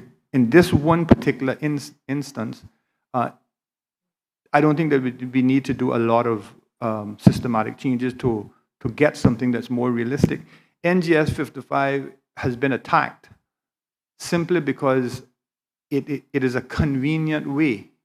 In the past, it has been a convenient way of getting a reduction in the gap between revenues and expenditures. It's just one item. It's very convenient. So is transfer payments and so forth like that. If you get into attacking the cost of outputs, the amount of work that has to be done, Mr. Chairman, in revising those outputs to get a reduction of X dollars is a lot more work. This is all about convenience and all about closing the gap between revenues and expenditures. I think that's the best I can offer, sir. Mr. Chairman, it'll be highly visible by MPs. Mr. Chairman, if I may, to the FS, and he's 100% correct. For the listening audience and from a conventional perspective, so we're saying about 50 million, what they should do and what they shouldn't do. There's common practice in this area, and particularly with something that is variable and you can't identify specifically what's going to be, because you don't know how many people are going to get sick. There's a common practice to use, which is at the very least the last 2 years average, right? And that should be the estimate, because when we think about it, when the public sits and sees the government's budget for NGS 55 or HSA or what was the other one? poor person's relief. I can't remember which was the two. Those line items that you were saying conveniently be used because they can always come back down here and nobody's going to question about. No, sir. No, sir. I'm not saying that nobody's going to question them. I'm saying you have at the beginning of a budget process, you normally would have a gap that you need to reduce in order to get a surplus. Items like this is a quick fix. That's all I'm saying. It's a quick fix. No, so if you need to achieve a reduction of $35 million, this is a quick victim to pick on. I agree with you. I don't want to put words in your mouth. That was my word. It was something that, from the political side of things, people go, oh, well, nobody's going to fight if you come for a supplementary to get people health care, as opposed to something else where you go, is that really needed? That's what I'm saying. But what's important for today is what would be the conventional way to budget for it in the appropriate way. And the only way you can do that with something as subjective as that, where you don't know, is use the last year's averages. Would you agree? That's a sensible way. Sorry, Mr. Chairman, through you. That's a sensible way, Minister Bryan, of doing it. In a couple of seconds, the NGS 55 expenditure in 2022 was 51.6 million. In 2023, it was 55.5. In 2024, it was 57.9. So it is a very high number for the last 3 years. And then if I go back to 2021, it was down at $39 million and so forth. So it has jumped. Between 2021 and 2022, it's gone from 39 million to almost 52 million. And it has stayed, and it's increased steadily since 2022. Yes, you're absolutely right. The correct way to budget for it is to say that in the past couple of years, this has systematically been the number. This has been the number. And we have not made any policy changes as a government to reduce this level of care that we give to the public. And if we haven't done anything policy-wise, then we probably need to be expecting the same $50+ million a year. Mr. Chairman, through you, when you take NGS 55, which, as the FS says, about 50 million a year, and you add HEA2, which is the HSA portion of the health care, I think that's another 20-something million a year, 30 million, 20-something million.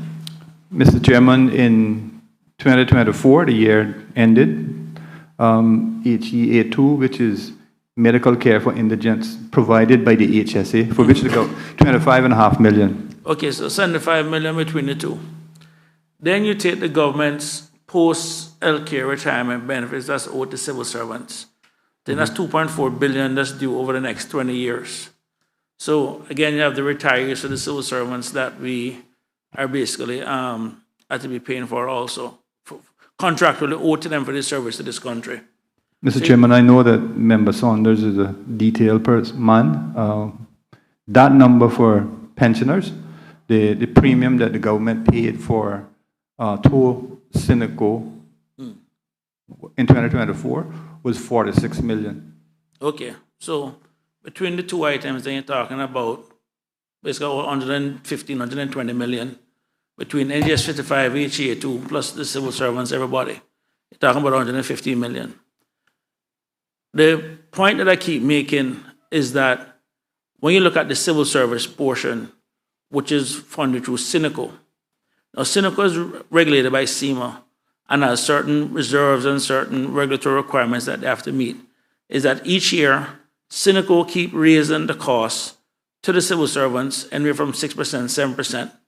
Now, when you take in consideration the SHIC plan, which is the standard health insurance rates, whatever, that insurance companies are entitled to pay by law.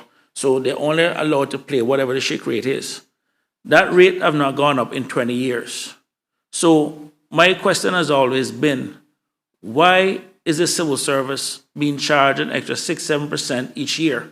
And if you break down Cineco's numbers and you look at the actual plans that are actually between veterans, seamen, civil service pensioners, and everybody else, we are actually losing money on the SHIC plan that we provide to the private sector retirees.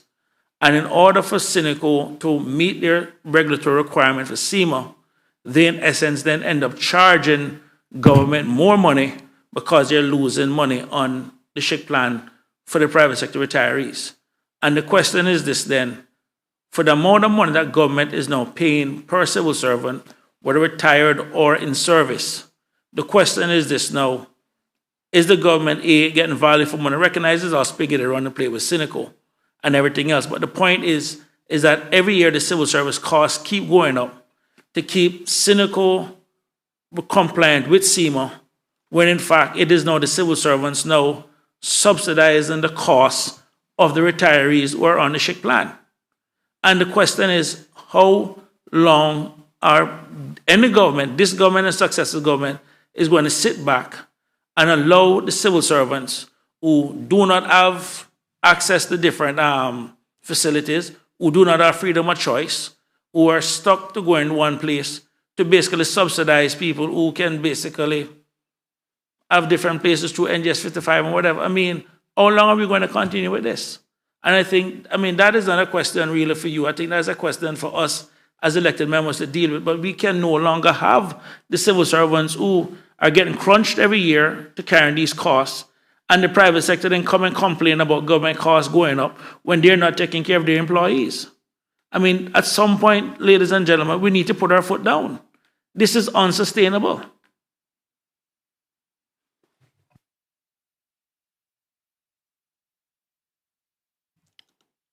Mr. Chair. Go ahead, sir. Thank you, sir. I can't see your mic, but you had it on. Oh, sorry. That was my problem. Maybe I'll have to turn it. No. Thank you to FS for his comments. I think we all recognize that a lot of the issues around this sit within these chambers. But it is important. It is an integral part of a proper budgeting process for us to get this right. And I agree that certainly a fairer, more objective approach would be to take the last couple of years average, maybe even 3 years, I don't know. That's certainly going to be a lot better than, budgeting it at 30% or whatever it is. So I think that's just really to note at this point. I'm not sure that DG or FS are going to be able to give us much more in respect to that, except to recognize that these are issues that we have to be cognizant of. And of course, the issue raised by Member Saunders are absolutely important as well. But that doesn't specifically relate to the issue of properly budgeting NGS 55. Sorry, Mr. Chairman. FS, just to confirm, the civil service pensioners, you said was $46 million a year. Are we paying for civil servants pensioners?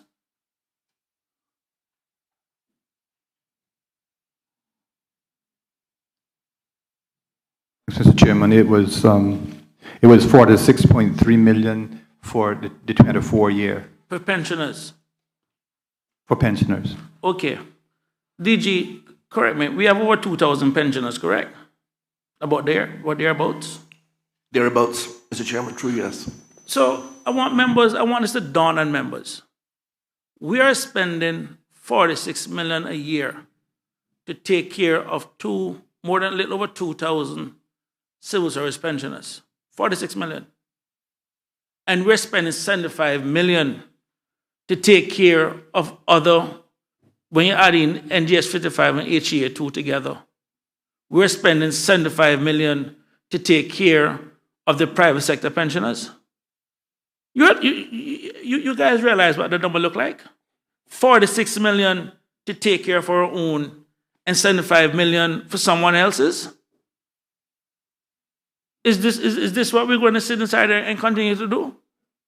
2,000 people has cost 46 million. How much people are we getting for that 75 million? I know the scariest part. If memory serves me right, it was around 2,000 people that we were covering on NGS 55 and HA 2. So 2,000 people, yeah, I think it's a little over 2,000 people that had received the coverage for both NGS 55 and HA 2. So 2,000 civil servants is 46 million, and 2,000 people in the private sector is 75 million. All right. You know what? Jesus, take the wheel.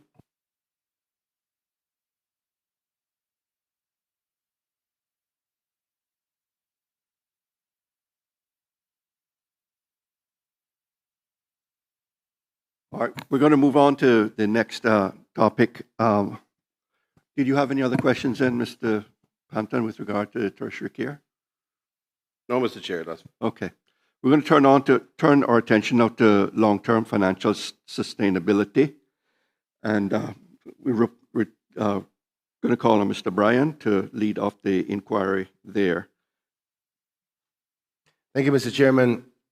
The Auditor General's report stated that the fiscal review body can play a pivotal role in ensuring transparency, accountability, and informed decision-making by our policymakers, our cabinet ministers. Review bodies generally produce reports on long-term financial implications of government policies. These ensure that financial implications of proposed policies, actions are effectively evaluated by legislators before they agree to them and implement them. This report that was done by the Auditor General identifies that many other countries and other jurisdictions do this, including Bermuda and Jersey. The Auditor General's office recommended that the government create an independent mechanism, and we spoke with the Honorable Finance Secretary earlier today in questioning, and he supports it, an amended version of it, obviously, that would be best suited for the Cayman Islands. So the question is to you, would you agree and support such a thing? Because the factors that were considered when this was rejected, I'm not sure where your authority as the DG was considered in that review body concept that the Auditor General's office is suggesting that would make us more sustainable and accountable in our financial decisions.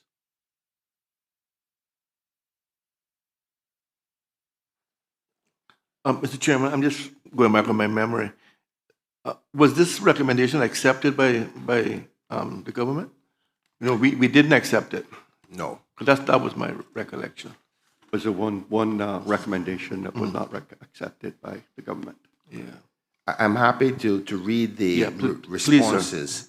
It was the recommendation was the government should create an independent mechanism for fiscal review and forecasting to provide assurance on its long-term financial sustainability.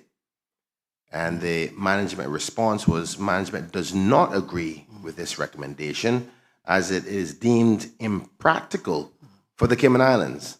The practical difficulty is that it's very short time frame such a body would have to carry out its review prior to the finalization of the government's budget. Now, just to give you a further opine on it for edification purposes, the FS did a very good job explaining the limitations of when the government comes in, have to put together a policy within 3 months, but now we know the law has changed to 6 months. In the United Kingdom, they have a 10-week review structure, but obviously we could potentially making amendments to the Cayman Islands timeline because we're a smaller jurisdiction, less reports, less numbers, and so forth. The question is, why was it rejected? And if so, is that still the position of your office? I'm not sure it was my office that rejected it, or was it? No, Premier, sorry, Honorable DG, Mr. Chair. It was the Minister of Finance that said no.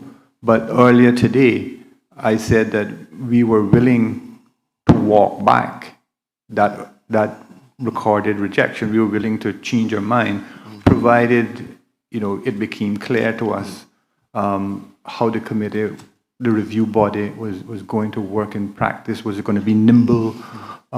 That's our concern. It's about it being quick and being able to practically give us what we want. It's not an objection in principle, not at all. It's not an objection in principle. We have to decide who the review body consists of.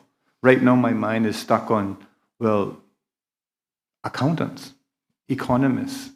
Where are you going to get them from? Is it from Cayman? Is it overseas? When do they get a set of work given to them to assess, and how quickly can they assess? It's just the practicalities of it. It's not an objection in principle. So we're willing to say yes. Mr. Chairman, first I want to apologize to the DG. It was not the DG's office that rejected it, and rightfully so. I just want the question lines is to you today. At this moment, obviously, we heard the FS say he's willing to support or accept an amended version of it. And I guess the question is, would you give the support to the team to deliver such a recommendation that would make us more sustainable from a financial perspective? Mr. Chairman, short answer is yes. The minister will know that I have a great relationship with the head of the public service in Bermuda, who was here last year. So I can see us collaborating. You said the committee works well or is present in Bermuda, and maybe we could just simply follow some of the rules and regulations of Bermuda, and I'm sure I would get cooperation from the head of the public service over there, which can then link up, put the teams together, come up with a solution. Well, with that being said, I think we've come to a great conclusion in respect to this area with the commitment by yourself, as well as the FS accepting that is something that is doable in a modular level for Cayman. That would you give this committee your commitment that you would draft some sort of caucus, a paper for caucus to consider based on the fact that this is a recommendation here from the Auditor General that will allow us to be more accountable. And obviously the government is up to them to choose whether they're going to take it, but giving them the research necessary to say, here's one of the recommendations, here's how it's done, here's how we can implement it. It will strengthen your financial position of accountability and look good as a government. Would you give us that commitment? Well, I can give the undertaking that FS will draft the paper. Yeah. Yes, but yes, sir. Okay. I'm happy to do that. We're all smiling, so that's good. All right. Mr. Chairman, I don't think there is any more questions for Honorable Deputy Governor from our schedule, but I want to say that I am very pleased as a member of PHC and your information provided today. I hope that the listening audience would, if they didn't get all of it, take the weekend and listen to this whole thing, because it truly gives an insight from your contributions as to where we are financially and where we need to go. I know that we're not over yet, but I just want to say thank you, DG, for everything that you've offered and align the question. Mr. Chairman, over to you. Thank you, Member. And Mr. Chair. Deputy Governor. Sorry. Yeah. I'll be a spoiler, but I shall not be long. The question I had earlier, but I missed asking, so I'll ask you. I'll take the opportunity now. It was mentioned that the governor will be facilitating some assistance from the UK to assist us with forecasting and so on. Could you elaborate a bit more on exactly what that is and how soon that may be happening, or if it's just starting? Yeah. And thank you, Mr. Chairman. I want to again thank the Audit Office for the report and the recommendations that were made. Mr. Speaker, if Mr. Chairman, if you remember, where we were not too long ago, we were unable to get our accounts submitted on time. The quality was not good. We've come a long way, and the reason why we've come a very long way is because when we were told that we need to improve, we put our hand up and said, Yes, we need to approve, and now let's find a way to get better at it. We got better at submitting our accounts. We got better at the quality of our accounts. We got better at the annual reports. We got better at getting the annual reports to Parliament. And I think this year or next year, last year, is going to be a record number of annual reports filed, and I think we'll exceed that this year. It should be 100%. So why I'm saying this, Mr. Speaker, is that the civil service has a proven track record of improvement, and we do that by, like I said, putting our hand up. Don't bury our head in the sand and hope that it's going to go away, because it won't. We got members here that's going to correctly hold us to account to get better. Minister Bryan said it. Sorry, Member Bryan.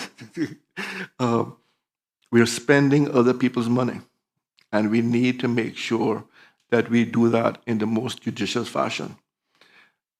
People are out there hurting, so every cent that we can save and spend on our people is a good thing. So, with that in mind, sir, I just want to assure you that we will find a way to get this right in terms of our forecasting. So where we are is that Her Excellency has agreed to take this forward with us. I record her thanks. Her team is speaking with the counterparts in the UK to see what section of their government is best poised to help, and what level of help, the duration, can it be done? Do they need to come here? Can we do it remotely? How the whole thing will work? We have to engage more with the FS and his team, with the CFOs, come up with a good plan to say exactly here are the issues, here are the things we want to resolve, here is the place that we want to get to. So everyone agrees that this is an urgent matter. So again, I will commit that the next time we're down here in Parliament, I should be able to give an update to Parliament as to where we are in getting the team mobilized and getting us making progress in this area. I thank you for that. Thank you. Deputy Governor, I thank you for being down here with us this afternoon. Yes, sorry we kept you so late, but I thank you too for the candid way in which you answered our questions. Yes, and it was a pleasure to host you this afternoon. So thank you once again. And I personally just congratulate you too on your impending retirement. I know you're looking forward to it. Yes, sir. Mr. Chairman, thank you. I'll see you before that. Yes, sir. Thank you and all members. And again, it's always a pleasure to come here. We all want the same thing. We want better services for our people, doing it the most efficient way and making our people's lives better. And that is something that we have the privilege of public servants being able to do. So I'm honored to be here and look forward to the recommendations that are coming from the hearing. So thank you. Thank you too.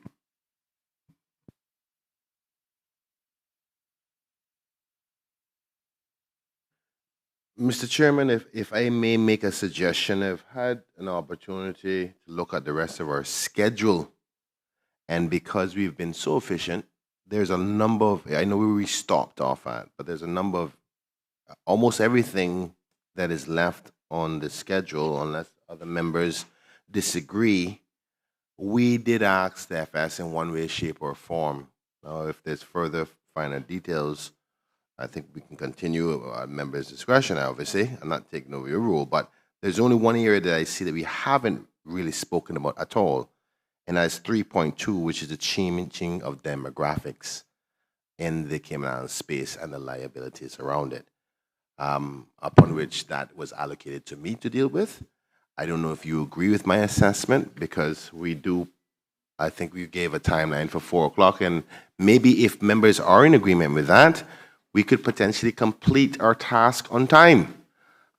So just a suggestion, guided by your leadership, sir.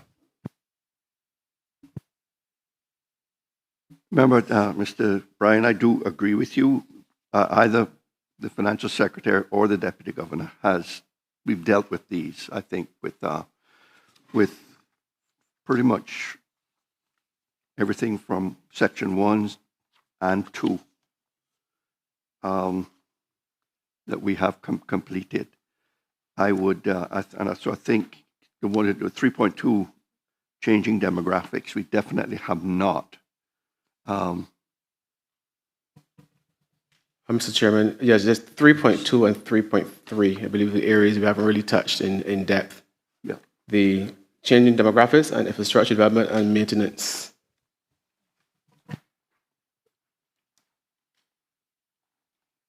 Yeah, and I think we have missed 2.2. 2.2? Yeah, financial reporting, the short and long term. Okay. So 3. Yeah, 3 sections in total that we picked. I haven't really touched at all. Okay, that's true. Okay, so we need to cover 2.2 and then 3.2. Yes, that's correct, Mr. Chairman. 3 areas. Okay. I'm happy to do that. That will save us having to come back again tomorrow to finish it off. So let's go ahead then with looking at section 2.2. And Mr. Tatum, I think you had to kick off with that. Before you actually do it, though, can we just take a 5-minute break? All right, 5 minutes.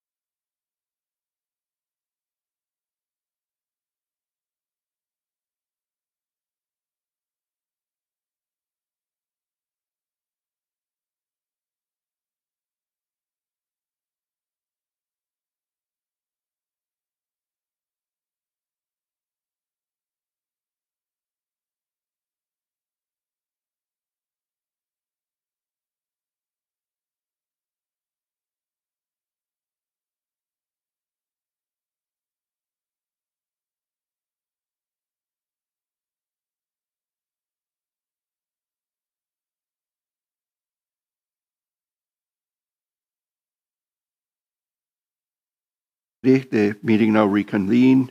We are going to pick it up with section 2.2 of the questioning for the financial secretary, financial reporting in the short and the medium term. And for that, I'm going to turn to Mr. Tatum, who will pick up with the initial questions. Thank you, Mr. Chair. This is, as was said, on financial reporting in the short and medium term. The Auditor General's report states that the government reports on its short and medium-term financial performance. However, this is done through the consolidated financial statements for the entire public sector, or EPS, and unaudited quarterly finance reports. However, the Auditor General cautions that the EPS financial statements are backlogged and have an adverse audit opinion, meaning the financial information presented cannot be relied upon. The report also states that the most recent EPS financial statements presented to the Parliament are for 2018. This means that there is no published or reliable information on the state of government finances. FS, I'd be grateful, sir, if you would provide some insight into plans to improve the quality of the entire public sector financial statements, given the situation that we're in. Thank you, Mr. Chairman. Mr. Chairman, I'm going to ask the Accountant General if he could deal with that question, because it's principally an area in which the Treasury liaises and produces work for the Audit Office to do. Obviously, Mr. Chairman, for the public, the consolidation in entire public sector accounts involves aggregating with adjustments and revisions, aggregating the accounts, the financial statements of central government itself, along with the 25 or 26 statutory authorities, so that you get a whole or entire public sector view. And there have been a number of reasons why the EPS financials have been given an adverse opinion for many years. The most significant, I'll speak to one, Mr. Chairman. The most significant reason is, the non-recording of the post-retirement healthcare obligations on the direct face of the balance sheet of government. It's currently being placed, as you know, for many years, it's currently been placed in the notes to the financial statements. And it is known, the amount is substantial, it's over $2 billion. And it's measured, it's assessed every year by actuaries that the government hire. The actuary happened to be Mercer. So it's not as though the amount isn't known, it is known. The comment by the opinion of the Auditor General is it needs to be on the face of the financial statements. And our concern has been in the past, sir, you've heard me say it many times before, that putting $2+ billion on the face of the financial statements as a liability figure could have the effect of taking the government's net assets down to zero or maybe even negative, and that would be a breach of the requirement to have positive net assets. I spoke to the current Minister for Finance this week and asked if he was agreeable, if the government was agreeable to me approaching the FCDO. And so you've heard that before. But for the benefit of the public, approaching the FCDO to say, if we do this and we do get negative net assets, is that going to constitute a breach? And therefore, we're going to fail the FFR. And obviously, our desire is that it doesn't constitute a breach, but we want to check before we go ahead and do it. The current Minister for Finance came back later on in the week, Wednesday, probably Wednesday, and said that the government was not minded to do it. So that was kind of a dampener. I do, whilst respecting the wishes of obviously the caucus, I do, and the cabinet, sorry, I do intend to nonetheless ask informally what would be the view of the FCDO. You know, I speak to the FCDO monthly, and so I still intend just to do it. The view of the current Minister for Finance is that we should do a wholesale review of IPSAS. Does IPSAS represent the best possible standard for Cayman to be going by? Is it more harm than good? Do a side-by-side comparison between IPSAS requirements and say for what standards the UK government use.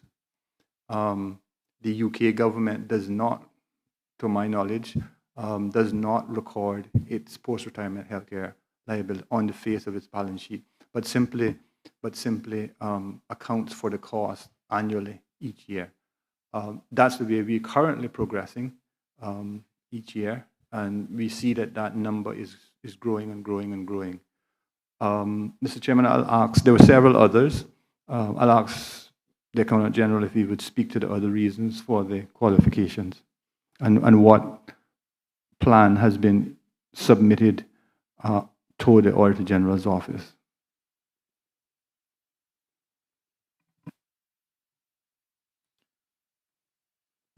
Good afternoon, Mr. Chairman and committee.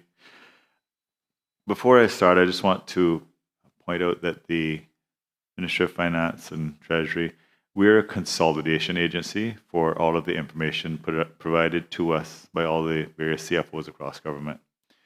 One of the issues we've had, as I've mentioned here before, is that CFOs are only reporting less than half of the information they're accountable for. Each ministry has an executive level, which is the parent company, and an entity level, which is the, let's say, a subsidiary or child or whatever you want to call it. And so CFOs are only reporting on the entity level, which is the child level or the subsidiary of the parent.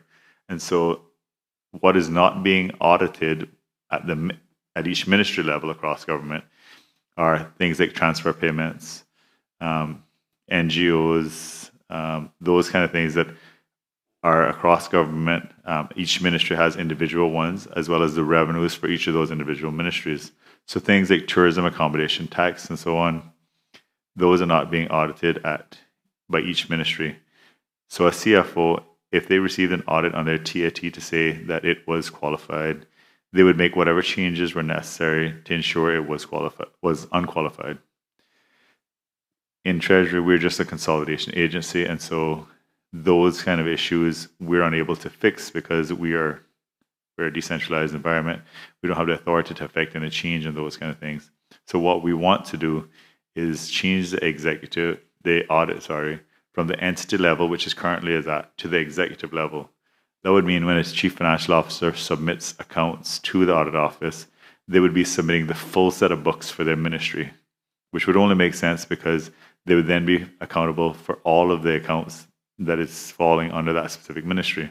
So that's a change that we're looking to make in legislation, and that'll be coming in the near future. So we appreciate your support on that when it does come, as it's necessary for us to affect the change we need to see in the revenue element, as we are being qualified on the completeness of revenue. As the committee will recall, we've submitted in the past the corrective action plan, and I'm happy to go through it now. It may be a bit tedious, but I'll try to run through it quickly so I don't take up too much time. The first matter was the exclusion of the Public Service Pension Board administrative balances from the consolidation. And our most recent update as of September is we're awaiting OAG's evaluation of the inclusion of the Public Service Pension Board activities in the 2021 EPS accounts. The next one is poor controls over the property, plant, and equipment. And so that's the evaluations and of the property, plant, and equipment that we have. So our most recent update, numerous issues now reported by OAG on road valuation report, despite previous confirmation of the final review of audit file. So there was a time where we submitted all of the roads valuations and property, plant, and equipment. We were of the understanding that the audit office was okay with it. We recently heard that's not the case, and so we recently asked OAG to go ahead and proceed with signing off the EPS accounts, as some of the issues are so pervasive, such as the post-retirement healthcare liability. We know it'll be adverse opinion either way, and so we asked OAG to basically proceed with signing off on the 21 accounts so that we continue to move forward, so that we can focus on actually getting a clean opinion, because OAG advised that the roads network valuations was not up to their standard. And so we've asked OAG just yesterday or the day before, I believe, for them to give us these specific standards that they want, as we are now starting the 2026 evaluations for the property, plant, and equipment for all of government. And so that includes the road network, so that we can ensure that we comply with whatever standard OAG gives for the roads network, as well as the property, plant, and equipment. And just as a reminder to the committee, the Ministry of Finance a few years back started doing centralized valuations for property, plant, and equipment, and that includes the road network as well. Basically, if we left it to the various ministries, it was not something that was happening on a regular basis. So to ensure that we complied with the standards, the standards are that we have to do evaluations every 3 to 5 years. So to ensure we complied with that, we took it on, we pay for the whole thing, and we do all the valuations for all of government, including the roads network. We had the National Roads Authority, who we consider the experts in roads, to do the valuations for the roads network. We've now been advised by OAG that that's not up to their standards. So we've asked OAG to give us what standards they require, so we can ensure we comply with that for the 2026 evaluation, which is about to kick off. The next item is the retirement benefits, the post-retirement healthcare benefits that FS just spoke to. And so I'll skip past that one since he already discussed that. The completeness of revenue, as I mentioned earlier, we want a situation where we can audit at the executive level. That will ensure that CFOs put more emphasis on the completeness of their revenues, because they're not being audited on it presently. In Treasury, we're the only ones being held responsible for these revenues, which we don't have the ability to actually make any changes to. However, in Treasury, we have added a deputy director for the revenue unit. So we've been trying to go about a process to try to get CFOs to make change, even though we don't have any direct oversight of them. And so currently we have judicial has been finalized, DVDL, tourism, finance administration, treasury, health regulatory services, and planning administration reports are currently being reviewed. So this is in regards to the revenue for those agencies. So we're trying to take a softer approach right now, because we don't have any teeth right now in the law to say that the audit is going to be conducted on your executive revenue. And so we are working on that. The provisions and contingencies, environmental liabilities and legal claims. The Ministry of Sustainability responses were provided to OAG, and so we're waiting for their feedback on that. The EPS 22 and 23 accounts to be updated for new provision amounts. I believe that is all of the items on the list of qualifying points. Another one is consolidated financial statement disclosures, I believe, as well. I don't have an update on that. So we'll be looking into that more as well. But that's to give a brief overview of where we're at with the EPS account qualifying points. And so we are actively working on it, and we do feel that moving the audit to the executive level will go a long way towards ensuring that the EPS accounts will be clean going forward. As I said, we're just a consolidation point, and each ministry would then be responsible for actually having their accounts clean, which would ensure that we just are able to consolidate the information provided to us. Thank you, Mr. Chair.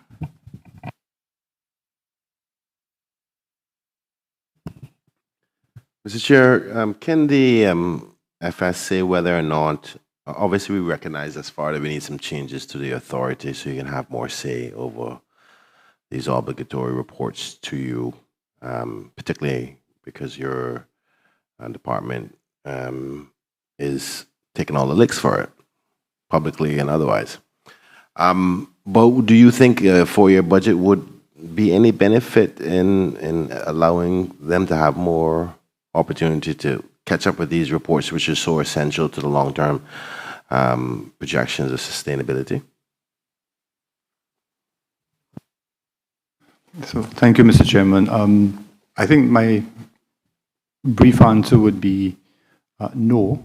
I don't think it would particularly cause a speed up. The idea of the 4-year budget was mooted more along the lines of it gives a longer view of government finances as opposed to a 2-year period. So you can see over 4 years what the finances are going to be of the government, the revenues and expenses, and that is a better view than having a 2-year view. We would still want the requirement to exist of annual audits. So we wouldn't propose that would go away. And so it is possible that until the issues are resolved, we could get similar issues in a 4-year budget that is audited annually.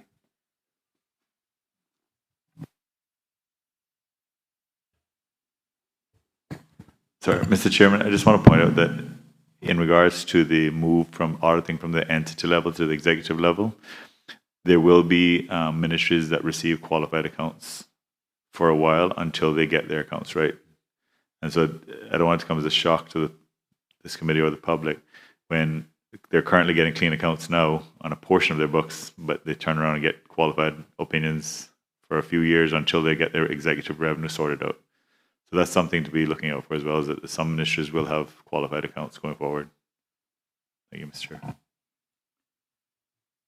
Mr. Chair, sorry. Thank you. Just to make sure I'm following along correctly.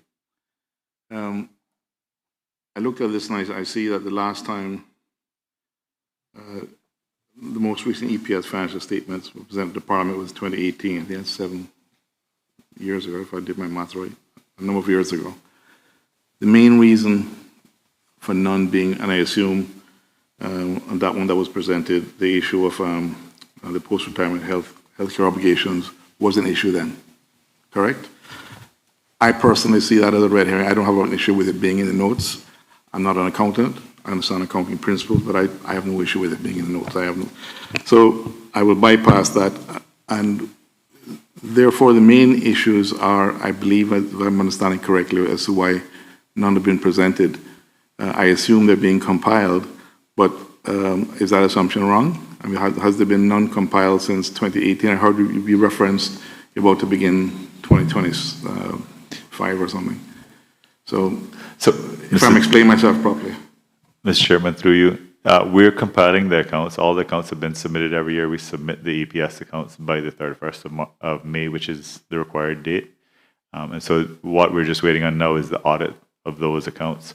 So we're currently on 2021, and we've just, I believe, yesterday, I think it was, we emailed the audit office, and after receiving a list of, I think it was 8 or 9 items that were still outstanding on the roads network specifically, only related to the roads network, we asked them to go ahead and just conclude the 2021 accounts, because at this point, those accounts are already 4 years old. At this point, let's just go ahead and move on. If they have that many concerns at this point with the roads network, we'll just continue to drag out these audits forever. So we asked the audit office to just give us their standards so that we can ensure for 2026 we hit the nail on the head and our roads network is in compliance with what standards they want. And so we're hoping to be able to get that removed going forward. So that would be presumably for 26 financial year. But we're compiling the financial statements every year. We submit them by the deadline to the audit office by the 31st of May, which is the required deadline. So it's just the audits that are now moving forward. So once the audit office signs off on the 2021 accounts, we'll start focusing on the audit for the 2022 accounts. That clarifies things. Thank you. I would add, I don't think your request is unreasonable. Only add, I don't think your request is unreasonable in terms of the real old stuff. Let's just move past it and try to sort out. Thank you, Mr. Chairman.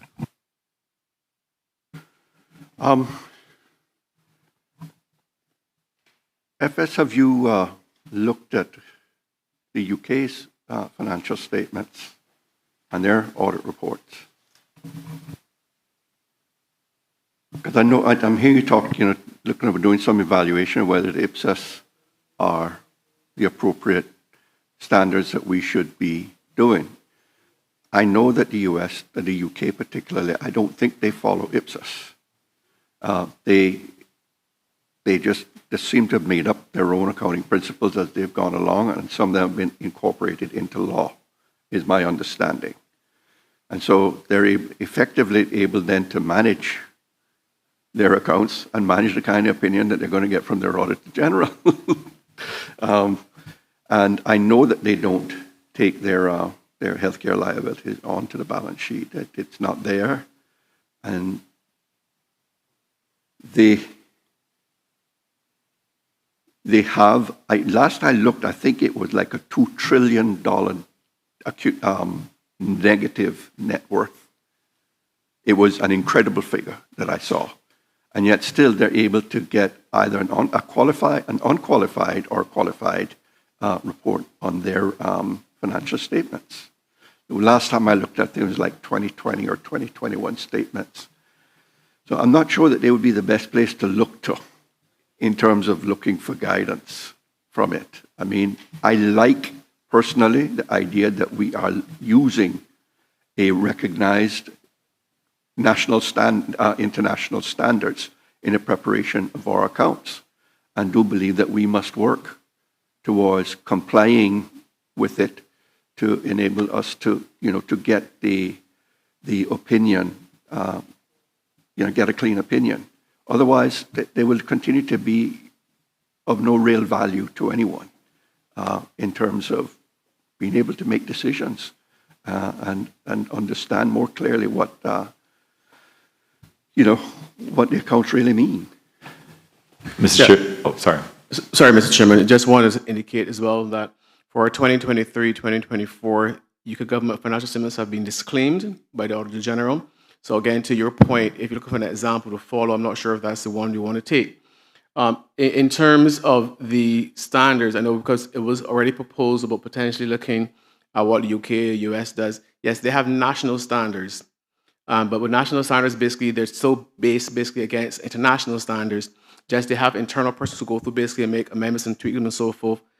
My position has always been having national standards is a risky proposition because it begins a bit of a slippery slide when you start to say, let's exclude certain things in order to basically avoid getting a qualification point.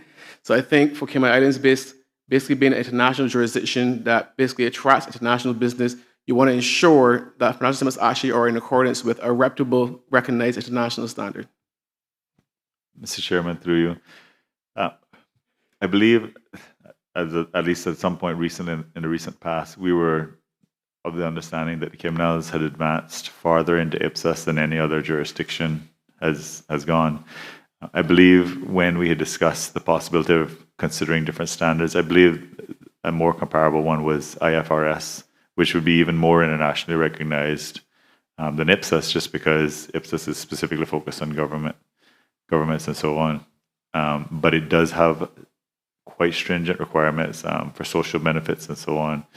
And so the consideration is being given to possibly going to a standard like IFRS or something like that. I hear you, but Ipsos itself too embodies, IFRS. The differences relate to the type of entities you're auditing, government, public entities rather than private or companies, So I'm not sure that going to IFRS strictly is the right answer either. Mr. Chairman, as you stated correctly, Ipsos is a government-related standards, but those IFRS and so on is what we're looking at to see whether those are options for us. The social benefits under IFRS obviously wouldn't be the same as Ipsos because it's a government thing.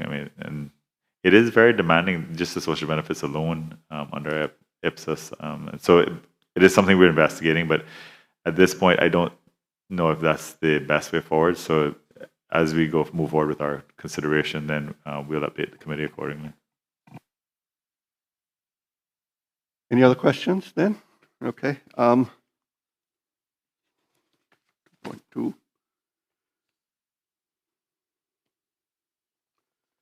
Okay, I want to turn next to 3.2, members of the committee, changing demographics. And Mr. Bryan, I'm going to turn that over to you. I know it was an area you were interested in.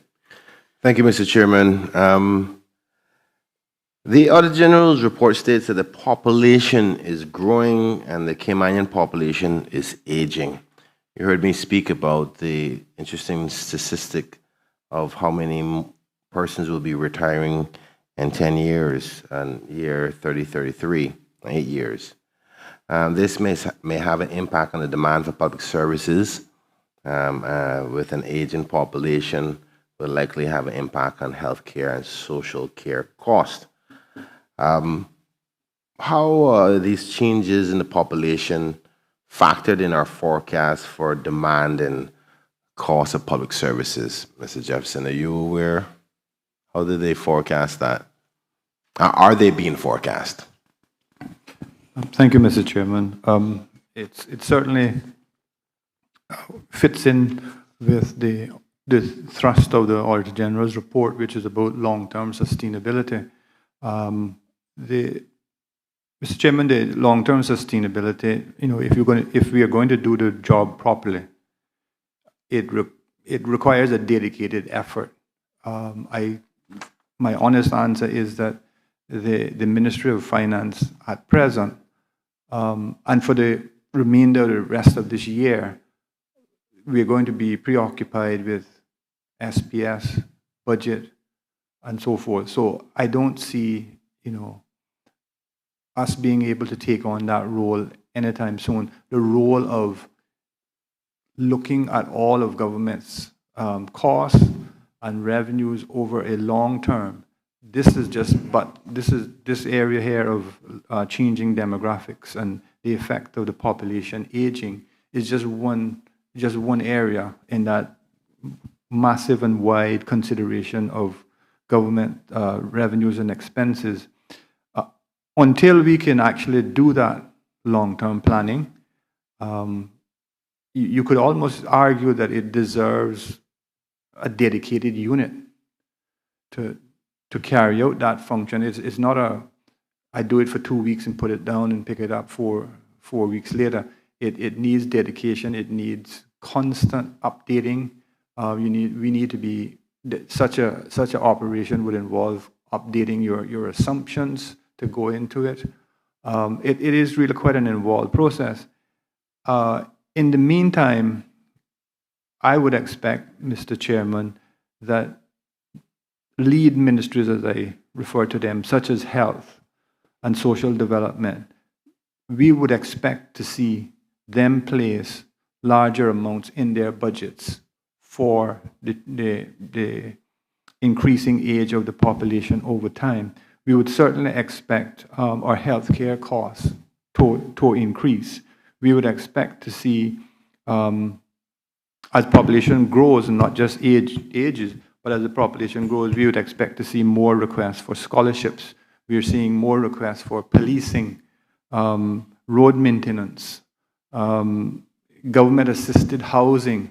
But until you can get, I would say, a central body to do long-term forecasting for the government, our focus should be the ministry is responsible for those types of services. I would expect those to include larger and larger amounts in their budgets.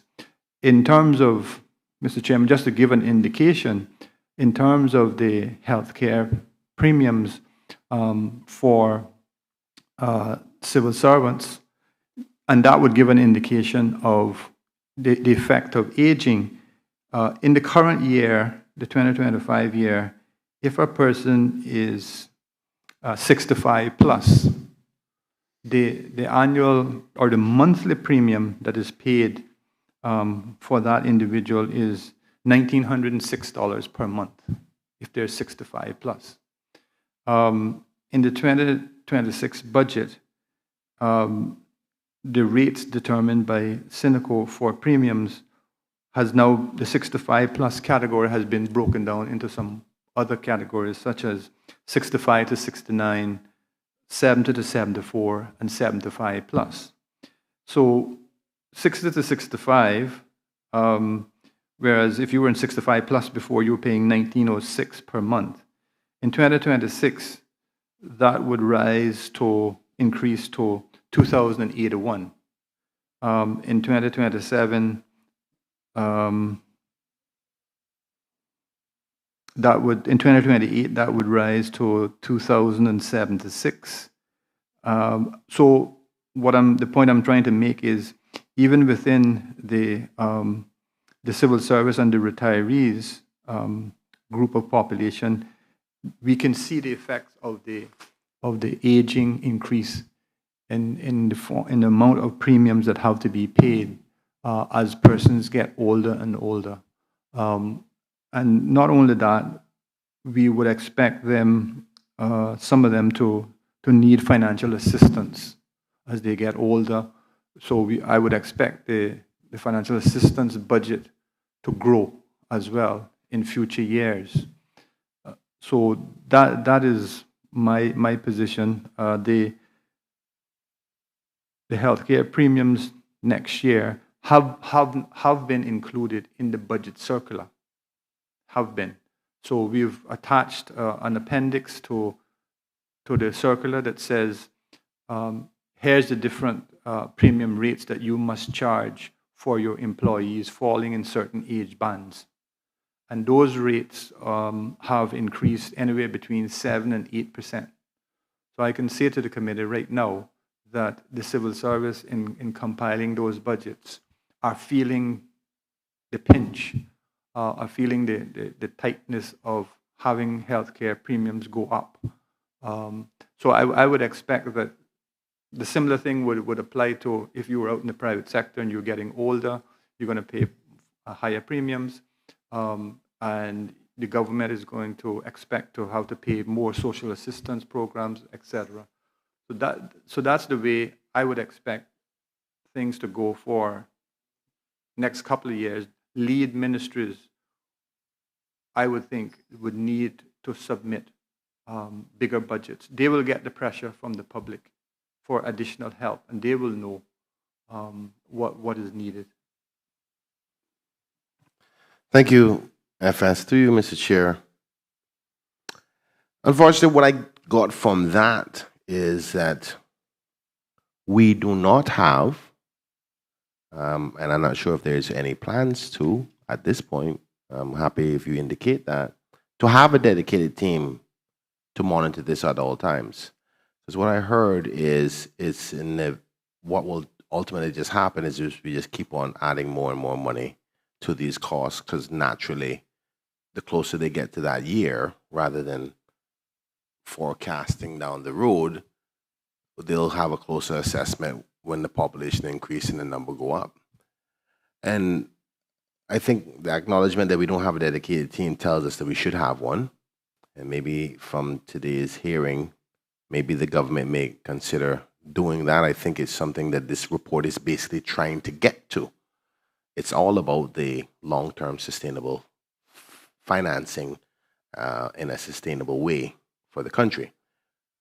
But you brought up an even more bigger problem from a sustainability perspective, or a bigger problem, bigger analysis that needs to be taken into consideration. And this goes into this, there's an appetite in the Cayman community right now, which is anti-growth.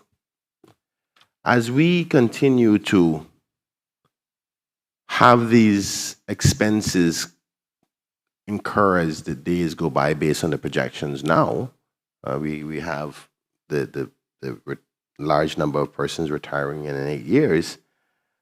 Where's the money going to come from? When most of the things that we do, I know this is going to be a bit of a controversial comment, but I don't know how much more we can squeeze out of financial services. The public is having a field day with the immigration elements and the revenues we make from it. Tourism is not seeming to be truly supported from a cruise tourism perspective. And then there's this attitude of who we're billing for, not recognizing the growth is where we make the money from.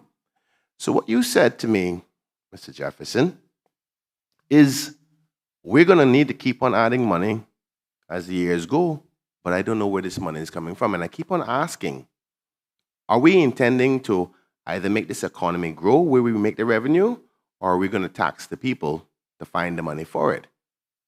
Because all indications are expenses are coming. Anything you can add to that? Just to clarify, Mr. Chairman, through you, to say that what I meant was that until you get a central unit, as I describe it, that is involved with forecasting government's expenditures and revenues over a long period of time, 10+ years, until you get that, ordinarily that unit should be able to say in year 5, this is what we expect healthcare costs to be, and so forth. I'm saying until the unit is established, I would expect to see costs increase and included in the budgets. But I'm expecting that the lead agencies, Ministry of Health, Ministry of Education, whoever's impacted, social development, they would be coming with increased amounts and placing in annual budgets, as opposed to there could be, if there was an establishment of a central unit, that unit would say, okay, in year 5, we think that you need to be budgeting X, versus Ministry of Health, we're going to rely on you to do that. That's the point I was making. And I do take that point, because we're not in disagreement, we're in agreement. One is long-term and one is short-term. That's all we've just basically said. And I'm saying that for us to make the right decisions today, to be prepared for the long-term, we need long-term analysis. And I agree that they're doing that temporarily now, or not temporarily, but in the short term now as they do budgets and so forth. But you missed the other question that I asked along with it, which is, it's not whether you do it in short term or long term, but the fact that it's coming. And where is the money going to come from to deal with it? And this is why it's even more important to have a long-term assessment, because it gives you time to prepare. For example, we're a consumption-based economy with financial services related to it, with some small parts of it being tourism. If we don't understand the magnitude of the problem that is coming in 5 years to 10 years, the decisions that we're making now against certain decisions, hypothetically, let me just be controversial, cruise tourism, or hotel buildings, or any other infrastructure for that fact, which causes import duties, more employees, work permit fees, consumption of goods and services, where we make the revenue, because we don't have any oil, we don't produce anything, and growth is the only way upon which we continue to make money. Now, unless we want to do the opposite, which is cut back, and we made very clear today that there's very limited ways we can do that. So if we see the expenses coming, but we're not projecting for it in the long term, could we be setting ourselves up for disaster? Now, I'm not suggesting to overdevelop. No, I'm not saying that. But I can't even say whether or stopping or curtailing movement of growth of your economy is good or bad, because I can't tell how much money I'm going to need in 5 to 10 years. That's why it's important for this dedicated team, for projections. You see what I'm saying? And I'm more concerned today than I've ever been about the retirees in 5 years and 10 years and those who need health care, because there is a current attitude and appetite against growth in Cayman, as it's the big ghosts in the room, not recognizing this is how this country was developed. And growth, if it's managed properly, can be a good thing. Anyway, I'll stop there. I want to go into immigration. Are you aware if there's any analysis in our immigration policies which ultimately allow people to become Caymanian? Once they become Caymanian, they have access to healthcare, social services, children can go to school, all of these other liabilities. Are you aware if there's any risk analysis on the type of policies, whether they should be restrictive because the cost component in the long term, or open because we can afford it and the benefits are otherwise? Are you aware of any analysis on projections of financial obligations to people becoming Caymanian? No, Mr. Chairman. The short, brief answer to that is no, I'm not aware of it. Doesn't mean that it doesn't exist. Fair enough. I do know that, not addressing the question you just asked, I do know that there are planned changes to immigration regulations in respect of bringing in some additional revenue to the government from certain fee changes and so forth. Not a substantial amount from the estimate that I saw. That's just said as a by the by, to say that there are some changes planned to the immigration regime. But the analysis that you talked about, or you spoke about, where the government sits down and has sat down and did an analysis of what it cost the government, as I think what you're getting at, what it cost the government for someone to become a Caymanian. I haven't seen that. Okay, thank you. That's a legitimate answer.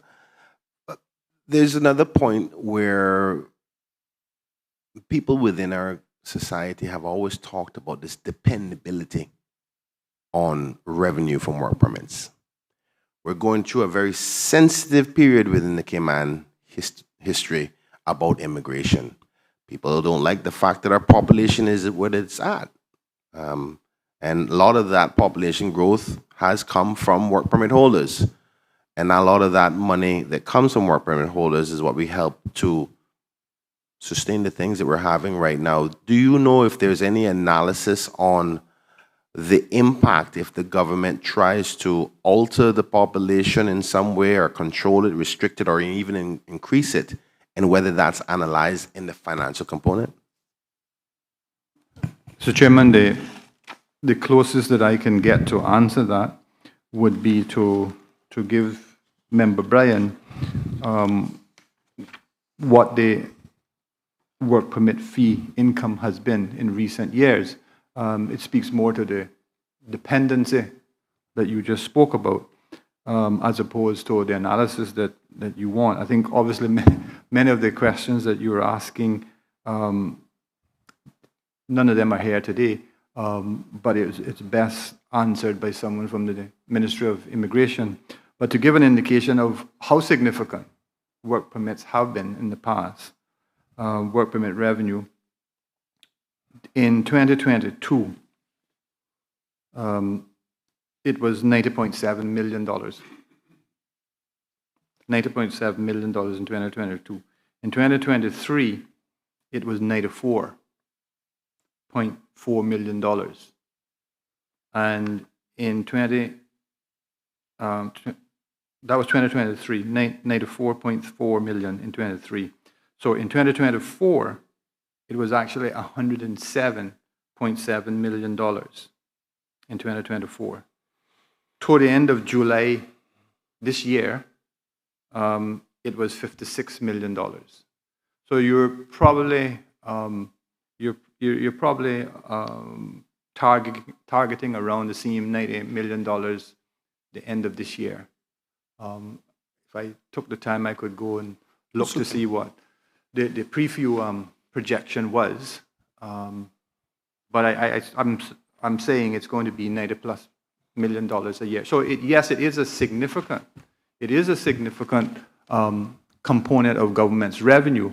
And if the government makes decisions that causes work permit fees to decrease and decline, or don't approve them at all, then it would need to make up for that from some other revenue source, or it would need to reduce expenditure by a similar amount so as to not decline its fiscal position. Correct. And that's what I'm alluding to, is that analysis needs to be done, because they're talking about those types of things now. And I guess when we get to Parliament, we can further expand on that. I would just like to highlight one thing before I change the angle in my last set of questions, Mr. Chair, is that was even one of the suggestions for increased revenue today, was increasing the fees around work permits, which will even increase the dependency on that revenue. And that's a very hard thing for policymakers to really make major changes if they feel that the population say, okay, we're too much people here, or we don't want to give away so much work permits and focus more on Caymanians. And that there's been for years people say the reason why they get all them work permits because they need the money. They're not business about Caymanians. And I think that it's important that the public knows, or at least the government should have somebody making that analysis. And if they got to come back and say to the public, no, this is a source of revenue for us, or if we don't support that growth or that work permit numbers, we will have to make sacrifices elsewhere or revenue elsewhere, because the public need to understand how our economy works. Sorry, go ahead. I see you want to say something. Sorry, Mr. Chairman. Your comments are understood clearly. What I would, in my opinion, what the public is concerned about, its thoughts are on the number of work permits, as opposed to necessarily the dollar figure. So if you were magically able to reduce the number of permits that currently exist, but retain much the same level of revenue through higher work permit fees, I don't think that the public would be too concerned about the fact that it's 90 million, but it has gone from 40,000 work permits down to 21 if you're still getting the same 90. Their concern is about the number. Fair enough, and that's a very good assessment. But in this case, we're not trying to balance back out by, say, reduce the number, increase the revenue so you can get back to the same amount.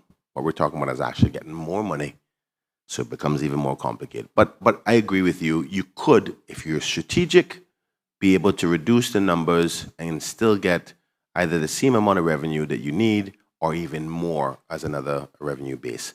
Let's change over to another area, which has to do with the, and I hope I'm not going back on the subject area, but talks about the debt.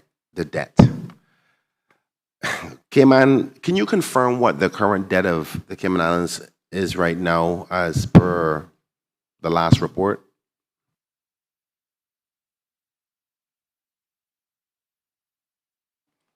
Thank you, Mr. Chairman.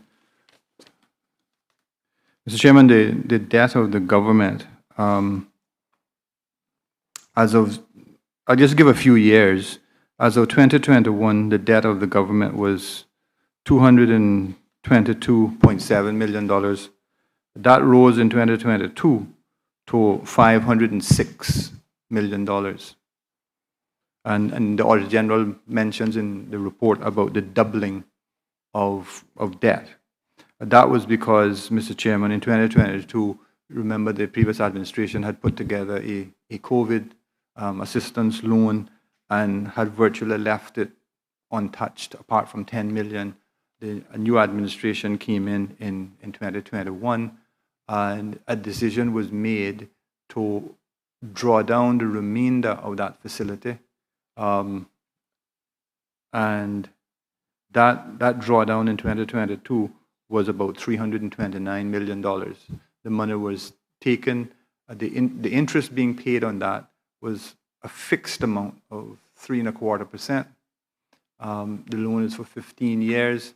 The money was drawn down. It was reinvested, and the government actually was able to earn a higher return than the 3.25% interest that it costs. In 2023, that $506 million at the end of 22 had dropped to $453.1 million. I think that's a number mentioned in the Auditor General's report. At the end of 2024, it had declined to $405 million approximately. And at the end of July this year, the debt of the government had fallen to $378 million. And these declines are as a result of scheduled repayment of the debt principal. What I can say to the committee as well is that the 24 and 25 budget envisaged the government borrowing $150 million over that 2 years to pay for its capital program.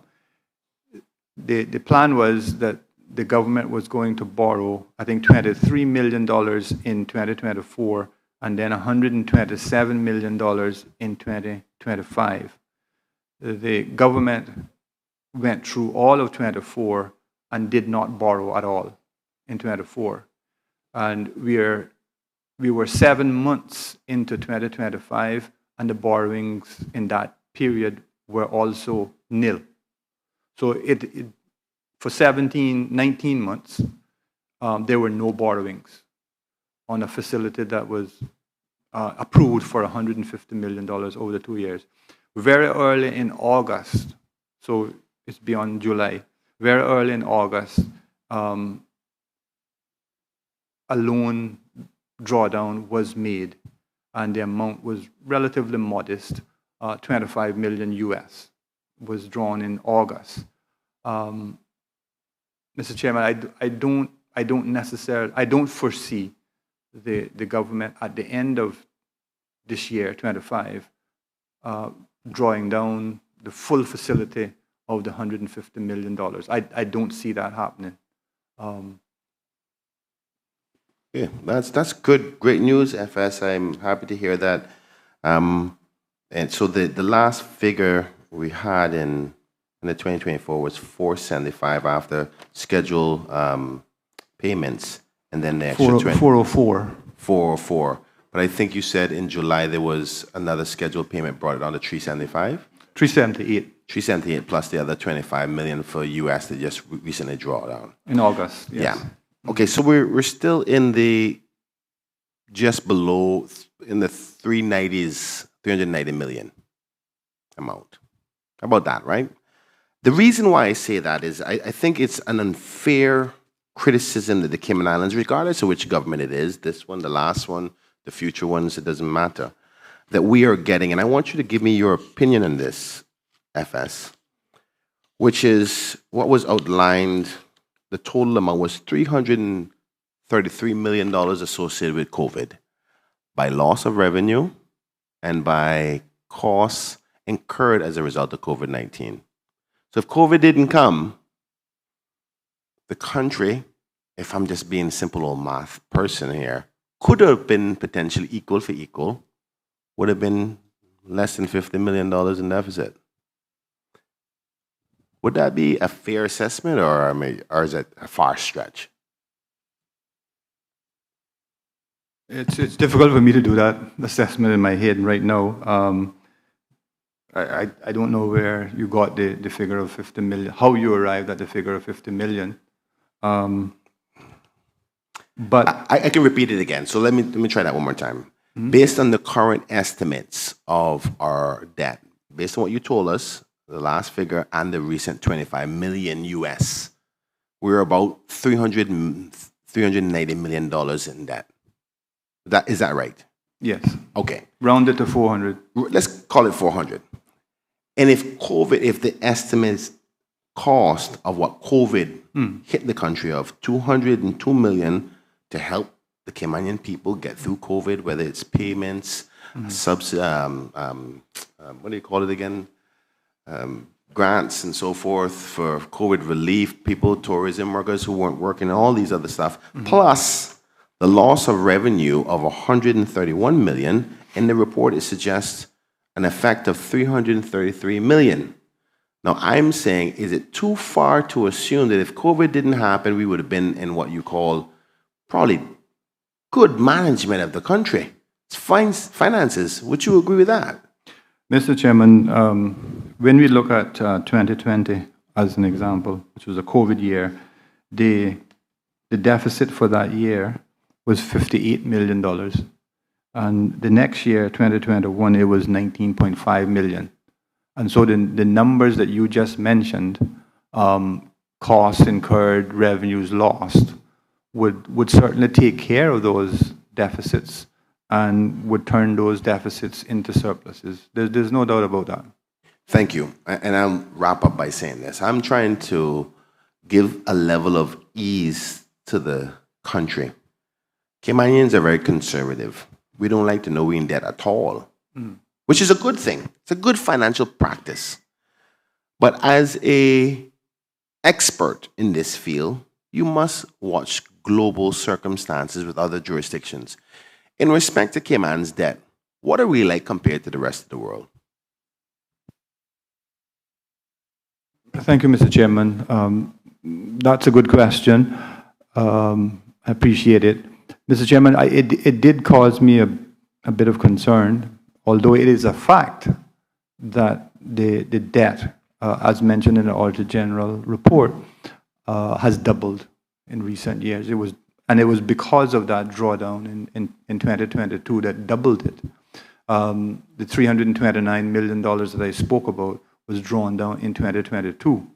And the honest answer is that drawdown in 2022 was not necessarily to recover. It didn't have to happen to recover the COVID expenses and the revenue losses. That was not the real purpose of that drawdown. The real purpose of that drawdown was to say, we have an opportunity, and the caucus of the day, I believe, approved, the cabinet of the day approved that drawdown. The drawdown was, we have an opportunity here to draw a substantial amount of funds before it expires, and the cost is relatively low at 3.25%.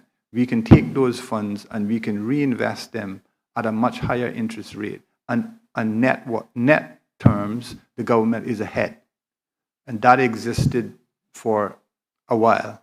And that's the real reason for the drawdown. But it can cause some concern in the public when the report says that the debt doubled. That just sounds bad. It just sounds dramatic.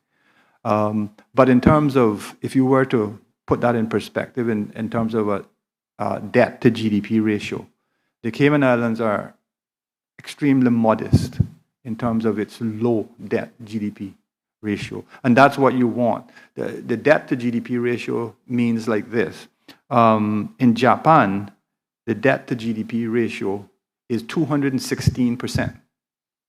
So what that means is essentially Japan would have to take 2 years of the revenue, the value of goods and services in each of those years. It would have to take 2 years.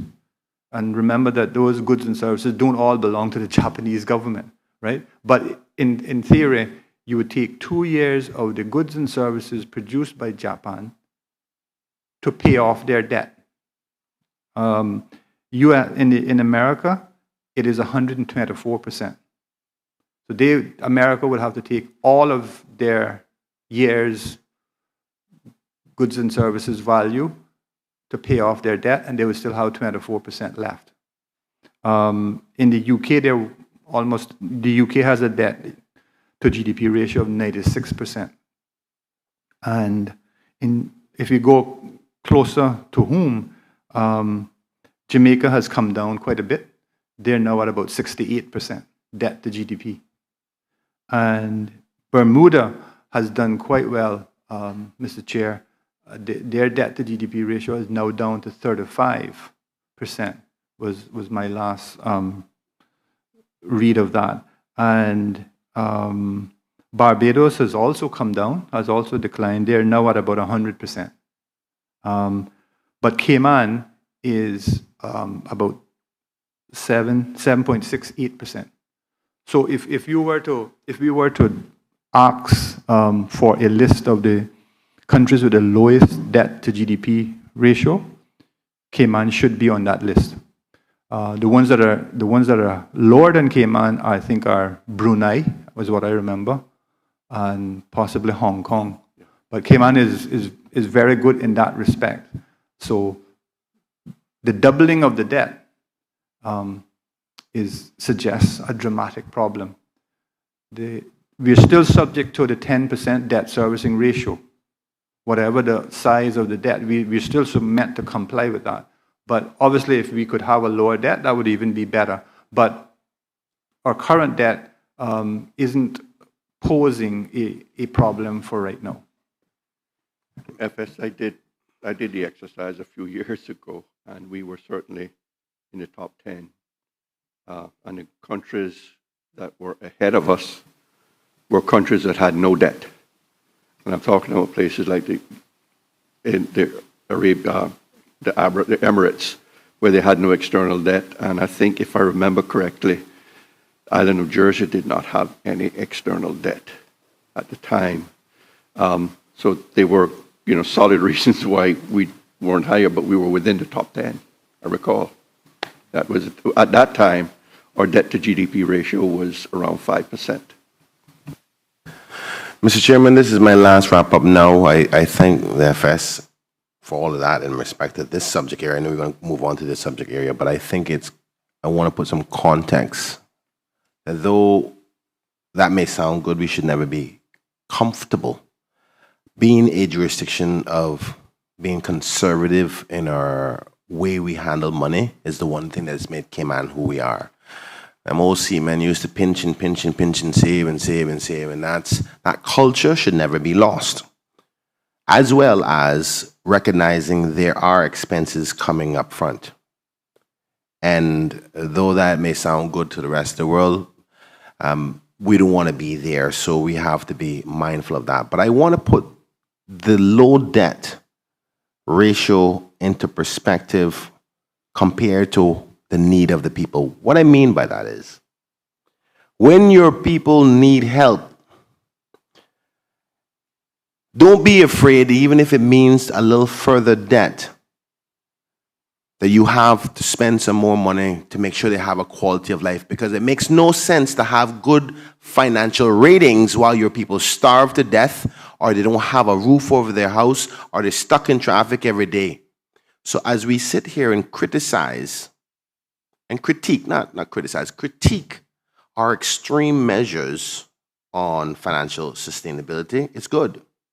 But bearing in mind, the reason why it's all right sometimes when things are hard for your people to go a little further in debt to take care of them, because that's the whole purpose of running the country, until things get better and we find a model where we can get the finances back up again. So when governments make decisions to give a civil servant a 5% increase because they haven't had one in 10 years, well, I can't remember the last one, I think it was 4 years before COVID or something like that, or a poor person's relief because they can't survive in the Cayman Islands with $1,200, an older person because the cost of living is so high, maybe we should be mindful of our critiques. So I'll leave it there. Thank you so much. I don't know if any other members have any questions in that area, but I'm completed, Mr. Chairman. Thank you, Mr. Ryan. We will move forward, and we're on to the last segment to complete this hearing today. Item 3.3, infrastructure development and maintenance. And I have Mr. Panton down to lead that line of inquiry. Thank you, Mr. Chair.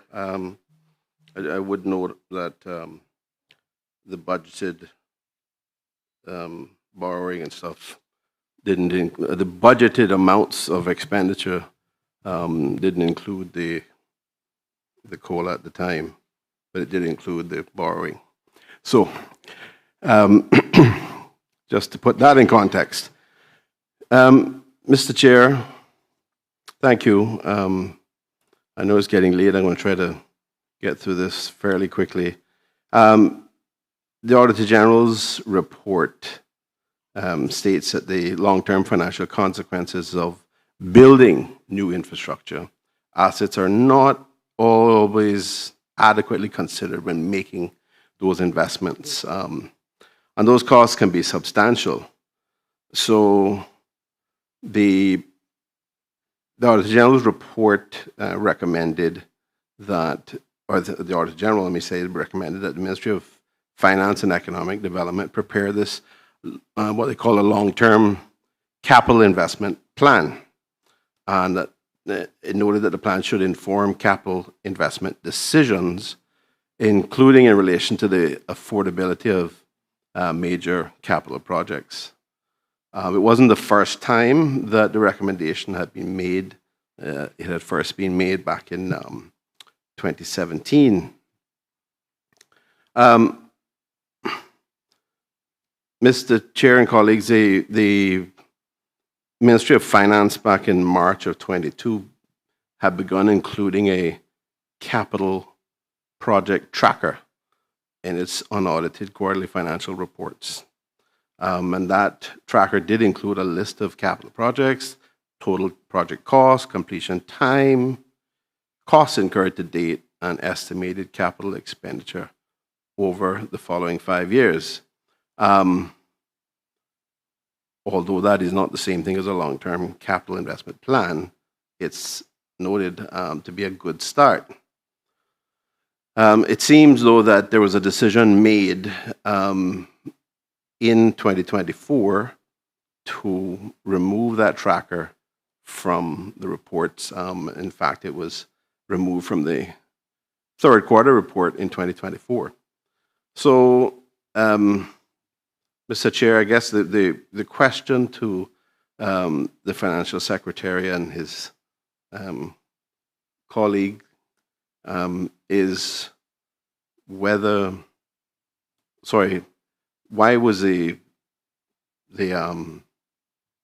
Ministry of Finance only partially accepting the recommendation in the sense that they came up with the tracker rather than a full long-term capital investment plan? And why was the tracker then removed in 2024, the third quarter 2024 report?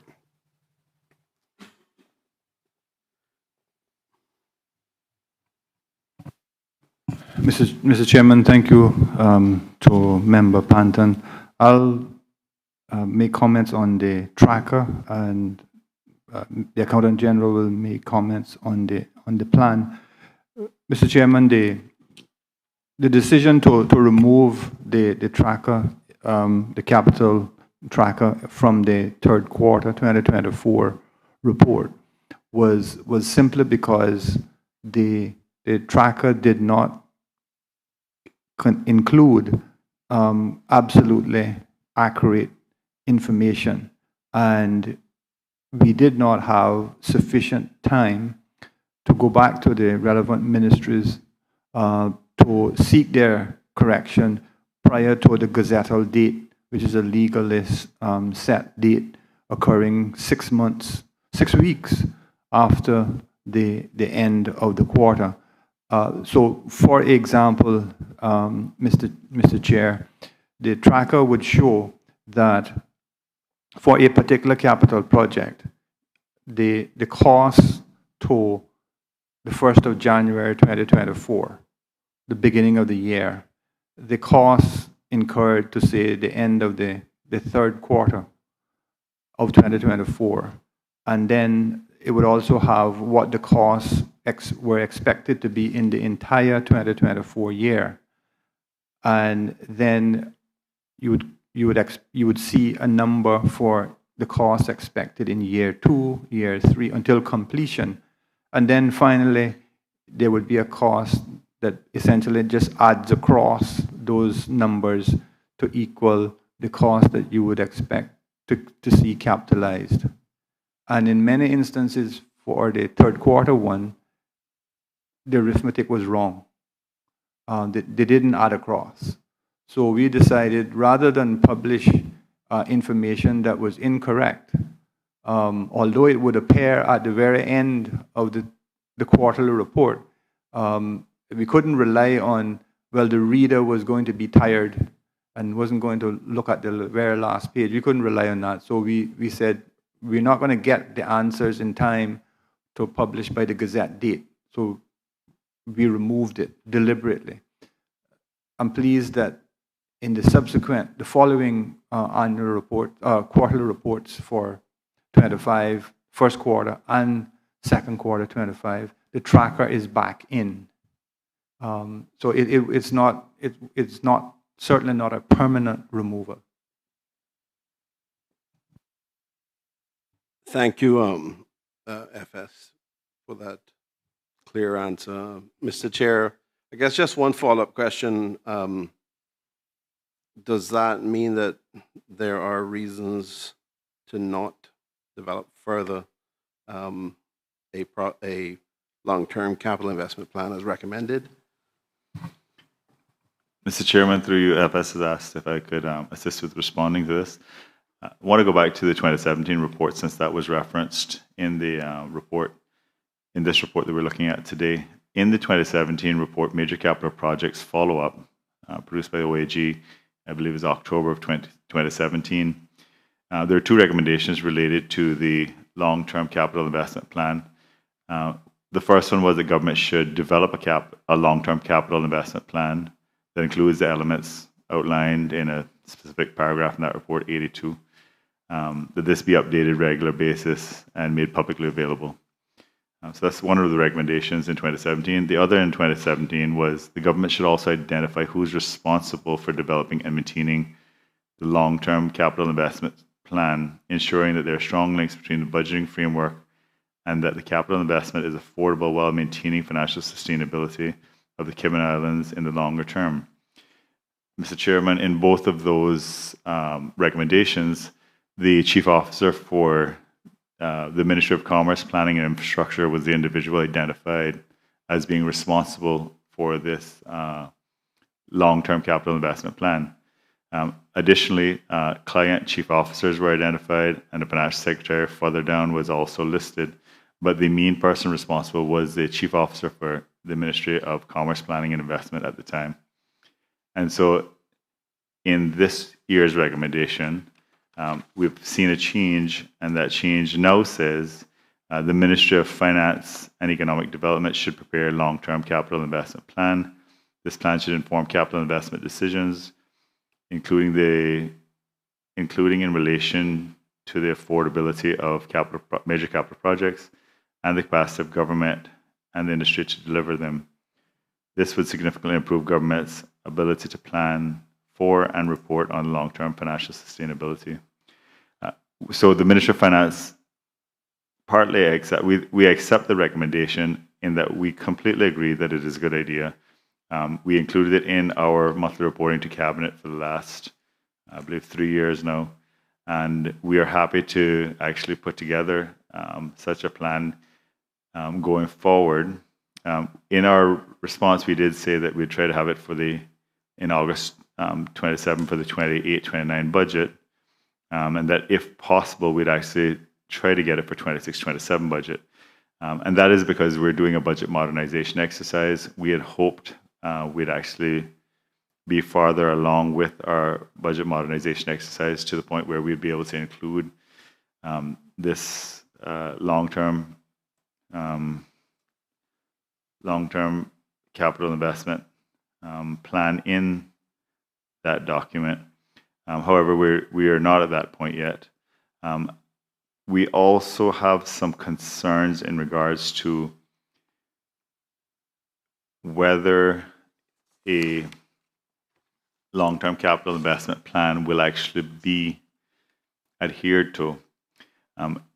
Because we have elections every 4 years, unless we know who the next government is going to be or that the current government is going to continue to stay in, there is a possibility that this long-term capital investment plan may change every 4 years.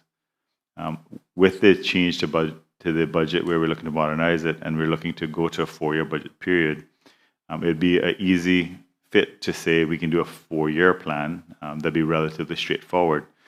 But I believe the intention behind this is a much longer one, and something that would allow us to provide a long-term capital investment plan would be a countrywide plan, a country plan, which we do not have. I personally think it would be beneficial to have, whether it's considered bipartisan or by the people, by the population itself, to say we want these specific things delivered in the longer term. But a country plan is what's needed, I think, in order to put together a reasonable and deliverable long-term capital investment plan, simply because it's something you know that the population wants. So you'll have specific things like infrastructure, specific things like schools that everyone's going to aim to deliver, no matter who is the person, the people in cabinet at the time. So I believe a country plan is needed to put together a long-term capital investment plan. But the Ministry of Finance is happy to take the lead on this as much as we can and comply with what's stated in paragraph 82 was in the original report. And we'll take the lead in that, and as much as we can, we'd like to include it into the budget modernization. I see there would be benefits in the 4-year budget at that point, specifically because we would actually have a specific plan for 4 years where we'd be doing our capital investment. I know that's not that's only considered medium term, really, but it does give us a good start towards making that longer term.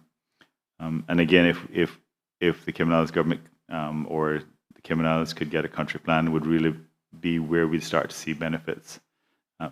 Things like ISWIMS, for example, we worked on that for probably the better part of 10 years, and then it just we didn't move forward with it at some point.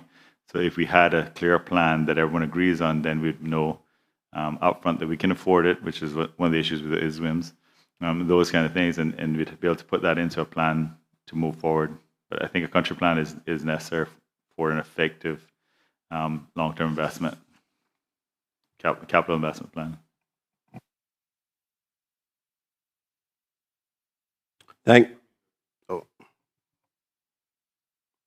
Mr. Chair, thank you very, very much, and thank the members of the Financial Secretary's team and the members of the Auditor General's office. Appreciate it very much.